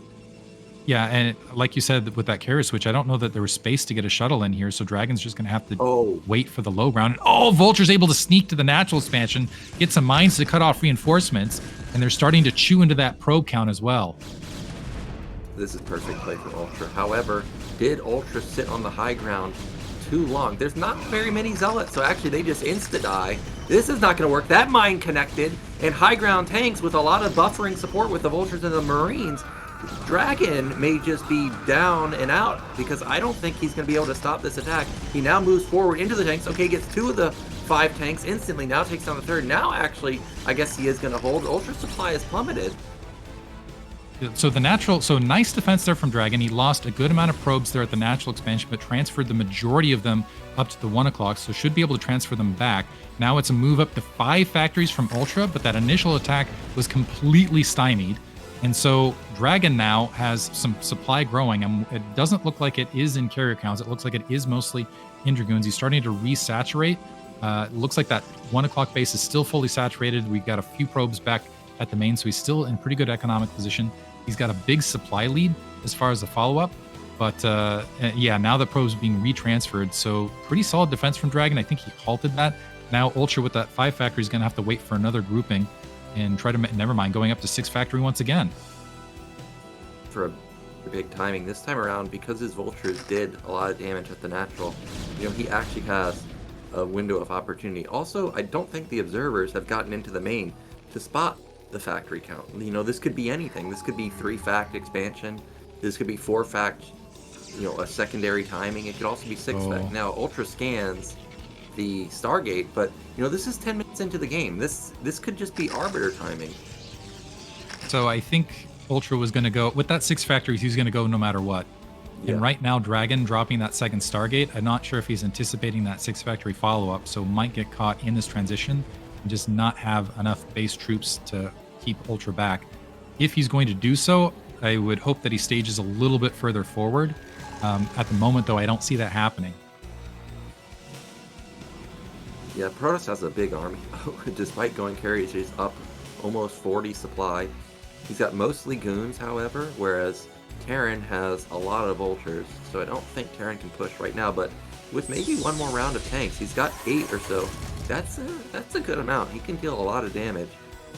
He still needs to scan and figure out what's coming out of that Stargate, though, because if he moves across and carriers show up and he only has 2 Goliaths, well, the carriers are just going to kill everything. Vultures, they're trying to get a surround on these goons, may actually get a full surround on them. It's a handful. It looks like at least 5 Dragoons out of that. Not a bad trade at all. Going to go ahead and back off with what's left. And a few more mine clearing moving up for Dragon. I think that is something that's nice on Invader for Terran, is along those little scoop points. It's going to be difficult to defend against Vulture harassment, just because you can, if you're not on the low ground, you can punish it. Now Ultra starting to move up, especially with those Dragoons out of position along that left-hand side. That's going to leave that 1 o'clock base very exposed. This is going to hit before carriers are out, so this is going to be really hard to stop. Even though Dragon is up 30 supply, he doesn't have anything to get on top of the tanks easily. I don't see any Zealots. If he has Zealots, they definitely don't have speed. So it's just a pure goon army versus mass tanks, and everybody knows how that's going to play out. Unless this Zealot bomb can get on top of these tanks, I just don't see how Dragon holds this. So some nice Zealot bombs actually getting up on those siege tanks was able to soften them up a little bit, and this is going to be close. Actually, I think there's too many siege tanks, so Dragon going to get pushed back.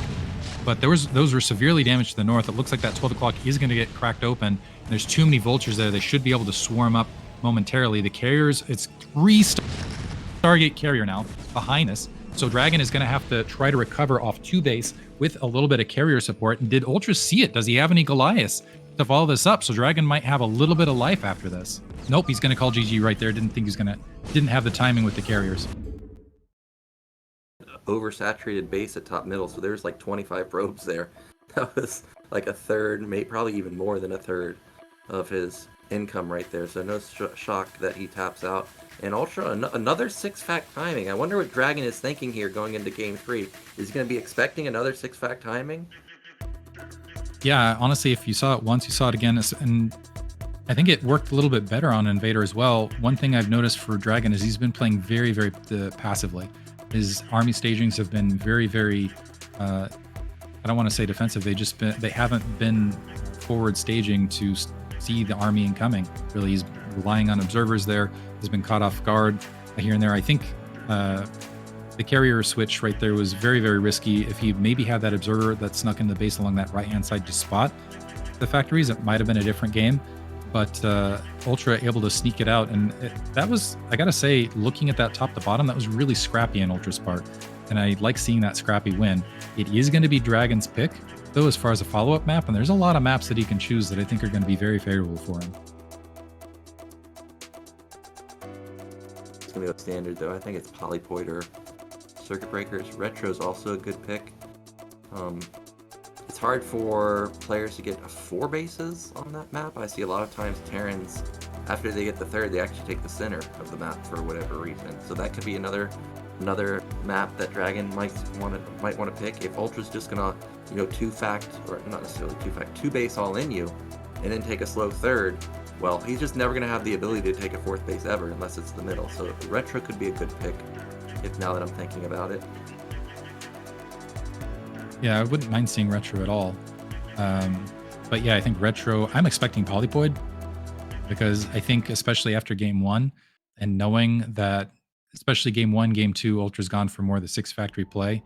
And I think Polypoid's a pretty good, it's a large enough map where you can, a large enough center to really pick that apart. I think any of those maps where they just have big center play would work towards Dragon's favor.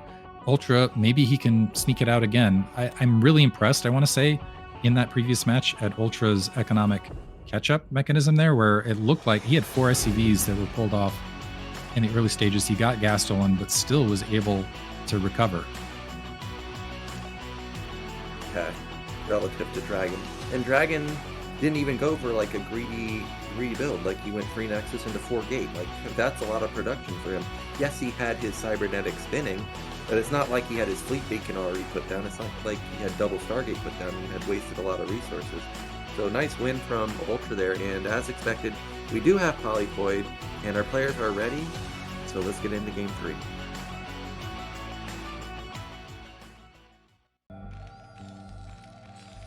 Okay, in the bottom right, tying it up 1-1, it's UltrA. The bottom left is the red Protoss. We have Dragon.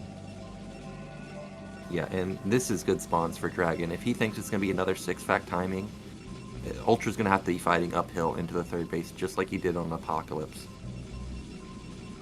And that's why I like the Polypoid pick, is there's just a lot of room to work with that. You also, Dragon, very, very good with troop movement mid-map, where you can just, Polypoid's got a huge open middle, where you can have that 3-army collapse, or the 3 control group collapse on a Terran army from multiple directions. And if UltrA goes for another 6-factory timing, yeah, I think like you said, just trying to attack uphill, trying to defend against multiple angles, I don't think it's going to work out for him.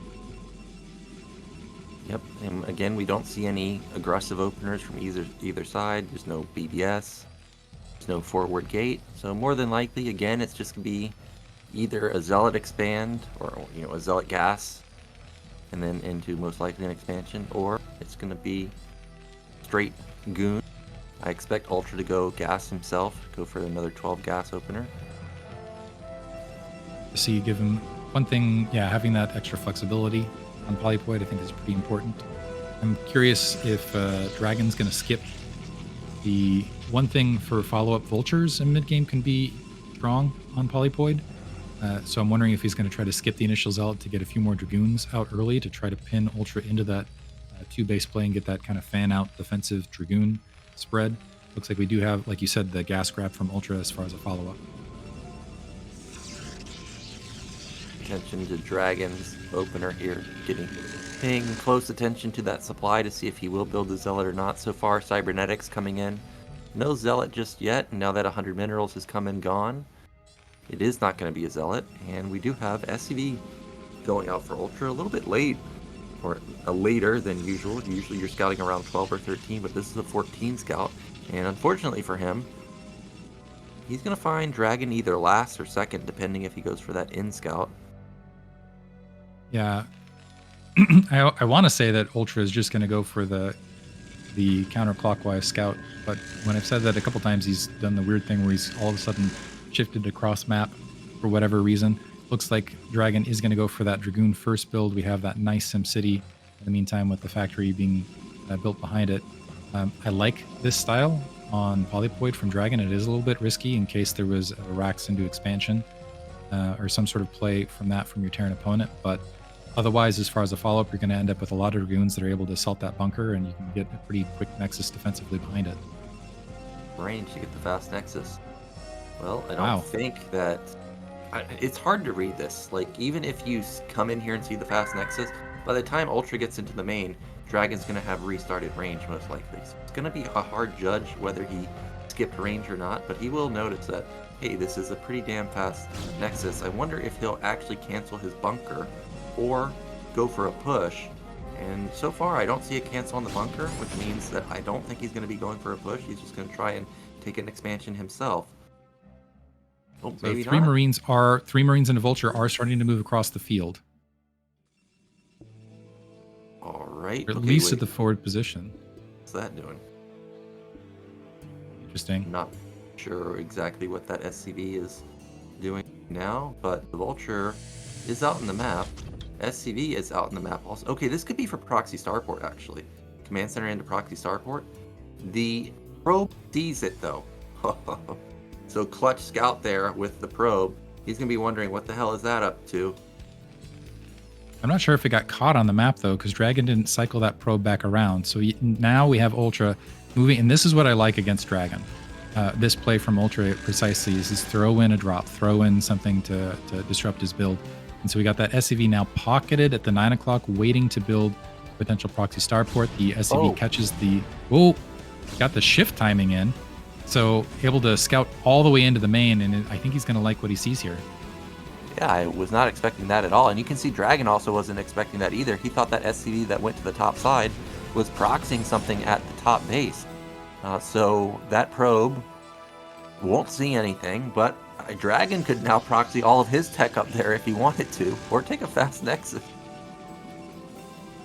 Yeah, let's see how this plays out. I thought that was an SCV at the 9 o'clock, but I guess it was just the Vulture. So mine planted right there, moving out. Both players just going to sit back and macro up from here, it looks like. Base is up. We got the single machine shop down. The barracks at kind of a rear defensive spot right there, but Vulture laying 2 mines there at the 9 o'clock and just scooted by the probe making its way, so is able to get that. So the probe going to get back to home base, but DragOn, rather than being able to be forward with these initial Dragoons, is just sitting back to try to engage any sort of initial thing. It looks like Ultra's already staging up a little bit, checking out that mineral only. Or sorry, that interior 3 o'clock. I'm not sure exactly what Ultra's build is because he's got a lot of Ultras. He's only got 1 factory. He's rushed eBay. I didn't see him rush Armory, even though he's been on... Okay, there's the Armory. I'm wondering, like, how are we only on 1 factory if we don't have upgrades coming in? But there's the answer. Upgrades are actually coming in with Armory at the natural. Looks like we do have a turret to go ahead and respect. DragOn going to get denied with the spider mines. See if that Vulture... This could actually be pretty significant. If that Vulture can go ahead and sneak up and kill that probe before that mine gets cleared, that will be a significant delay of that additional Nexus. I think the Vulture will kill it. And he's going to take it out. Easy pickings right there. Meanwhile, DragOn, I'm sure he'll take his mineral only in response, but I don't see the probe move. Okay, probe is, for whatever reason, he really wants top, mid, left. And if I was Terran here, and I saw how diligent Protoss was about getting this base in particular, as opposed to mineral only, I would be thinking, is this guy already thinking about going carriers? Why do you need a 3rd gas? I think that's something that DragOn just likes doing, is being in a place where he's got that 3rd gas, where if he can do that tech switch, if he has the opportunity to switch to carriers, he will. I haven't seen DragOn do a lot at previous game excluded, and actually, never mind. There's the Stargate already, before that 3rd base is even completed. To be carriers, it's just too confusing. Why do you need it? Why is it so important for you to have this base? The only thing that's different about it compared to mineral only is, yes, it has 1 more patch of minerals, but really, it's the gas. So I'm not surprised that we're actually seeing literally the same build from DragOn here. It's the 4-gate into Stargate, which is going to be into carriers. Remember, we've seen late scans from UltrA, so again, he's going to have to figure out what this is without having any way of knowing with his delayed comsat. And UltrA off 1 factory, scooting up and grabbing that mineral only. So getting a very fast 3rd command center. Yeah, I think this is... Fortunately for him, that's going to give him a lot. That'll give a lot of padding time to DragOn to get those carriers fielded. Yeah, it will give DragOn time, but, you know, versus carriers, you really need to have critical mass before you attack anyways. I think it's okay, but it will allow DragOn to hit critical mass of probably 6, but he's going to have massive econ. UltrA is. He can potentially even take a 4th base, and 4-base Terran with probably like 10 factories with 2-1, that's still going to be really hard for Protoss to stop, even if you do have 6 carriers. DragOn, upon seeing the lack of factories out there, actually going to grab that mineral only for his 4th as well. So this is going to turn into an interesting scenario. So we got the Stargates humming. We're going to have macro versus macro, and this could be decided by, I'm trying to think, doing the math in my head, maybe a 15-16 minute assault on both ends of just the carriers coming in, UltrA trying to go in and swat down and halt that, and just a big rapid macro movement on both ends in an epic crash of armies. Well, look at this. UltrA, is he really going to expand to bottom middle? If he takes this base, he can build 1 billion turrets here while sieging the 3rd base that you were talking about and not really be under any threat to carriers. So this could be a good base to take as opposed to mid-right. For now, he's not feeling confident enough to build the command center just yet. But if he knew this was going on, 100% he would put down that command center and really try and get his econ super rolling. DragOn grabbing a 3rd Stargate to get that carrier count higher even more rapidly, and is playing very, very troop light right this second. UltrA not really in a position to punish it yet. However, he's once again cycling up to 6 factories. He's going to have the 3 bases to work with it. He's got both armories up and is going to have the upgrades humming this time. Yep, 90 supply for Terran versus 110 with a comp that can't attack into you as Terran, at least not just yet. He scans and he sees the Stargates, and he sees that it's 3 Stargates. He also sees that the Citadel is super late, so there's no real threat of getting busted by anything. I think UltrA, once you scan something like this, you got to put down that command center, man. You got to ramp up your factories, which he is doing, but he is only at 6 factories right now. Make that 7. So he's grabbing the 7. Let's see if that SCV plants. I think you're right. I think that might be the critical maneuver, is whether the command center gets grabbed early at the 6 o'clock location or at some other location, and we see turret spam to slow down those carriers as well. Well, there's 2 Meantime, the carriers initial already 2 out. are out. Yeah, soon to be 5. It really starts getting scary around the 5 to 6 count. 4 not so scary. 2 definitely, not even really considered a threat at all. But it's going to be hard for UltrA to balance his tank count and also balance his Goliath count and upgrades if you're only on 2 gas. He really needs to get another base. Yeah, that's going to be we do have +1 weapons, it looks like, on the interceptors already. Upgrades so important in the air battle between Goliath and carriers. You have actually a fantastic YouTube video on that I recommend everybody check out. But we'll see how this plays out. Some Vulture starting to stage forward. UltrA still not making any moves to grab anything else to get additional gas. So you're right, it's going to be 2 gas and however much Goliath production that can afford versus 3 Stargates. Vulture sneaking out to the north. I think the Dragoons should be able to get in position to nullify that pretty easily, though. Yeah, there's not a lot of buildable terrain in the center of the map as on Polypoid either. So this makes it even harder for UltrA to push because he can't build turrets. And I cannot believe that he walled both sides. So this base might just die to 7 Vultures. Well, I take that back. The carriers are flying in. So the carriers are flying, so that'll help defend, but the thing that needs to get saved by Dragon, because with 3 Stargates versus just the 2, you need that additional gas to make that viable. And even losing this period of time, that's allowing that, okay, now UltrA grabbing another base top right. I kind of like that maneuver, actually. Grab it top right, because those carriers take forever to get to multiple locations on the map. Dragon resaturating, but even losing that bit of time in this race is critical. Yeah, and now he needs to close that up, gets the pylon down, and he will deny the Vultures getting in a second time, but the carrier count is now at 5. The 6th, 7th, and 8th carrier are being built. UltrA, if you're going to attack, man, now is the time to do so. He's got a relatively high supply count. His 2-1 should have kicked in. Yep, it has kicked in. He's got his 4th base going up. He needs to send some SCVs up there, though. The Observer did spot top right, by the way. I don't think Dragon can stop this army, at least not just yet, but we'll see. Yeah, he's near 200 supply, but that's a good amount of Goliaths and a good amount of siege tanks. Some SCVs there to group repair as well. But wow, a lot of Goliaths behind all this. Yeah, this might be sufficient Goliaths, but Dragon does have that high ground. Actually, there's not a lot of Vultures to support this army. The Zealots are going to be dealing ridiculous amounts of damage. I don't think UltrA realizes that he doesn't have all of his Goliaths here. I think you're right. Now, actually peeling back, it looks like that top right in the meantime has been scouted. Let's see if there's a few troops peeled off to go ahead and wipe that out. UltrA retreating back towards that natural expansion. I feel like that's a mistake, because if the carriers can get towards those ridge lines at the 6 o'clock and start abusing and get the location advantage where they can start abusing that terrain, it's very difficult for Goliaths to engage and not get summarily picked off. It looks like that is happening. UltrA ceding some territory, and that's going to allow those carriers to get aggressive. Well, actually, I take back what I said. I think UltrA's lost his timing. There's too much Protoss now. It's maxed out army. Protoss even has a pylon at bottom middle. He can start spamming cannons and batteries there, and the carriers will just be immortal at that point. Like, you're just never going to kill them. The Zealots are high in numbers also. Like I said, there's also not a lot of Vultures, so Zealots are ridiculously strong in this scenario. It's like a few Zealots getting pulled out of position right there, and no mines and not a lot of Vultures, and I'm wondering if Dragon is noticing the lack of Vultures and if he's going to commit an attack here with those Zealots. Looks like there's a few troops fanning out to go ahead and wipe out that top right. UltrA staging as though he might try to move and defend that location. I think if he does, he ends up losing everything else. It looks like he's just 2 Dragoons right there, and UltrA in a very precarious position here. UltrA just took too long to take a 4th base. Now he's just gonna never have the econ that he needs.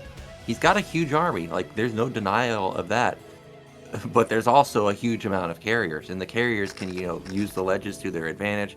He can start using bottom middle to pick off the refinery and just back off and sit on high ground. The best angle of attack is actually right here while the carriers are out in the open. And here we go. Yeah, it looks like opens middled up, some mines planted, able to get some splash on those zealots. DragOn going to go ahead and field out. Looks like Ultra trying to grab another base at the 12 o'clock location behind this. So let's see if he can buy himself some time to get that economy up and rolling. In the meantime, DragOn grabbing the 6 o'clock. Well, DragOn's committing to top right. I guess top right did not die, so he really needs to kill that off. But okay, I mean, he's going to get everything cornered up here, at least all of his ground army. I don't think, of course, the carriers will be cornered, but... Yeah, so DragOn trading that ground army from that upper right-hand base. It looks like Ultra not going to punish it, and instead maybe going to go for a counterattack. So he's withdrawing the entirety of the troop, and maybe going to go for that low ground mineral only, or potentially a 6 o'clock. He's got positions to attack. That 12 o'clock in the meantime still has gone untouched. DragOn repositioning those carriers towards the bottom right, and I don't know that he's tracked that army, so might end up losing that mineral only for nearly nothing. Well, Protoss has enough econ where Protoss can just counterattack. He doesn't have to fight the army. He can just sack his mineral only. He can even sack like the natural or third base and just continue to expand towards top left. Instead, Ultra actually backed off and has an interception onto these carriers. Does a lot of damage. The carriers aren't firing. What are they doing? Yeah, you gotta shoot, man. He loses one carrier for free. Oof. And the rest of the army grouping up. DragOn playing this, I'm not sure if it's lag or what, but maybe playing this too cautiously. He's going to try to grab that mineral only top left as well. That 12 o'clock still being untouched. And now DragOn getting precariously close to the factory line. Looks like the command center is actually, we got another command center built and floating right there. I don't know if that's the from the mined out main or if it was just another one built safely. We do have some turrets right there. And Ultra swinging around. Looks like he's going to try to wipe out that mineral only behind this. A couple supply depots have been picked off. And DragOn now engaging back there. We have High Templar, but right now I don't see any storm getting dropped, and that was the moment to do it. So mineral only going to get wiped out, but those carriers still reigning free back in Ultra's main. Yeah, this is going to get weird. There's 8 carriers, which is a lot of DPS, but there's like 10 factories here, so the Goliath count can ramp up really quickly, but there's nothing to support the Goliath. There's no additional turrets. He gets 1 carrier, actually, and the army of Ultra has not been denied at all. We've got a small counterattack at the mineral only. That's not going to do much damage, at least not the ground army. The carriers are now going to come in and take down the tanks. I think that command center is floating down to bottom middle, but there's cannons there, so he can't take that base. Remember, Ultra has hidden top middle, and he does have it up and running with decent saturation, so he does have a lot of gas income from that particular base. Yeah, I think the problem right here, DragOn going up against +3 Goliath, is DragOn thinks he's got time to carve through this, and I don't think he knows about that 12 o'clock location. And right now, he's actually at an economic deficit. If Ultra can just keep up solid defense, keep the Goliaths pouring out, they'll actually end up taking out these carriers eventually, and maybe just winning out a straight. I think another carrier just went down as part of that bunch. He's down to 6 as far as an array. That command center actually moving up to provide some scouting. Some Dragoons are going to be able to link up to try to keep those Goliaths from being able to swarm from behind. But yeah, problem for DragOn right here is I don't think he recognizes that he's at an economic deficit, losing that mineral only top left now. And I think Ultra, even though he's down 20 supply, is in a pretty good position. Ultra is knocking down base after base, but he is unaware that bottom middle is up and running. Carriers are still being pumped out from DragOn. The goons are doing a lot of damage to these Goliaths as the Goliaths bug around trying to deal with the interceptors. He's focused firing some of these carriers, but that's a full health one. It's going to take a long time to take that down, and in fact, he's not going to get it, so he loses a lot of Goliaths in that trade. A command center falls, and Ultra's in trouble. So Ultra loses the command center. He needed to get that, but he might be able to take out that 9 o'clock simultaneously. He has a split off attack grouping that looks like it's clearing that out. But there was I saw another grouping of carriers that was constructed from DragOn that looks like that is going to be able to defend the 9 o'clock.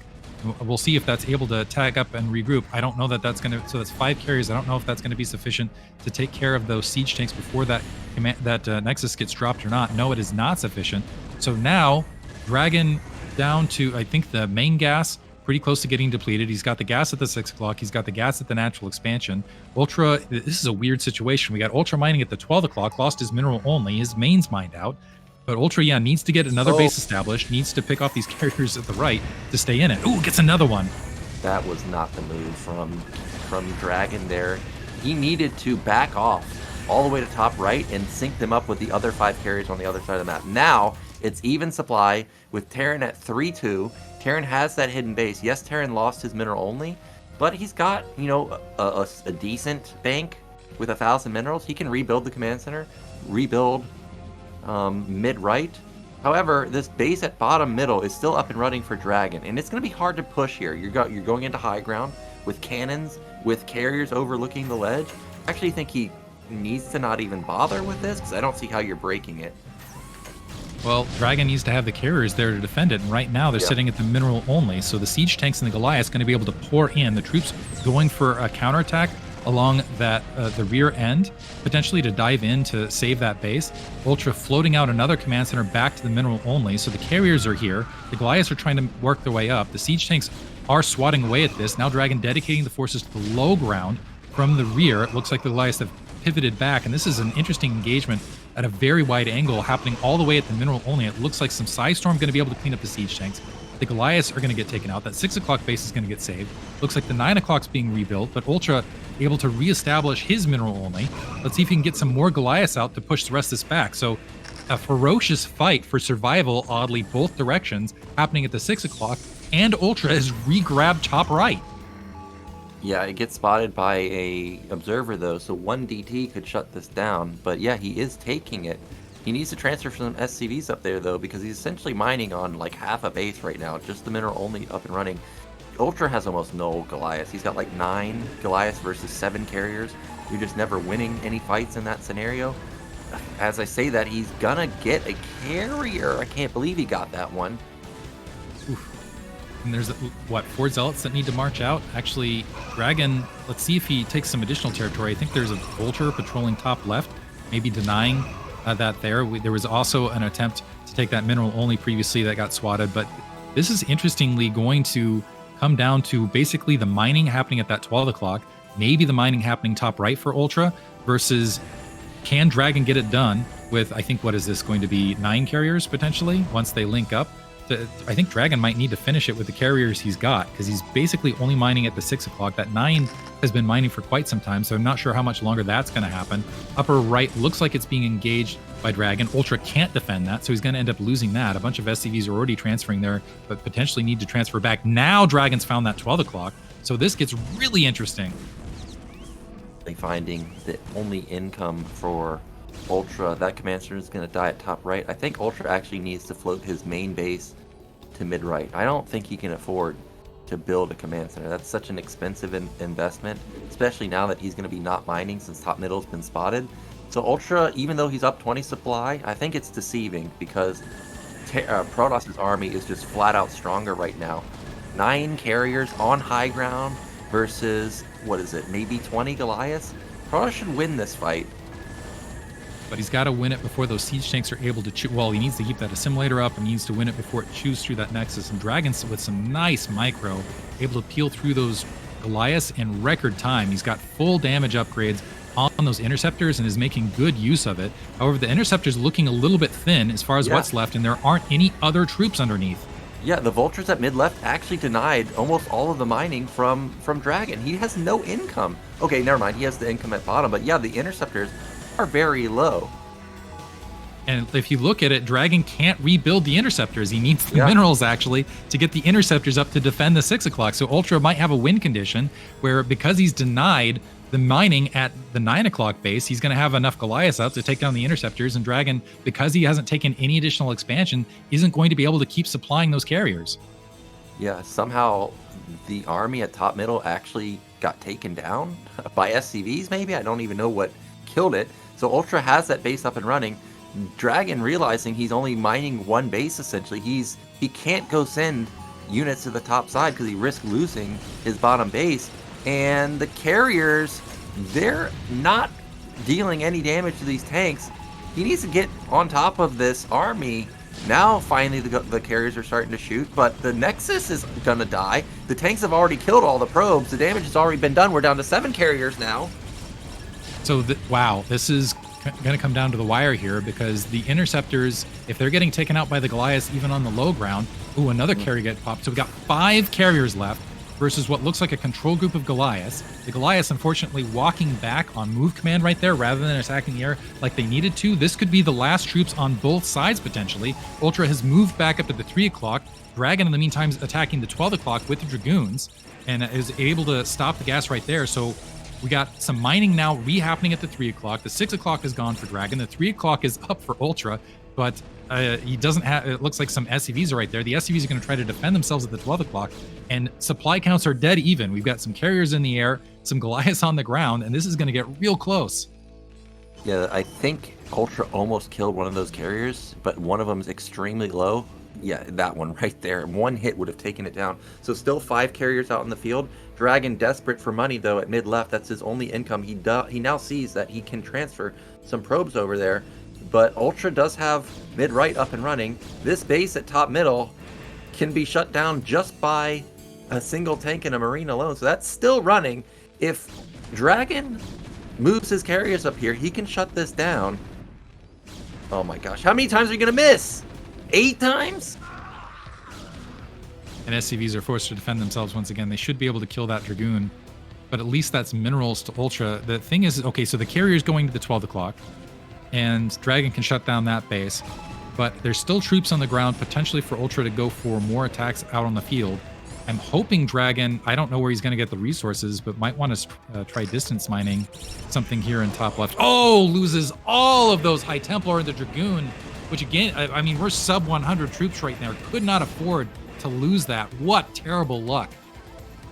Yeah, it couldn't have gone worse for him there.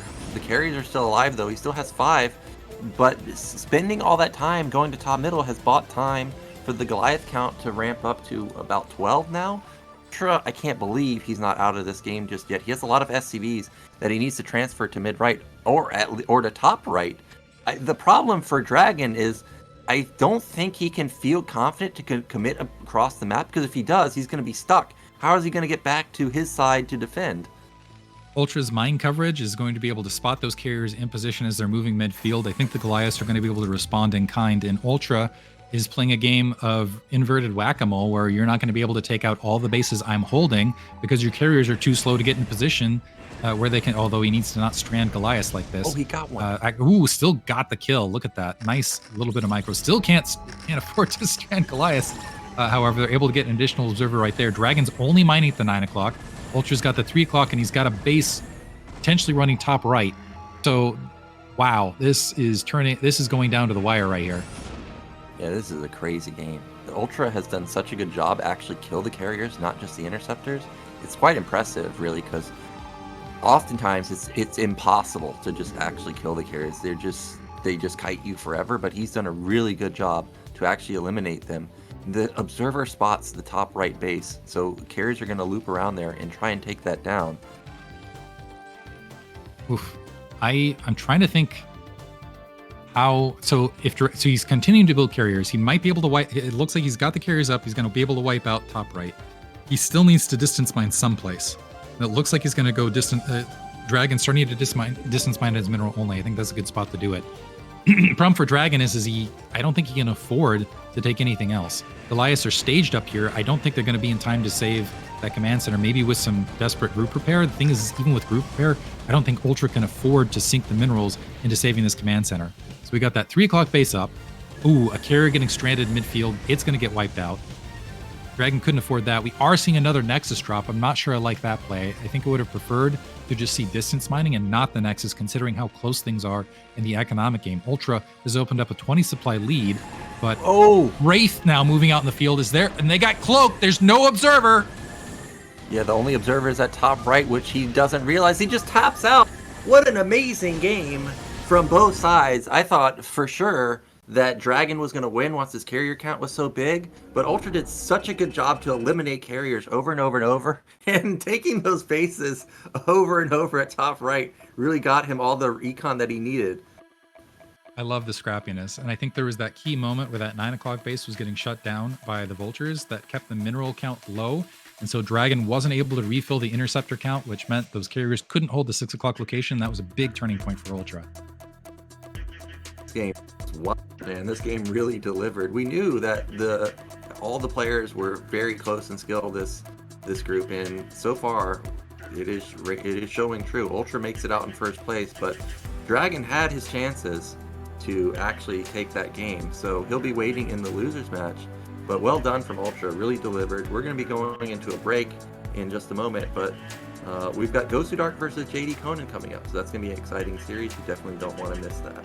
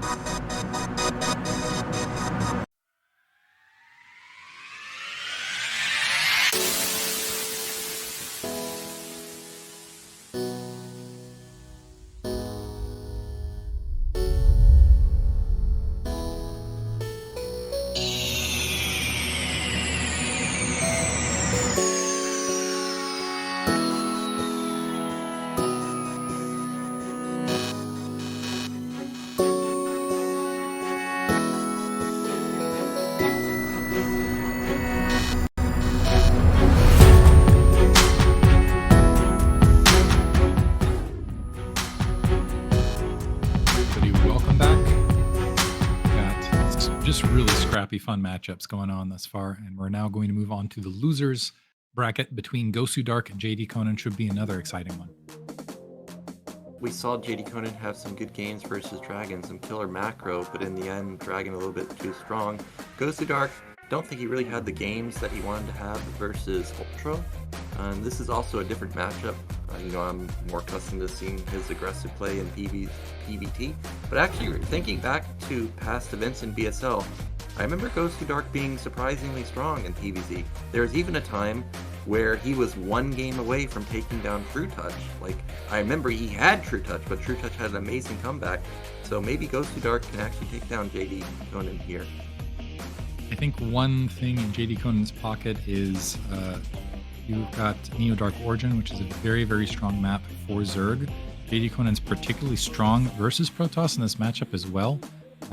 When I've seen him play, I think he's got a pretty high win rate versus Protoss overall. It doesn't look like it's reflected in the ladder score currently. But Gosu Dark, yeah, he's one of those guys who it's rare for him not to make it into the round of 16. Yeah, and our losers match first map is going to be Apocalypse. Players are ready, so let's get into game one.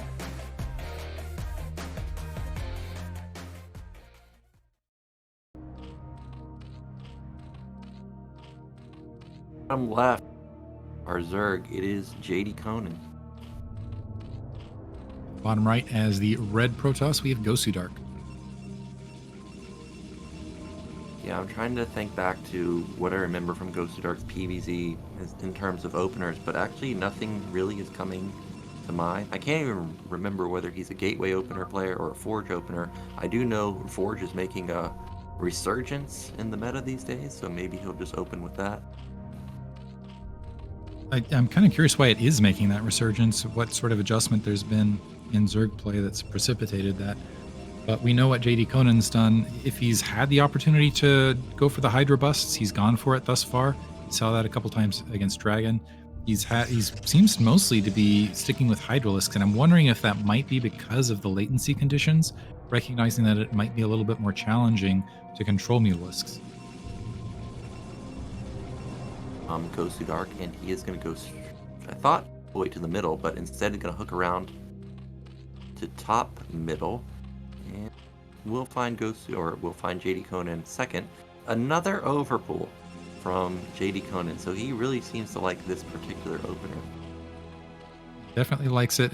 We'll have to see if I think this is mostly in response to gateway openers, where we saw the Forge first openers from Dragon. I wouldn't be surprised to see Gosu Dark go for a gateway, and whatever he's going, is he going to go for a 12 or a 11 Nexus? Because right now he's got nothing planted at that natural expansion. It's going to be very, very late, whatever it's coming. So this could be great for JDConan to start. Be the Forge, though. Safe opener from Gosu Dark. A little bit slower or a little bit later than I was expecting, but not going to get punished by anything crazy like a 5-pool. We do have the hatch coming down. Gosu Dark was not really able to delay it at all. And now I'll be interested to see if the Zerglings go straight to that natural expansion, and if we see 6 Zerglings rather than just the 4. Looks like the probe trying to steal some minerals right this second has already taken a little bit of damage. But yeah, honestly, so there's the cannon. The Zerglings spawning, and it looks like they are just going to make the march. And I think, never mind, they're going to halt right there. That might have been a little bit of enough of a delay to prevent them from going to the run by. And it looks like just one peeling off. They're just going to dedicate going after that probe scout instead. That's unfortunate. I actually think with the timing of it, they might have been able to they might have been able to sneak by along that corner. Gas being grabbed after the third hatchery being planted here at the 6 o'clock location, and everything proceeding from here. If they hadn't gotten delayed, you're right, they may have been able to get in. I'm sure Gosu Dark would have pulled some probes to prevent that from happening, but it's possible. We do have the third hatch coming down at bottom middle, and I'm sure Gosu Dark watched those games versus Dragon. He knows that this guy will even cancel a nearly completed lair to go for a Hydra bust, so it's very important that this probe stays alive as long as possible. Looks like the 2 additional Zerglings peeling off. I'm wondering if they're going to try to play forward on the field to check for additional probe scouts. making the way out.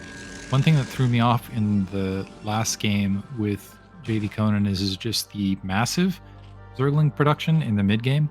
Let's see if he's able to. Getting some free hits right there. Is mining gas. Looks like he's going to tech the layer at the natural expansion rather than the main. So we are possibly going to see the standard Mutalisk opener. We do have that Zergling posted out front. Probe Scout's been killed. So this does open up that possibility, but let's see if that layer continues in the meantime. Gosudark, I don't think, saw the layer at the natural, so it's up in the air as to exactly what JDConan is going for from Gosudark's point of view. We do see Stargate coming down for Gosudark, and it's pretty damn fast relative to the layer timing, so he should be able to rack up at least a couple Overlord kills. The overpool and that later gas can sometimes result in this, and we'll see if it's a move back to the. If it's going to be the interesting thing was I think it was game 1 versus DragOn. We saw the tech to layer from JDConan, but he still ended up going Hydroden behind it. A quick transition to 5-hatch Hydralisk, and we'll see if that ends up being the case once again.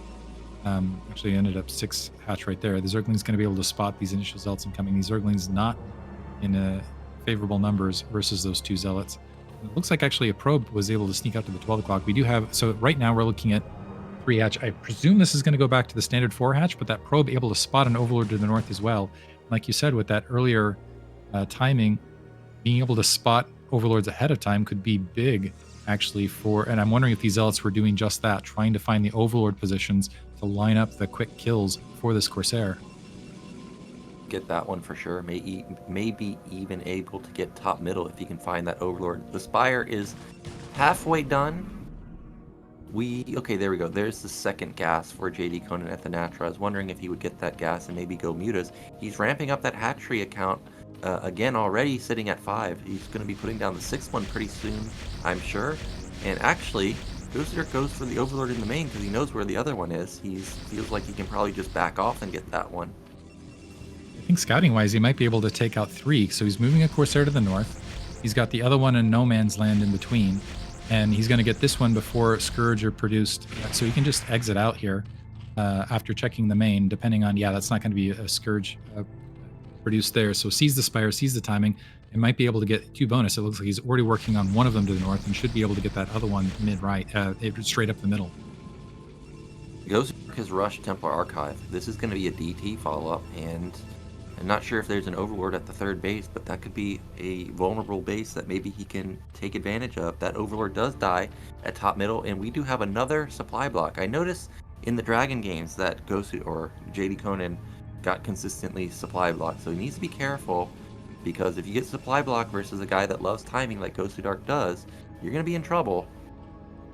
Yeah, I think that I thought the probe spotted that 12 o'clock Overlord, but it looks like the Corsair is not able to find it. A little bit worried about Scourge and potential Mutalisk counters, so the Mutalisk is going to draw back and try to test this. They might be able to see that Templar Archives, but right now there's no cannon hugging the natural expansion. We have 2 cannons near the main, the Scourge leading, so going to be able to see this tech, and Corsair just manages to get out of the way. The additional Corsair grouping, but that's not finally joining up to be the group of 5. One Corsair still getting taken out, but got a lot of shots on those Mutalisks, so they're pretty softened up.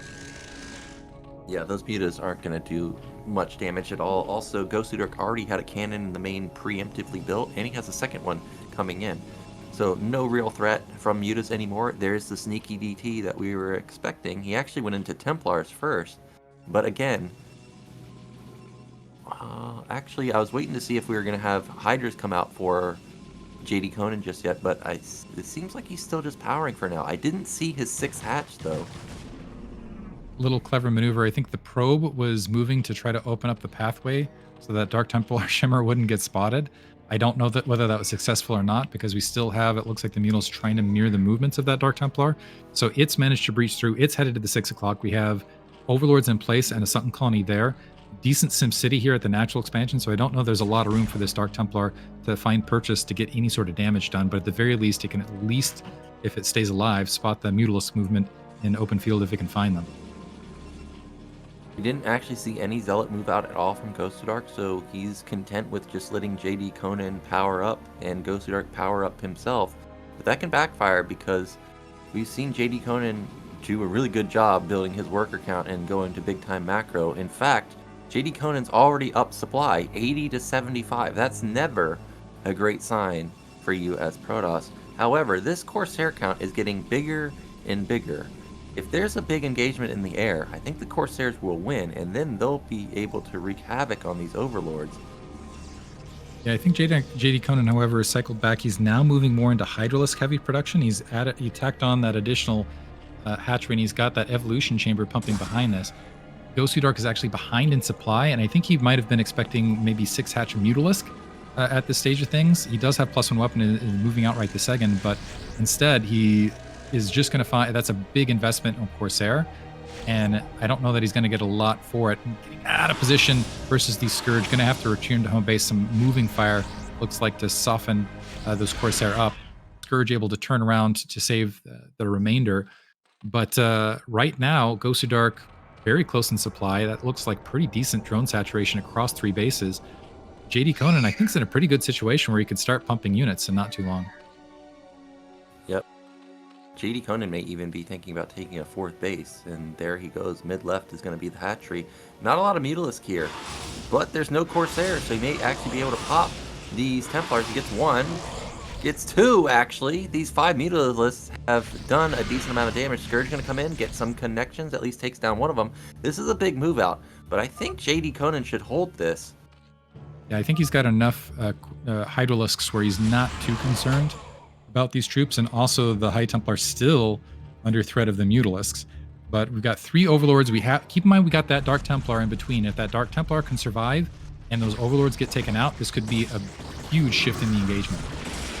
Okay, Lurker shot. Okay, that's an amazing storm. Hits a lot of the Hydras, also hits a lot of the Lurker eggs, so they'll be taken down. It's imperative that he kills the Lurker because he has no detection, but he's not able to kill the Lurker. The SimCity is too good right here. The Zealots are struggling to get into the mineral line. So Gosu Dark, he's going to lose his whole army here, but he did deal a lot of damage. Look at how many drones are actually falling. He kills a lot of Hydras, kills a lot of Lurkers, and he supply blocked JDConan, but reinforcing Templars, they're going to die too. The Zealot's still running amok near those drones, causing some interruption there. It looks like the rest of this has been cleaned up. So that army's been taken out, but behind this, I love it when good Protoss players do this. Behind that attack, we've already got that base established. That 3rd is up and running. So there are cannons, some High Templar, some Zealots there to protect it. It looks like JDConan was also expanding the 9 o'clock position himself. So we are going to see a longer, more macro-oriented map from here. Well, we might, because I don't think that Gosu Dark can hold this. He has no detection. He has, what, 2 Templars? He doesn't have goons? How are you going to run into Hydra Lurker with this setup? He is scrambling to build as many cannons as possible. JDConan spots the cannons. Of course, we know there's no detection, but he doesn't know that there's no observer out just yet. So maybe he will just set up a light contain outside of this 3rd base. Yeah, I think that's the plan from here, is go for the light contain and macro. Big 20 supply lead for JDConan all of a sudden. And the thing is I think you're right. I think he could maybe push in here, maybe get some damage done, but I don't think he needs to. He's got a fantastic drone saturation. He's up a base. He's got good production. He's got the hatcheries to work with. He can go ahead and just wait for Hive Tech and play the match from there. Some Zealots sneaking out to the north. Let's see if they're able to get we'll see if they're able to swing all the way out to the 9 o'clock or get some damage done somewhere out in the field. Those 2 Hydralisks just tempting units to say, yeah, go ahead and come out here. I've got Lurkers waiting for you. Yeah, these 4 Zealots, what can they do, though? Not much. Gosu Dark's down 30 supply. He is in a world of trouble. It's 2 hatches here also, so it's 8 hatch production for Zerg. Just crazy macro potential from him. Also basically fully saturated. Gosu Dark is going to get rid of, what, maybe 3 drones?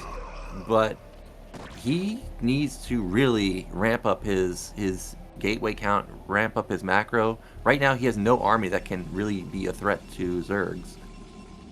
Yeah, I think Gosu Dark is now recognizing the situation he's in with that Zealot run by and the scouting. He's getting some good interruption. He's got, what, 3 or 4 drones between all of these Zealots, which is actually fantastic.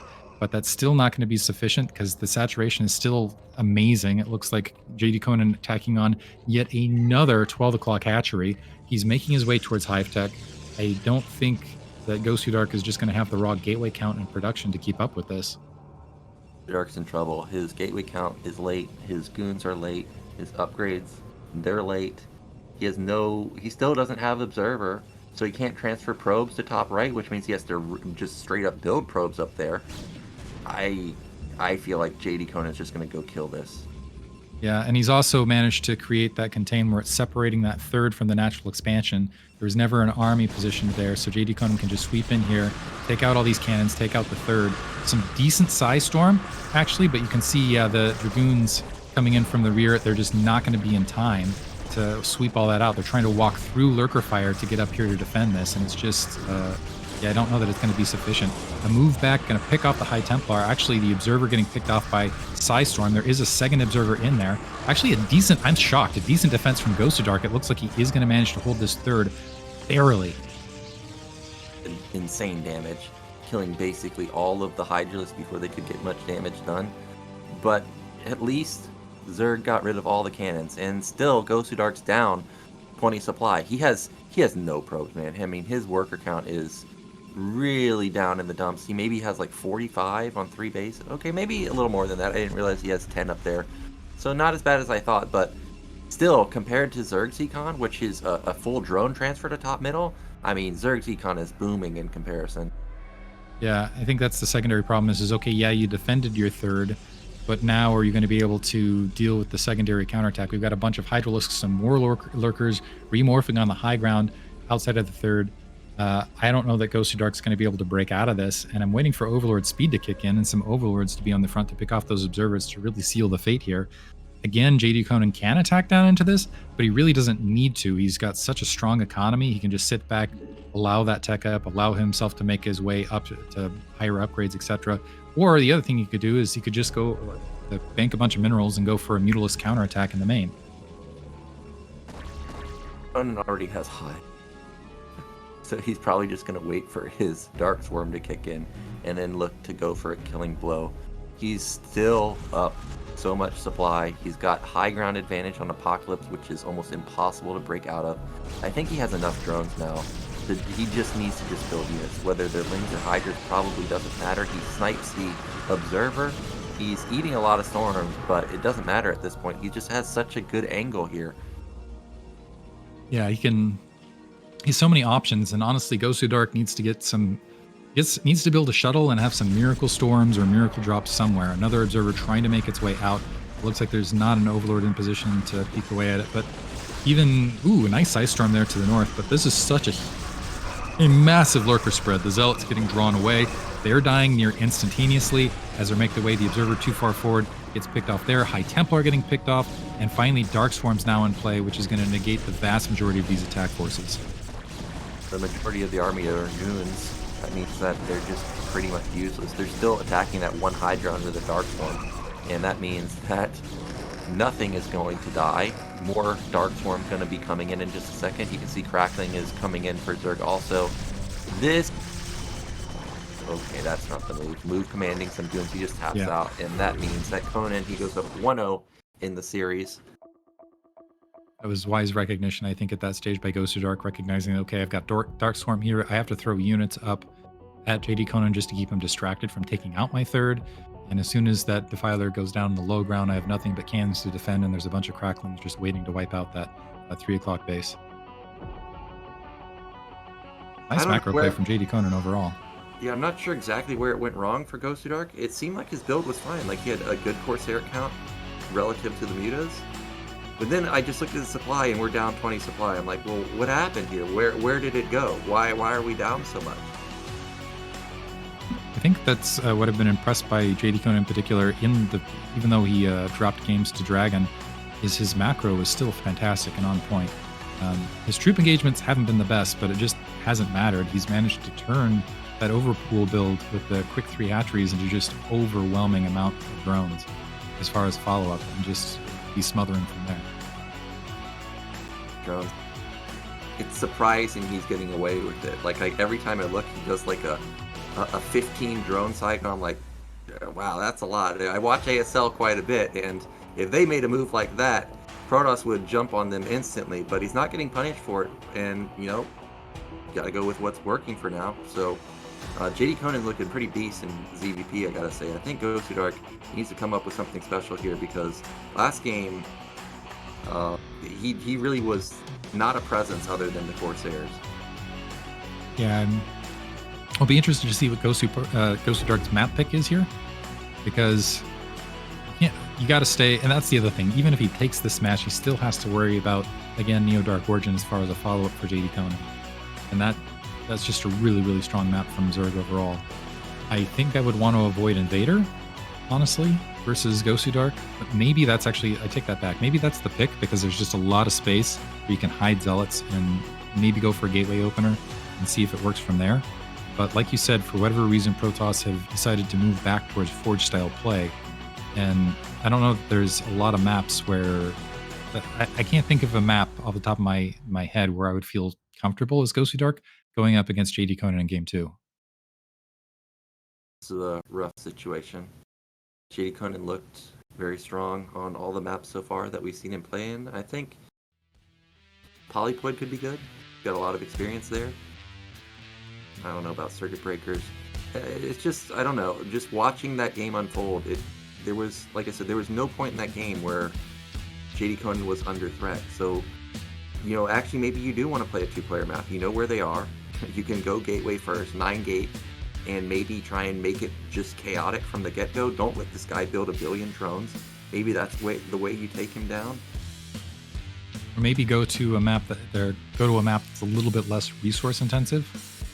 Looks like, we are moving to Neo Dark Origin. I am actually very surprised by this pick. I am also. Zergs have just done so well in the past few seasons on it. So this is going to be Gosu Dark's last life. He's decided to risk it on Dark Origin. Can he win here, or will he be out?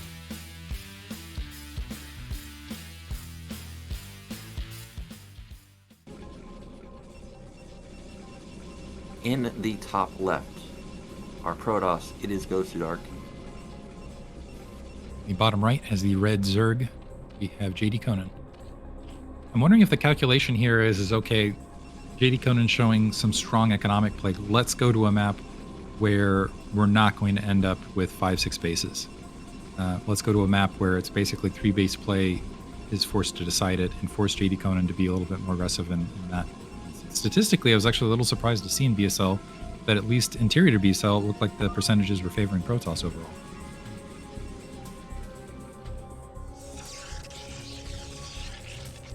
Quick, man. That means it's probably just going to be a Forge. I don't see what this does, because JDConan has gone overpool every game. What are you trying to deny with this fast scout? I'm not really following the logic here, unless of course it happens to be a hatch, but even I know that it's not going to be, because we've seen overpool 5 games in a row. On it, yeah. Every single game we've seen from JDConan has been this overpool build. So probe moving its way in. I'm a little bit worried on a 2-player map if it's a little bit of a chatter back and forth. If it's a slower Gateway or Forge, looks like we are seeing the probe to get down there around the 150 mark to get it down a little bit more rapidly. And let's see, are we going to see, I assume we're going to see Forge, just because it's that delayed probe out there, a little bit of a mineral steel in the front. Yeah, we're seeing Forge once again. Probe, he doesn't even deny the hatch. So this is confusing to me. So he gets his hatch down, probe confirms it's an overpool.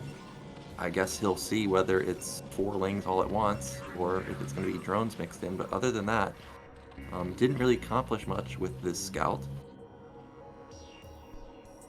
Yeah, not able to, and the Overlord making its way up is going to be able to confirm that it's Forge first.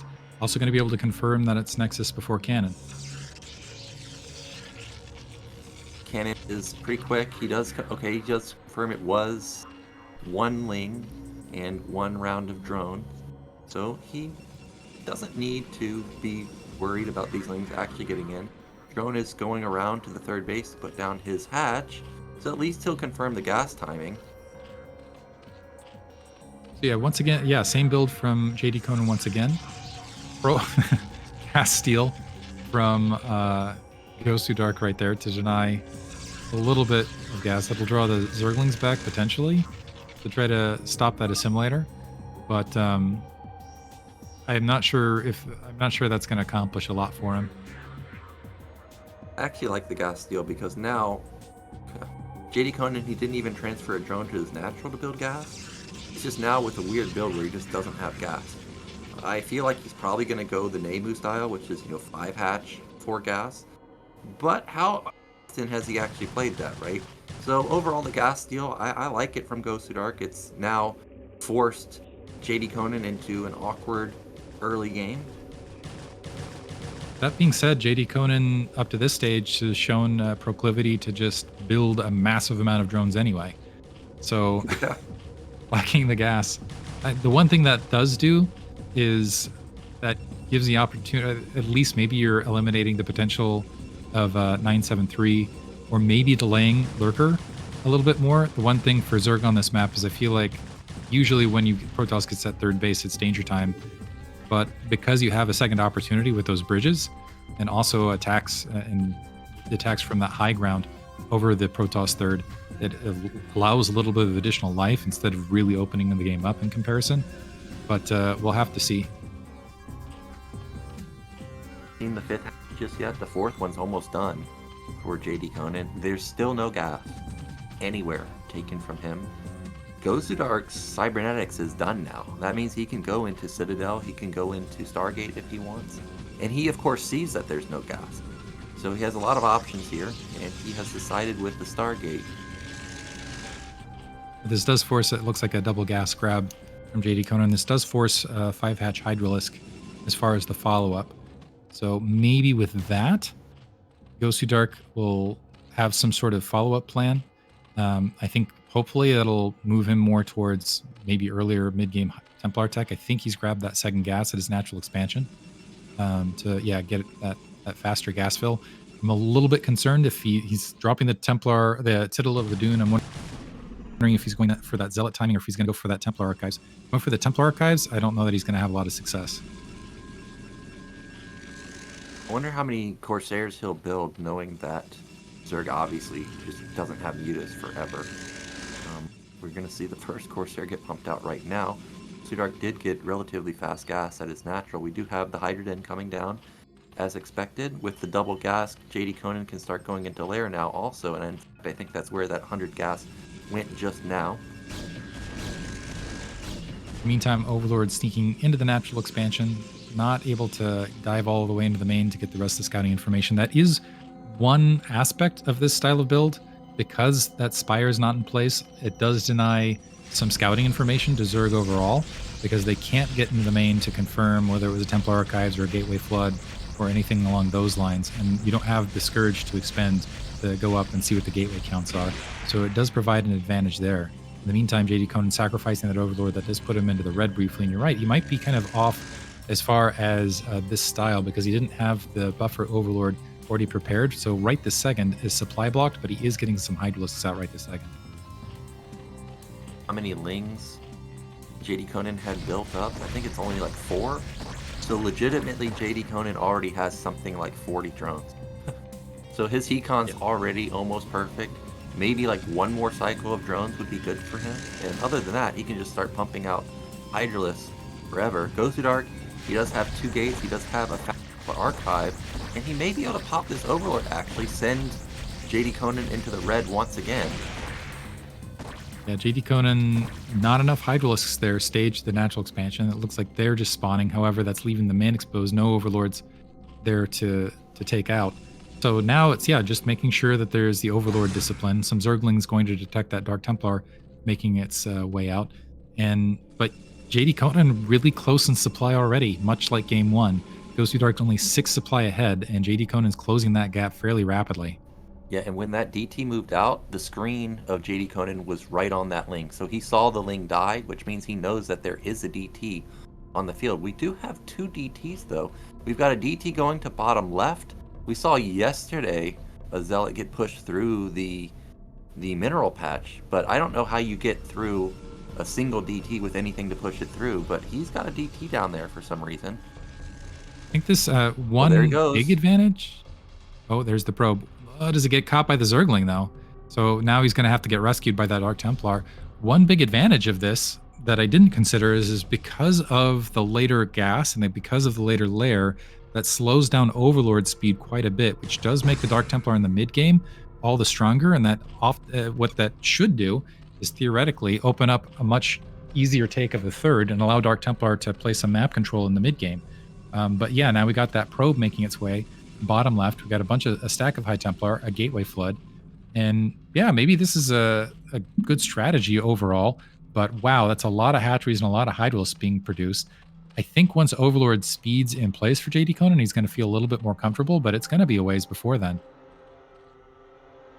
Relying on this DT to get in and deal a lot of damage, because if it doesn't, he's in trouble. He's already down supply, like you mentioned. His gateway count is a little late. His Templar timing's good, and JDConan is moving out in a moment where the DT is trying to get in. So this could really do a lot of damage, but he's not able to glitch it through.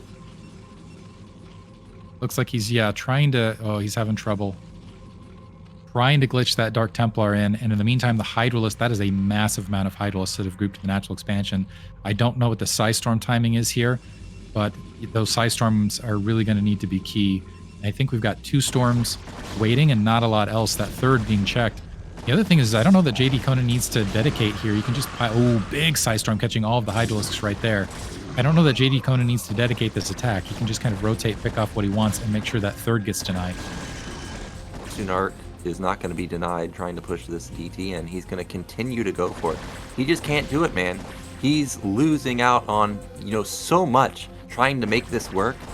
I'm sure he's not building units or probes, or, his build is falling apart. For example, the probes are idle in the main right now because he's trying to get this DT in. He still hasn't given up on it, but at some point, you just got to let it go and try and transition. He's in trouble. This DT is saving a portion of the game, denying the 4th base, but JDConan is going to have lurkers pretty soon. Okay, and finally, the Overlord spots the DT, and now this is completely shut down. Yeah, well, it was shut down a little bit earlier than that because that probe accidentally mined for too long and actually grabbed minerals, at which point there was no ability to glitch anymore. Now Gosudark's down 20 supply. JDConan's grabbing that 3 o'clock base, and Gosudark's essentially locked out of his third. He's got a bunch of gateways to try to push out behind this, but there's a lot of Hydralisks waiting, and I think they've got decent upgrades as well. Yeah, Gosudark's just down supply again. He's stuck with a comp that's not critical mass. He doesn't have critical mass upgrades either, like his armor didn't complete. He does have a lot of Templars, and he does have a lot of energy on him. So they're going to need to be the saving grace for him, because if he gets contained, there's no way for him back in this game, unless he tries to mine out that mineral patch in the back, try and open up that angle. But all Zerg needs to do is just position an Overlord to spot that. Yeah, it looks like he's moving back across the bridge. He's going to link up those 2 big Hydralisk balls. We have, I think that's double forge running for Gosudark. But in the meantime, JDConan spotting everything else, just getting the lurkers up. As soon as those lurkers are in play, those bridges become all the more treacherous. Just going to check and make sure that third isn't building, which lets him know that Gosudark is effectively going to try to run him over. But now it's an inverted contained situation where Gosudark, would be able to bridge out towards that third, but I don't know that he can get into the mid-map position at all, and he's going to be under lurker fire as long as those lurkers spawn and move up to that bridge location. The observer is going to be very fragile at that stage. This is going to be difficult for Gosudark. He's just going to have miracle storms here. Yeah, he's down 30 supply. He should be able to hold his third base, but getting across the bridges is going to be basically impossible. JDConan has gotten late hive every single time, so I mean, at least he'll have a chance to just face lair tech for a long time.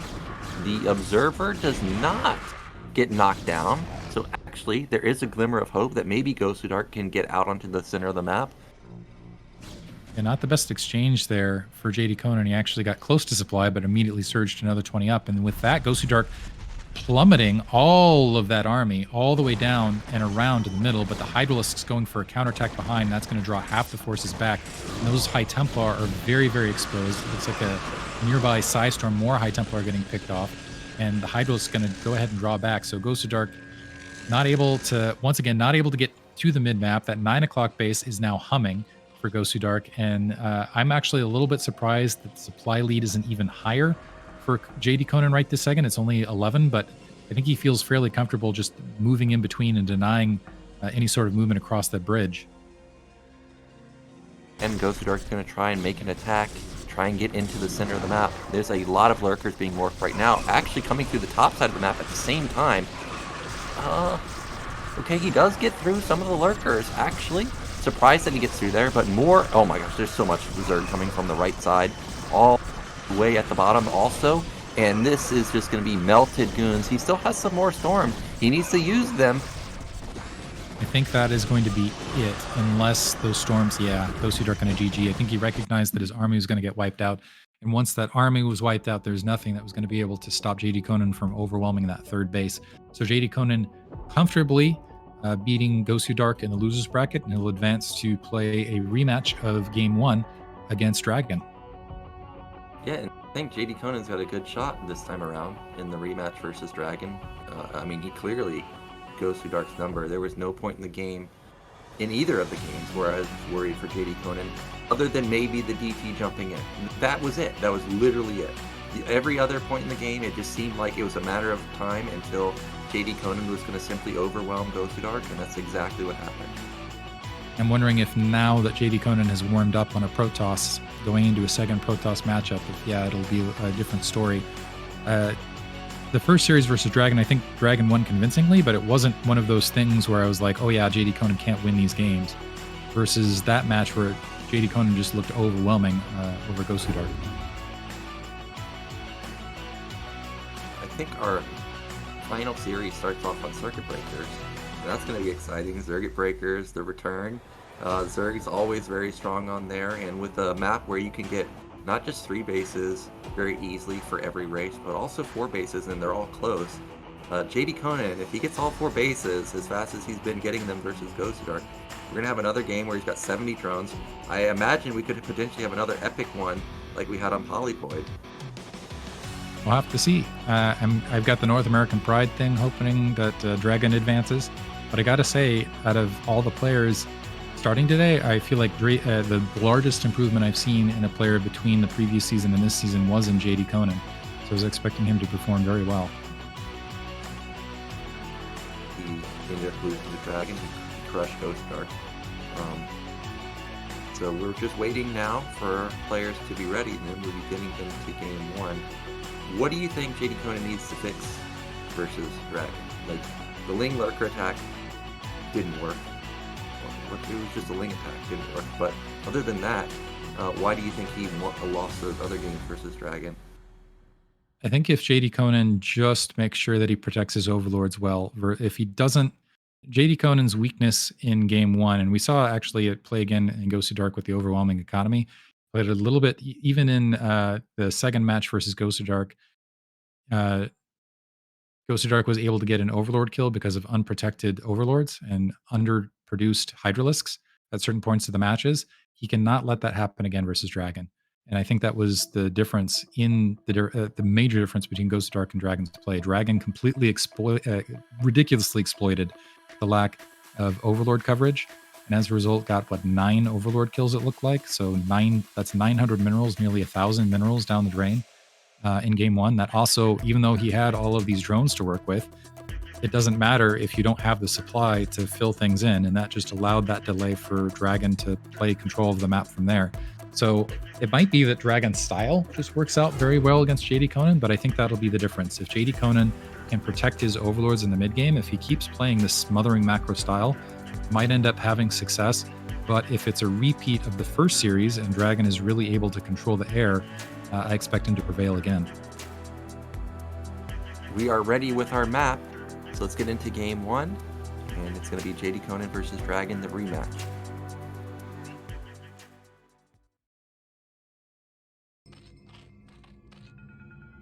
In the top left, will he go overpool again? It's JDConan. Top right, starting as the red Protoss, we have DragOn. There's actually one more aspect.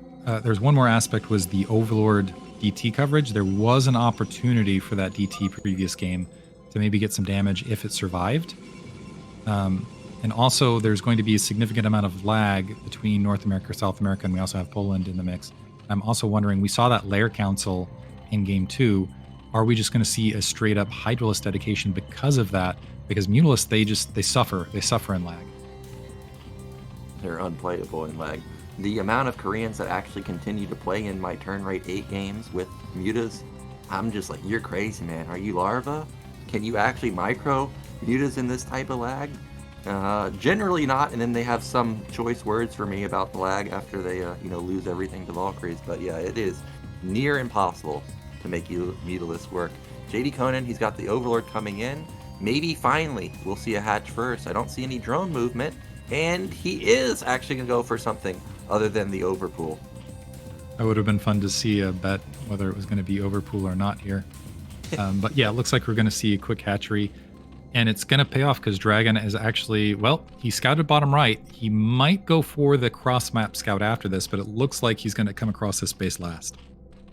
This is an interesting scout pattern from JDConan. He went to the center instead of going to vertically and getting potentially intercepted by a probe. And now he's actually going to know exactly where Protoss is. Well, I guess maybe not exactly, but he knows at least that Protoss is on the right side of the map. DragOn, in the meantime, pulling out that second scout to make sure he can, if he was going up against the 12 hatch, he can get that Nexus first. And I think on that scout is going to have time to go ahead and drop that Nexus before cannon. Okay, cannon rush time. Now JDConan gonna, so never mind, delayed Nexus a little bit. Now, how's the micro? And again, keep in mind this is going to be in lag, so it could be all the more challenging to sneak this out here. But that's 3 pylons in proximity right there to try to save this probe. Does an additional pylon get canceled? He's going to cancel it. Yes, he does, and builds a cannon in its place. The drone can, okay, unless it gets into that spot, can really never damage the cannon or the probe. The probe just gets off 3 shots like you saw, and that means that this cannon rush is going to be successful. So we'll see how much damage it... We'll see, so hatchery finishes, so no cancellation. There's the creep colonies being dropped. Probe not able to sneak up. I think the probe wanted to sneak up and try to disrupt it. A second cannon dropped underneath just before that additional creep was in range, but the Zerglings will be there to provide some damage. But this is a lot of drones lost in the early game.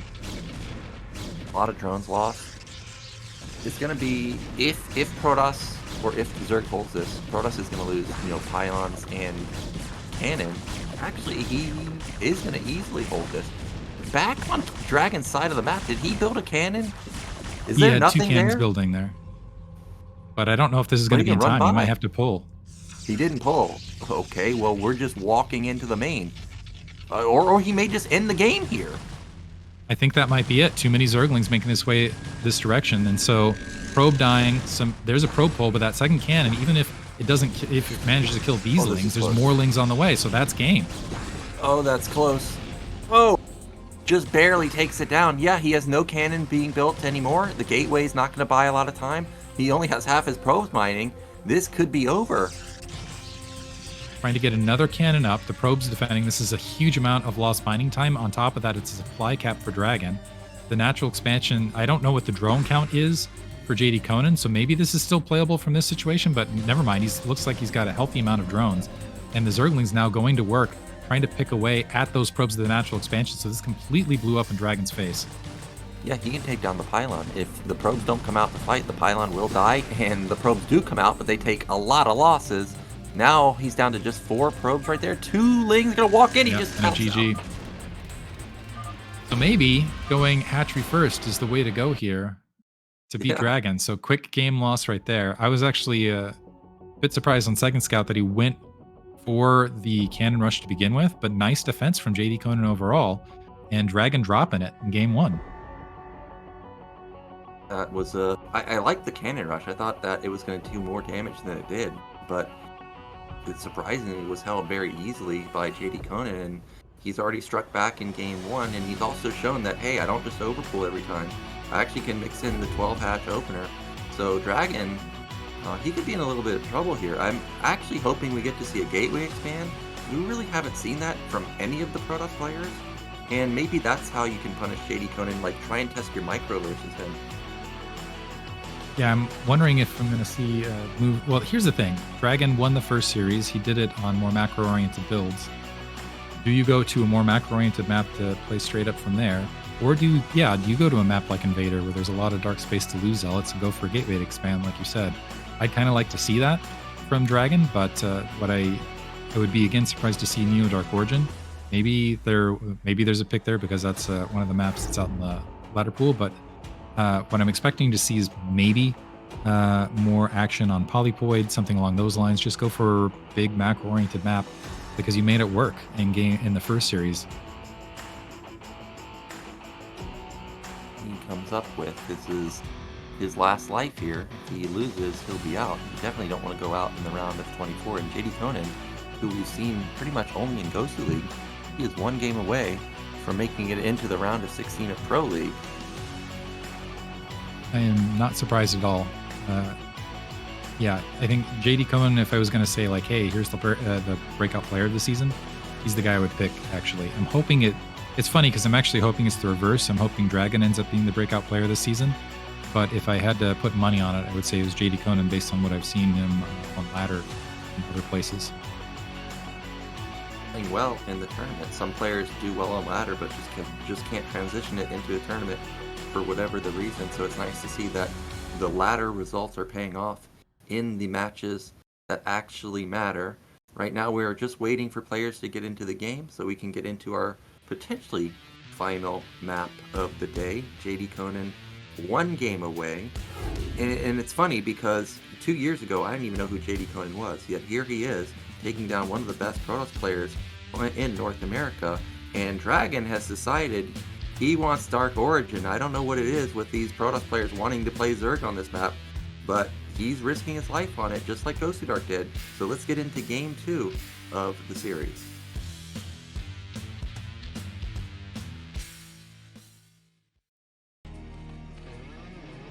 Okay, in the top left are blue Zerg. It is JDConan. In the bottom right, as the red Protoss, we have DragOn. Yeah, I don't know what is it with the Protoss choosing this map. This is definitely not the map I would choose, especially knowing JDConan's style. It worked really well for him in the previous match versus Gosudark. We'll see if we're seeing a repeat. And here's the other thing, going for a two-player again. Does he once again go for the overpool play? He will go for that opener again. We're going to have another, of course, low ground pylon. You don't think he's, Bonyth and going to go for a one base in potentially the final game of the series. Again, a fast scout. Curious why the fast scout. Maybe he wants to intercept the Overlord so that, Zerg knows, like, hey, you can't just go overpool. You can't just go hatch here first because I'll just block it. But they don't intercept each other. And JDConan, regardless of seeing the probe or not, still goes for overpool. That's been the bread and butter thus far, and it's worked for him in most of the matches.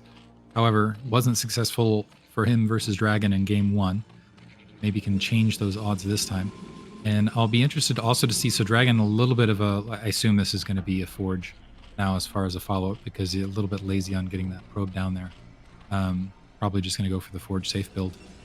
But yeah, of note, not a single gateway opener from any of the Protoss matches this far. Surprising, because I remember in the past when I was asking about why is gateway opener like the move, and people were saying back then, like, well, you're just too passive. Like, you just give complete map control to Zerg, and now it's like completely the opposite. It's like, well, now I'm going back to Forge opener for whatever reason, but I feel like Zerg players now are even better than they were in the past, so I'm really unsure why Forge is just the go-to play, but we see it once again. We again see the Nexus before the cannon. And I assume JDConan's not going to go for the run by this time. Presumably, especially considering how powerful Hydralisk Lurker play is on this map, that he's going to want to try to take out that initial probe. And yeah, going for that probe initially is breaking off the 3 Zerglings. But even with that time, I think the length of the map should be sufficient. Yeah, just drawing them back. And now that's that game of, can you whack-a-mole with the probe? Can you keep that probe down to put your opponent in the dark and make the game play from there? Overlord cycling in, getting the scout actually pretty deep over that cannon. JDConan might lose this Overlord over that cannon. Dead. It's 100% dead. That is not the way to start off the game. He was microing versus the probe, and he's going to lose his Overlord because of that. Massive supply block going to be coming in. 13 out of 9. You don't want to see that. I think that I'm not going to say that's game because there's still opportunities, but that is really going to set JDConan back. You have your own. You just supply blocked yourself.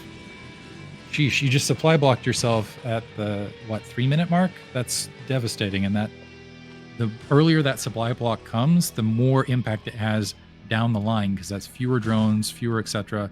So I don't know what the play is here now. Maybe just go for. It looks like he's still mining gas, so still going to try to play it out. But I was expecting maybe a transition into all-in Zergling as far as a follow-up. Just considering, maybe we'll see if he pulls off actually once he gets 100 gas. So I think he's going for a Zergling speed upgrade, but now he's definitely playing from a deficit. Yeah, the lair hasn't been started at either the natural or the third base. Probe knows that, hey, you've been mining gas for a while and I didn't see lair, so I better check this third base and see if you actually got the lair. I think regardless of if he's planning to go lair or not, he needed to morph it right now so that the probe may have thought, oh, okay, this guy's playing normally. But now that he sees there's no lair here either, he knows that it has to be for speedlings. Meantime, so yeah, I think this is going to be combo Speedling Hydralisk bust. I think that's the one option that JDConan has as far as an economic follow-up. In the meantime, looks like we do. And the other problem with this is, with that Stargate timing being normal, those Overlords are, with the delay of all of the drones to start, with a little bit later gas supply, those Overlords could get really punished out in the forward field, and you already are down an Overlord that was near your natural. So now the Zerglings, a lot of Zerglings sweeping out, starting to gather out towards that natural expansion. Well, this is going to be tough for JDConan to make work, but he has a lot of surface area on that gateway. He can easily knock that down. Cannon has a lot of DPS, though. There's only one, though, so maybe he can make this happen. I don't even think he can wait for the Hydra Den, because if he waits, the Corsair will spot it, and likely we'll see all the Lings, too. If I was Dragon, I would preventatively put down a second and even third cannon just in case, because you know your one opportunity to lose this is a natural expansion bust after catching that initial Overlord. But right now, he's only got the 3 Zealots hanging out at the natural. Is he just waiting at the last second? So there's the 4th Zealot, looking for the 2 cannons. So there's the 2nd cannon, but is this a little bit too late? JDConan making the move now with all of the Zerglings. Conan needs to focus on the gateway, and that's exactly what he's doing. Try and open up that top side. Probes are not being pulled just yet, but you can see how strong that single cannon is. The gateways buy so much time. Can it work? Good probe positioning, and it's just barely, I think it's just barely not enough for Zerg. Yeah, barely not enough. Wasn't able to get the additional cannon down. And now that Corsair is raining. No Hydralisks out. There's the first 2 Hydralisks. This is the same problem previously where there's just no way to protect all of the Overlords versus everything there. The probe's still holding that front just in case. A 2nd Corsair being produced, and it can just start going to work on everything out here. I don't even know that Dragon lost a probe in the midst of all of that. I think he did. Just losing the gate is the only issue. But he'll be able to rebuild that. 7 Hydras, they can't beat these 4 cannons. Dragon also has a massive worker lead too, and he's gone straight Citadel. So if he can get 1 gateway up, or in Templar Archive, he can have Storm in, well, maybe not right now, but in a couple minutes. I don't think these Hydras can win. Yeah, I think there's just going to be too many cannons. They might be able to get the Forge, might be able to get... And that's the thing, there's also kind of the cut into supply for the additional Hydralisk upgrades. So now they're engaging, able to pick, looks like a cannon off, but you've got another group of cannons being built. A single probe finally gets taken out, another cannon being built underneath this. So some periphery buildings, but that's also Hydralisks that are not back there protecting the Overlords. So a big opportunity for Dragon maybe to even things up that way. On top of this, with the Corsair reigning free, he's going to be able to see exactly how many additional Hydralisks are making the way out to the front. And he sees that it's a drone cycle, so he knows that he's not being all in, which means he can start putting down his own gateways. Yeah, so I'm actually a little bit surprised that Dragon hasn't opened up a larger supply lead than he has, considering how well he's defended a lot of this up to this stage. Just a single Zealot there on the front. That's not a lot of Hydralisks, and maybe he overproduced cannons here at the natural expansion in response to this. like 6 cannons overall. I think this was a good amount for what he saw. If we're just comparing it to, you know, what we've seen from JDConan, like he has no 4th hatch, no 5th hatch, basically no econ, he has no lair. So how's he gonna be able to stop these timings that Dragon's gonna be throwing at him in just a second? Of course, Corsair does fall there, does end up getting 1 Overlord, but that was a good catch from JDConan to pick 1 off. Still think it's worth it to put him in the red, and it looks like we've got 5 gateway spread past this layer just starting. And Dragon has options now. He could just go for, it looks like a 4th hatchery now, for a 4th and 5th hatchery now for JDConan, but that's coming up really, really late. Dragon can easily just grab his 3rd, or he could just build a bunch of troops and go for a kill. 5th started up for JDConan. We've got like 5 gateways coming down for Dragon, so he's going to be really ramping up that production and zealot count really soon. There's a Hydra scouting for, you know, a boosted zealot or DT through the mineral line right there, but we don't see any move like that. Lair is done for JDConan. I don't think he can afford to go Mutalist. I think he's actually kind of obligated to go Lurker and just pray to God that he can just try and play out of it and just play defensively. Looks like that Corsair remaining active and making sure he's seeing whether there's additional drone cycles. I saw that robotics facility at the natural expansion to make the way to observers, so I assume Dragon's actually going to play this more long-term macro-wise and just make once he gets first initial group of Dragoons and that first observer out, just push out. There's only 3 Hydralisks currently. Honestly, he could walk out and just kill those 3 Hydralisks with the Zealots he's got right this second. JDConan's in a very, very defensive position, and it looks like he's just going to try to do the thing he's done prior, which is macro up all the drones and try to catch up that direction in the mid-game. I think that's all he really can do. Like you said, Dragon could get out onto the map, and I hope he does get out onto the map pretty soon before Lurkers come in. But I really do think that's the only way JDConan can stabilize this game, is just have insane trades with Lurker Hydras as Protoss barrels into you. Overlord comes in, you're not really going to see anything unusual. There's the Lurker morph. So that Overlord, just suiciding itself to get a look at the tech, see the number of gateways behind this. Big supply lead there for Dragon, and moving out, catching the Hydralisk and the Zealots, I assume with +1 speed, marching out. I think +1 weapons is certainly finished for them as well. Going to catch these Hydralisks mid-map. Hydra's trying to turn around. One thing is on Neodark Origin, if the Hydralisks pile themselves on those bridge lines, the Zealots are not going to trade as efficiently as they would usually. But let's see if JDConan's able to exploit that. In the meantime, it looks like that Overlord that died in the main has once again put him in the red, but at the very least he has Lurkers there at the 3rd. That'll slow down that 3rd base take from Dragon at least slightly. But Dragon has nearly a 40 supply lead. Dragon, I would be wondering, why did you sack an Overlord like that? The Overlord does have speed.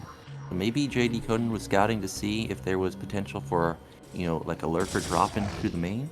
We don't see much defense in the main. There was like 1 cannon. So maybe that could be a way to get back into that game. Hold position Lurkers could have been amazing if he had set them up at the 3rd base and caught a probe transfer. But now they've been shown, and he will have to evacuate. Yeah, it looks like actually JDConan doing a pretty good job of trying to evict the Zealots mid-map. Not enough Hydralisks to really do it. I think maybe trying to bait them back to the bridge line and the Lurkers waiting for them. The one advantage of Neodark, nice job doing so actually, going to get a couple free Zealots as a result. One advantage again of Neodark Origin is you do have those 3, it's very hard once Lurkers and other range units come up, those bridges become a nice defense mechanism against Zealots and things along those lines. So JDConan at least has those 4 bases, doesn't need to worry about getting rolled over, but at the same time, Dragon is free to go ahead and grab this 3rd. I do want to say though, Dragon is grabbing this 3rd kind of lazily, and this feels a lot later than it should be, considering all of the advantages he's had up to this stage. Yeah, I'm kind of surprised that supplies are what they are, 130 to 101. Like, definitely Zerg can hold Protoss attack at this point in the game with this type of supply. So there is definitely a world where JDConan can make a comeback here. There's still no Mutalist though, so there's no way to snipe these Templars. But he does have his 4th base coming up. He's got 6 hatch Hydra. Oh, he may be able to get Lurkers in position before all these units get across the bridges. Man, yeah, the unit's actually not flooding out. And this is what I was talking about, those bridge problems. But it looks like the lurkers are going to get picked off. So now it's just Hydralisks. Some not the best Side Storm right there. It looked like it caught the rear end, but the follow-up Side Storms are fantastic for dragging, mothering a lot of that army. So there's one army left. There's still an Observer. The lurkers were bunched up. They ate a Side Storm, which is going to leave them very, very weakened for the follow-up Dragoons. JDConan was hoping to sneak an additional 9 o'clock base. I don't know if Dragon scouted that or not, but now there's a 40 supply opening. JDConan, maybe he can hold the troops at the bridge. He doesn't have a lot to do so, but Dragon instead sweeping around rather than dealing with the bridge line, going to be able to find a hatchery, going to wipe that out, but also going to be able to establish that third, get the cannons up, no problem. It looks like he's moving a probe to maybe grab a base. JDConan with a nice reaction with a couple Zerglings to cancel that. But the problem for JDConan is dropping a ton of Sunkens to try to defend his third, because there's a massive army sweeping that direction. Dragons are late, so I think Dragon's going to do it right here. He's going to bust through the third base. Half of the production is here. The lurkers, well, they're going to get set up now. Dragon did use a lot of storms in the center of the map, but I think he still has enough to barrel through this. Meanwhile, JDConan cutting off reinforcements here. That's a nice angle. Cutting off reinforcements and pseudo making a counterattack, which is going to drive a lot of these troops back towards the split them between the natural and the third. But the Observer's still alive. The Dragoons are still there. The upgrades are... There's no upgrades for JDConan, which means these Dragoons, opening up a Side Storm over that third. So that third shut down. Now Dragon's at 3 bases versus 2. He's got a huge army just sitting outside that third base, and I don't think JDConan just has the raw economy to deal with this Dragoon troop. Yeah, without upgrades, there's no chance for JDConan in this game. He may be able to eliminate these goons, but it's going to be so ineffective. And he still doesn't. He finally kills one goon there. It's like, geez, how strong are they? Yeah, there's GG. Rough start, losing that Overlord of the Cannon to start. The game's now evened up 1 apiece. It is now JDConan's pick, so he can go ahead and pick advantageous map for him. I would be, I wouldn't be surprised if he decided to go to Polypoid, knowing his playstyle and knowing everything overall. It might open up a 12 hatchery if he wanted to try to attempt that again.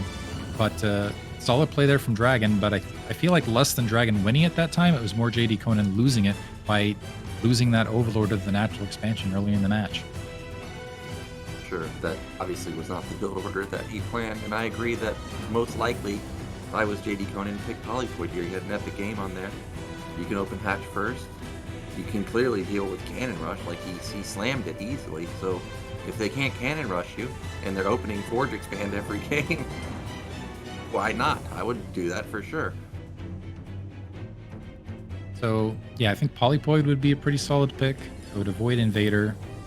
Maybe we can... I'm trying to think what other pick there would even be. Maybe go to a weird map. Try to throw your opponent off. Maybe. We got Apocalypse. That wouldn't be a bad pick. I think because of how well JDConan did on Apocalypse, he may be feeling confident. Like, well, damn, I just steamrolled Gosudark on this map. Why not try this map versus Dragon?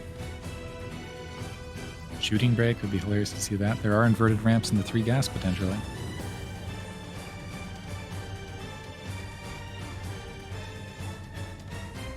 Meantime, it looks like we're waiting a bit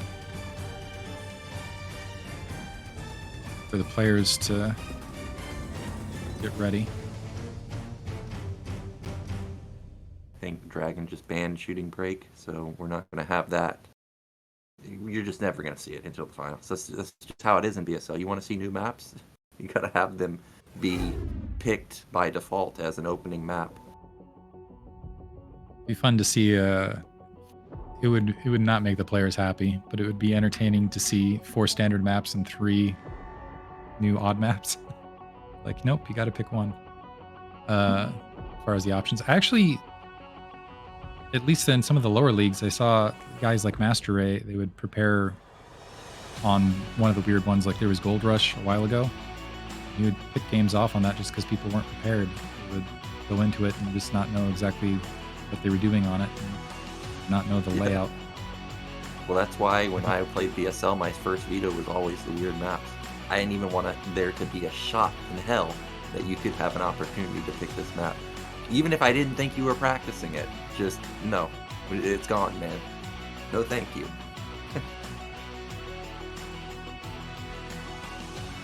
What is nice, though, is that at least we've got ASL maps in the ladder pool, and we've got ASL maps in BSL, so we do get to see, you know, players imitate what they've seen in ASL, you know, like in terms of builders, like, oh, hey, I saw he pull this out on this map, I'm going to try it. And they're going to be able to get a lot of practice doing that. Meantime, it sounds like the map pick is, in fact, Polypoid. I am not shocked in the slightest. We've had some, I mean, we had the epic matchup Dragon previously on Polypoid. I feel like this is the map that provides us the most exciting matches, just because everybody's practiced on it, everybody knows it top down, and it's one of those extremely balanced maps. Right there. I guess Terran versus Zerg, imbalance, 57% win rate, but all the other ones, very close. I'm surprised Zerg versus Protoss is as close as it is. 51.6. That freaking balance, if I was to say so. So we are ready for our final game of the day, JDConan versus DragOn. Who's going to make it out in second place of our group?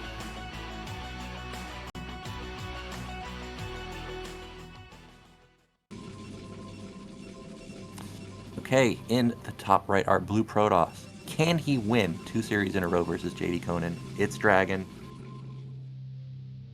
In the bottom left, looking for a round of 16 berth, we have JDConan as the red Zerg.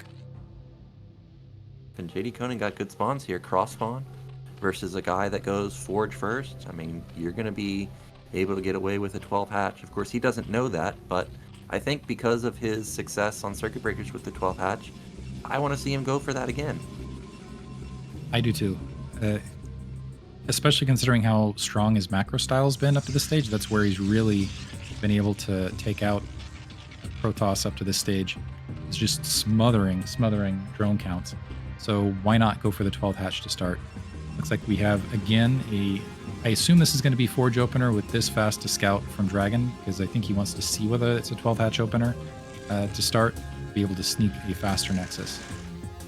Yeah, and based on the scout pattern last game on Circuit Breakers for JDConan, he can't even check the middle right base to see if there's an Overlord interception, because JDConan went straight to the center with the Overlord. So I don't think there's a chance that he even scouts bottom center here either. So that means he's just going to have to blindly build the Forge. And I'm a little surprised that this is going to be Overpool again. Overpool again, and I don't know whether that Overlord got spotted in between. Looks like there is a second probe making its way out, but didn't quite see that Overlord along that 6 o'clock. I like it when people do that little dive in to see if they can spot it, but now that's been scouted once again. JDConan actually skipping. So despite going Overpool, skipping the engagement of the natural expansion, not wanting to have a probe there, instead just going to migrate that drone, actually move that drone out, and it looks like he might have moved it back. Yep, gets the hatchery down at a nice timing. DragOn sees that it's an Overpool, so he's again just going to go Nexus before the cannon. You think DragOn will gas deal JDConan here, like Gosu Dark did? There's no way. There's no way that DragOn would do that. So the probe's just going to hang around. He does spot, actually, that there's only... Oh, I thought it was only 2 lings, but it is going to be 4. So 4 lings chasing down, and now 3 breaking off. This is one where the DragOn's really excelled in this, keeping that probe scout alive in the early stages. We aren't seeing that quick third from JDConan where we've seen it before. So we might see he's finally moving this up, but he's going to take it at an odd position at the top left-hand corner. And is he going for the natural? It looks like he's trying to hide that third. So wants to try to play games with DragOn and so he's going for something similar. It's going to be a little bit more delayed than usual and going for the same build, but trying to hide it so that he's thinking, okay, maybe this is 2 hatch play. Yeah, we're going I don't think he's going to fall for it though, because that gas is coming so late. Or yeah, I guess maybe he took that gas earlier. I missed it. It's a pretty late gas, so he knows the 3rd hatch is somewhere. He doesn't know exactly where. This is more of Larva's type of style. Take another natural so you can go into split map scenario. I think that this fits JDConan's style. He's somebody that likes to drone really hard. You can defend off of just Sunkens even and take your 4th base. And how's DragOn going to react to that? He's not someone that goes Reavers that often. so I don't think he'll go for that move. He may try and go for fast goons and try and break it with that, but not sure exactly what he'll do in response to seeing this hatch. If he even scouts it, he may just assume that it's mid-left. Might just assume it's mid-left and might want to just keep this probe around to try to see whether he sees the... Okay, now seeing the tech delay at the natural expansion. And it's going to feel a little bit more safe trying to scout out that additional base. Second gas grab there for DragOn as well, so it looks like he wants to play a little bit more tech-heavy. First Zealot is going to be able to push that Zergling off the front, but I think JDConan's got to feel good about this. He's got that third hatchery up in play. He didn't really take a lot of damage. I feel like this is more in his style of things. Let's see if he's able to pump drones, but Zealot on the map. I don't know if that was scouted by JDConan or not, and it looks like that there might be some probe kills here now at the north, or maybe even a Zergling takedown, because this isn't enough Zerglings to beat a single Zealot, and there was that probe alongside. So that Zealot now marching up, it's going to see the creep and might be able to get, at the very least, is going to be able to disrupt that drone, but might even get a drone kill. Yeah, and like we've seen all day, JDConan supply block 27 out of 27. So the Zealot will be surprisingly strong here because he just can't build any units. Now finally not being supply blocked, but Zealot's in the sweet spot. We are seeing a Spire, so potentially 3 hatch. The Zealot actually pulling back, moving back into the drone line again, and again getting some additional economic disruption. Beautiful, beautiful disruption, and gets the drone kill on top of it, and the Zealot's still marching around keeping that shield high. Yep, well done from DragOn to actually get a drone kill. He may even get a second one. Look at the stutter step micro. Is it mini? Almost.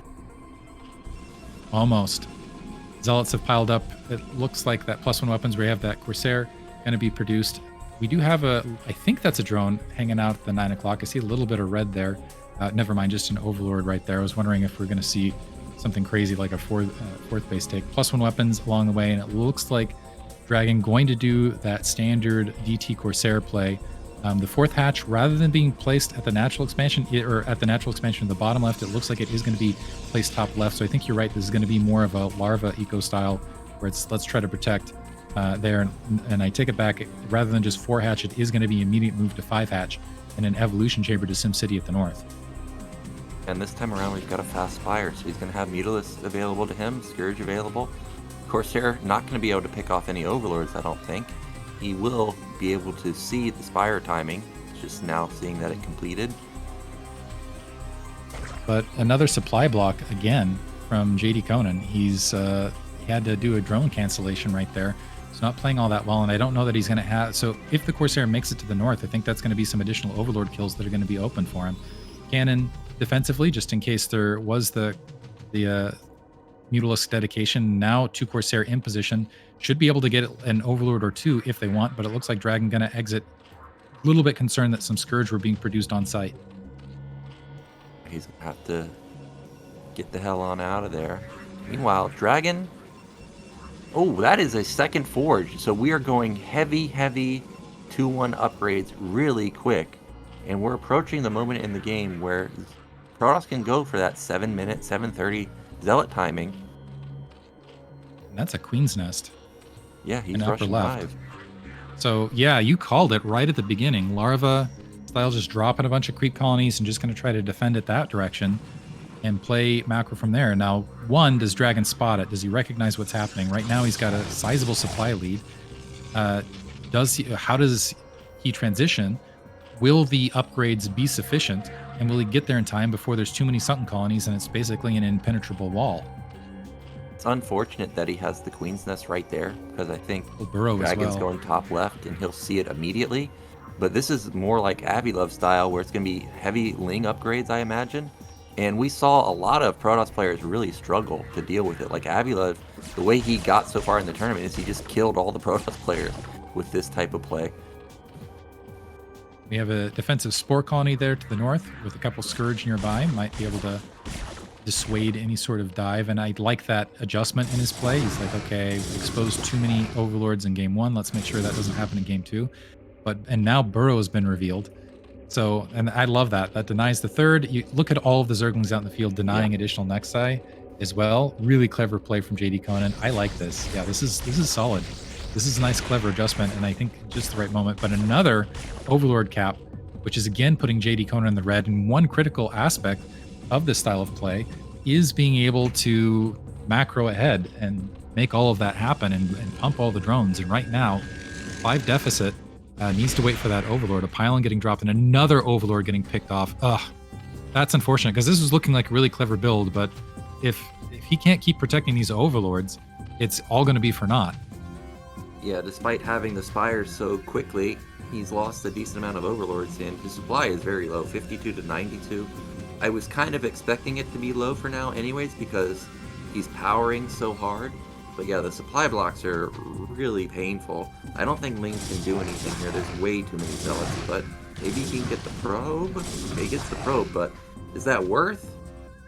I think so, actually. That was not a lot of Zerglings, and that drastically delays that command center. So still another probe going to be well, maybe not. The cannon's still going to warp in, kill that last Zergling. That last Zergling shouldn't be able to kill, especially with the 2 cannons before anything happened. But we're already at hive tech, it looks like, and this drone looks like it's waiting to maybe. We don't have a 3rd gas as of yet. That's actually that's critical because really you need that 3rd gas to pump that tier 3 tech. But at the same time, it's been nothing but Zerglings and Scourge up to this stage. So I'm not sure that gas has been necessary, and a Defiler Mound already. Yep, Defiler Mound is going to be amazing versus what we see to be the unit composition for Protoss. Basically, you know, mostly Zealots, a couple DTs, a couple Templars. We do have a DT being loaded up, or a DT drop being loaded up, and I think this is going to be a great move because the Corsairs, they're not low in number. They've reigned supreme for a long time, but for some reason, JDConan thinks that this could be a potential move because he's got the Spore and Sunkens coming up at the exact perfect time. The burrowed Zergling spotted this from a ways out, is what happened there. He saw the shuttle making between that one burrowed Zergling at the 9 o'clock location, saw the units coming across. And this is why I love Zerg with Burrow, particularly in this matchup, because you got these Zerglings posted, and they just see that you don't have to dedicate Overlords. That's a 25 mineral scout, which is absolutely worth it.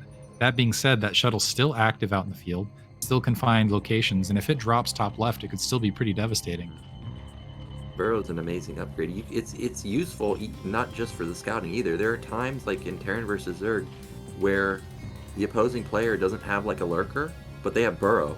So they just burrow like a Ling or a Hydra or whatever, and then meanwhile my tanks just can never get through the Dark Storm because they're just all attacking this one burrowed Hydra. Now that is a lot of hatches. That is a ton of hatches. There's no detection here, and there's 4 DTs. This could be a lot of resources lost. This is going to be a massive amount of resources lost. This is, again, Overlord discipline, what I was saying before. Those Scourge are going to be the only thing to defend this because the Scourge have to clear out the Corsair just so the Overlords can get there. So they're going to skip that shuttle. Never mind, they're going to go for the shuttle. But how many land is the next question. Looks a lot of cancellations, and they still stand, so everything getting lost top left. This is brutal. And like I said, yeah, if JDConan was going to win this, he needed to keep the Overlords protected across the map. This looks like a lot of Zerglings gathering up. +2 weapons, however, on everything out there, and he's still just sitting on Zergling tech. Trying to dive into the 3 o'clock, recognizing that was such a big loss. But he doesn't have the Defiler, he doesn't have Dark Swarm here, and the Zealots with their +2 weapons just shredding those Zerglings. Yeah, that TT drop was a game-saving move for Dragon. He was about to be down in bases versus a Zerg that has Mega Econ. Zerg was about to have 10 hatch production with a huge bank. Now, JDConan, what do you do? Is he going to try and rebuild the hatches in his main? The answer is no. He's going to instead try and take bottom middle, but losing the 4th base also, which means also he's losing access to that 4th gas. Looks like I'm still waiting to see Reavers out on the field, knowing that Hive Tech is out there for Dragon and that it's going to be one of these style matches. I'm looking because one Reaver devastates a lot of this. There's no Hydralisks, there's no Mutalisks, this is just Zerglings. Looks like the Overlord trying to sneak forward. Dragon, in the meantime, is twice the supply of JDConan. Twice the supply. So if he spots that 6 o'clock location, it's gone. And he still might be able to take shots at top left, considering how just massive his army is. Yeah, for sure. The probe may see this drone if he's paying attention, but Dragon has complete control over the map at this point, so he's going to take his middle only.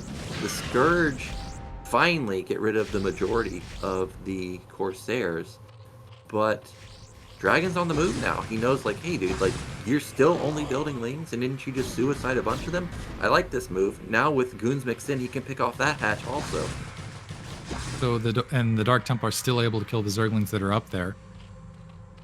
Bunch of hatcheries being dropped in the main to try to macro up behind this for JDConan, and he needs to macro in a hurry. The Dragoons clearing the way so that everything else can assault. It looks like also another base being grabbed from Dragon. Zerglings, are they going to get in there? They might be able to cause a disruption. I think it would be a mistake for Dragon to pull back and try to protect that mineral only. Just wipe out top left, and then you're in a really good scenario, honestly. Yeah, there's not much defense there. There's not very many Sunkens. As you mentioned, the Protoss army is heavily upgraded. In fact, it's already 2-2. Zerg, I'm sure, has good upgrades also, but there's so many Zealots here. There are no Archons, though, so that could be dangerous, but the Ling count is just so tiny. It's just basically non-existent. Yeah, there's just not... I think JDConan, the moment has passed. He's getting a free Archon right there, but it's not that big a deal. The Dragoons just need to attack move top left. I'm not sure why Dragon hasn't started it yet. He needs to continue with that attack top left and just end the game before JDConan's able to kick anything into high gear. I'm not sure where he's spending that micro. Maybe he's just making sure he has sufficient army. Top left, there he goes. This should be it, I think. I think if he clears top left, yeah, you got 3 bases for JDConan, you've got some upgrades to work with, but you don't have the army to keep up. The Observer being held to the bottom, to the back left. I think he was maybe worried about lurkers at this stage, but there's no lurkers. A Nidus Canal trying to be built. Even with a Nidus Canal, he's not going to be able to get the troops there in time. Yeah, this is probably the game-ending move. He's going to lose so many drones. He's going to lose his entire army. There's a lot of Zealots even in the back with Storm. The Storm hits the drones and the wings. So everything dies. He loses all of the hatches up here. He loses all the Sunkens. Even loses Evolution Chamber, which could have canceled an upgrade. And meanwhile, Dragon's taken his mineral only. He can take another base. And what do you do as JDConan at this point? He's going to try and take the bottom side of the map, but he lost so much production up there. And there's also a bunch of Overlords that are stranded, up north, and there's only a single Scourge to try to protect. Dragon can just walk up to the top left with what's left, and it looks like he's going to try to emergency spam some hatcheries everywhere, emergency spam some drones and Nidus Canals, but Dragon can just move, maybe do the exact same thing at the natural expansion. Looks like we do have a Defiler finally being produced. That's been sitting around forever, and that is very Dragoon heavy, but the Zealots aren't exactly shabby as far as the upgrades go, and there's a lot of them. There's a lot of Psystorm waiting there as well. Yeah, 2 Zealots plus cannons going to prevent the top base from being taken down. The thing that's most confusing to me is JDConan has been mining gas for a long time. I realize he has a 2k gas now, but just like 2 minutes ago, he only had 500 gas, and I'm just sitting here like, well, where's our gas going? Because there's no lurkers, like you said. I've only seen 1 Defiler. It can't just be into those Scourge that we saw, because he didn't even build that many Scourge. Upgrades are expensive, but that still should leave you some padding. Maybe it was just the lack of gas take overall, but yeah, JDConan now spamming everything bottom left. Everything's been cleaned up. Dragon moving center of the map. He's still got a lot of army stranded top left. Luckily for JDConan at the very least, those Overlords haven't been spotted where they've been stranded, and yeah, JDConan's response to this is just try to spam, maybe just oversupply it on drones as well, just try to spam everything. Maybe he can get lucky, but the thing is to take care of this many Zealots, he needed not just Lings, he needed Lurkers underneath all of that to really make it work, and he doesn't have Lurkers, therefore these Zerglings, even under Dark Swarm, just aren't going to be sufficient. One-shot everything. We have Lings coming through the Nidus, Defiler coming through the Nidus also, but we don't see Dark Swarm, which won't even help in this scenario because there's so many Zealots. He really needed Plague, but doesn't have it just yet, and I think we're going to be seeing that GG any moment now. This base is going to be taken down. All that JDConan has is his mineral only, really. There's so many Archons mixed in now, you can't even engage this army. Yeah, once you get sufficient amount of Archons, the splash works under. They just do so much damage. They completely melt Zerglings even better than the Zealots do. Looks like he somehow managed to clean up that army top left. I still don't think he's in a position to retake it. Now we're seeing the robotic facility. There's a naked base bottom right. Maybe if there's a Sunken colony that can get up there. JDConan knows that this is terminant. Wow, I cannot say it right this second. This is an elimination scenario for him. And so he's going to try to fight to the last man. but it's looking grim right this second. Yeah, there's nowhere he can attack. There's zealots set up, there's cannons everywhere, there's storm everywhere. Dark Swarm's great, but there's just so many zealots. Dragon's even taking bottom right. And yeah, natural there it is is. GG. Oof. Rough one. Dragon, I'm glad he advances. I'm really glad he advances. I have a feeling we'll see JDConan in a near round of 16 future seasons of BSL. But North America prevails. Yeah, a lot of games. And I think I'm going to keep the chatter to, if you guys were not aware, Nyoken here, aside from being an amazing player and an amazing person, has casted everything. He casted ASL last night. He woke up, I don't know how much sleep he got, maybe 3 or 4 hours. Immediately casted this. So he's a casting beast. He's been casting absolutely everything. And you can go check out his ASL casts on StarCast TV right this second as well. But there was a thread up recently, but I want to echo all the sentiments in it. You're like the pillar of the community, and it's amazing. Face of the community, and we couldn't ask for anybody better. appreciate that. Yeah, I've been casting for, well, I won't spoil ASL, but we'll just say it delivered. Okay, and today was long also, so it's been a long day for me. You're right, I ended up sleeping about 3 hours afterwards. Actually, LOL Worlds is going on right now, so after that cast, I was still awake. You know, I had to wind down, and I was watching some of the Worlds games, and if you guys are LOL fans, I know some StarCraft fans are LOL fans. Wow, it's shocking, right? But the games have actually been really good. You should check them out.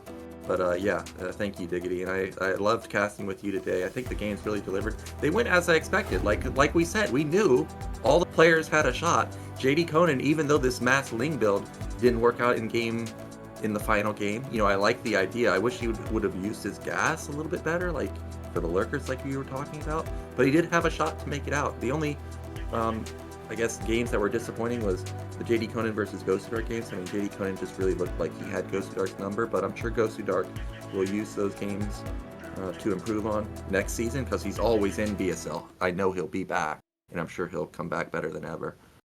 Yeah, fantastic tournament. Now I can say it. My brain's not locked in the middle of the match. Great tournament bracket up to this stage. Great games. Be sure to subscribe, everybody. We got to support Zero here. Make sure that this is the best thing we got going in the foreigner community. And honestly, I think I will say this, LoL's great, but Broodwar greatest game, right? Everybody here agrees on that. So let's make sure that we're making sure the contributions are flooding in so we can keep it going. Speaking of supporters of BSL, we of course have to thank our Patreons for the continued support. At the $100 level, the one and only, it's Star Lover and My Fleeting Dream. $50, we've got Striker, Believe in Zero, Steve Schmidt. $30, Tim Cuz, Apocalypse, and Niantic.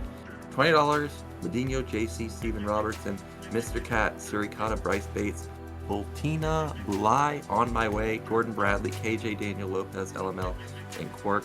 And all you other Patreon supporters, thank you for supporting the BSL. And remember, $10 or above Patreon support gets you all the replays. So thank you very much for your support.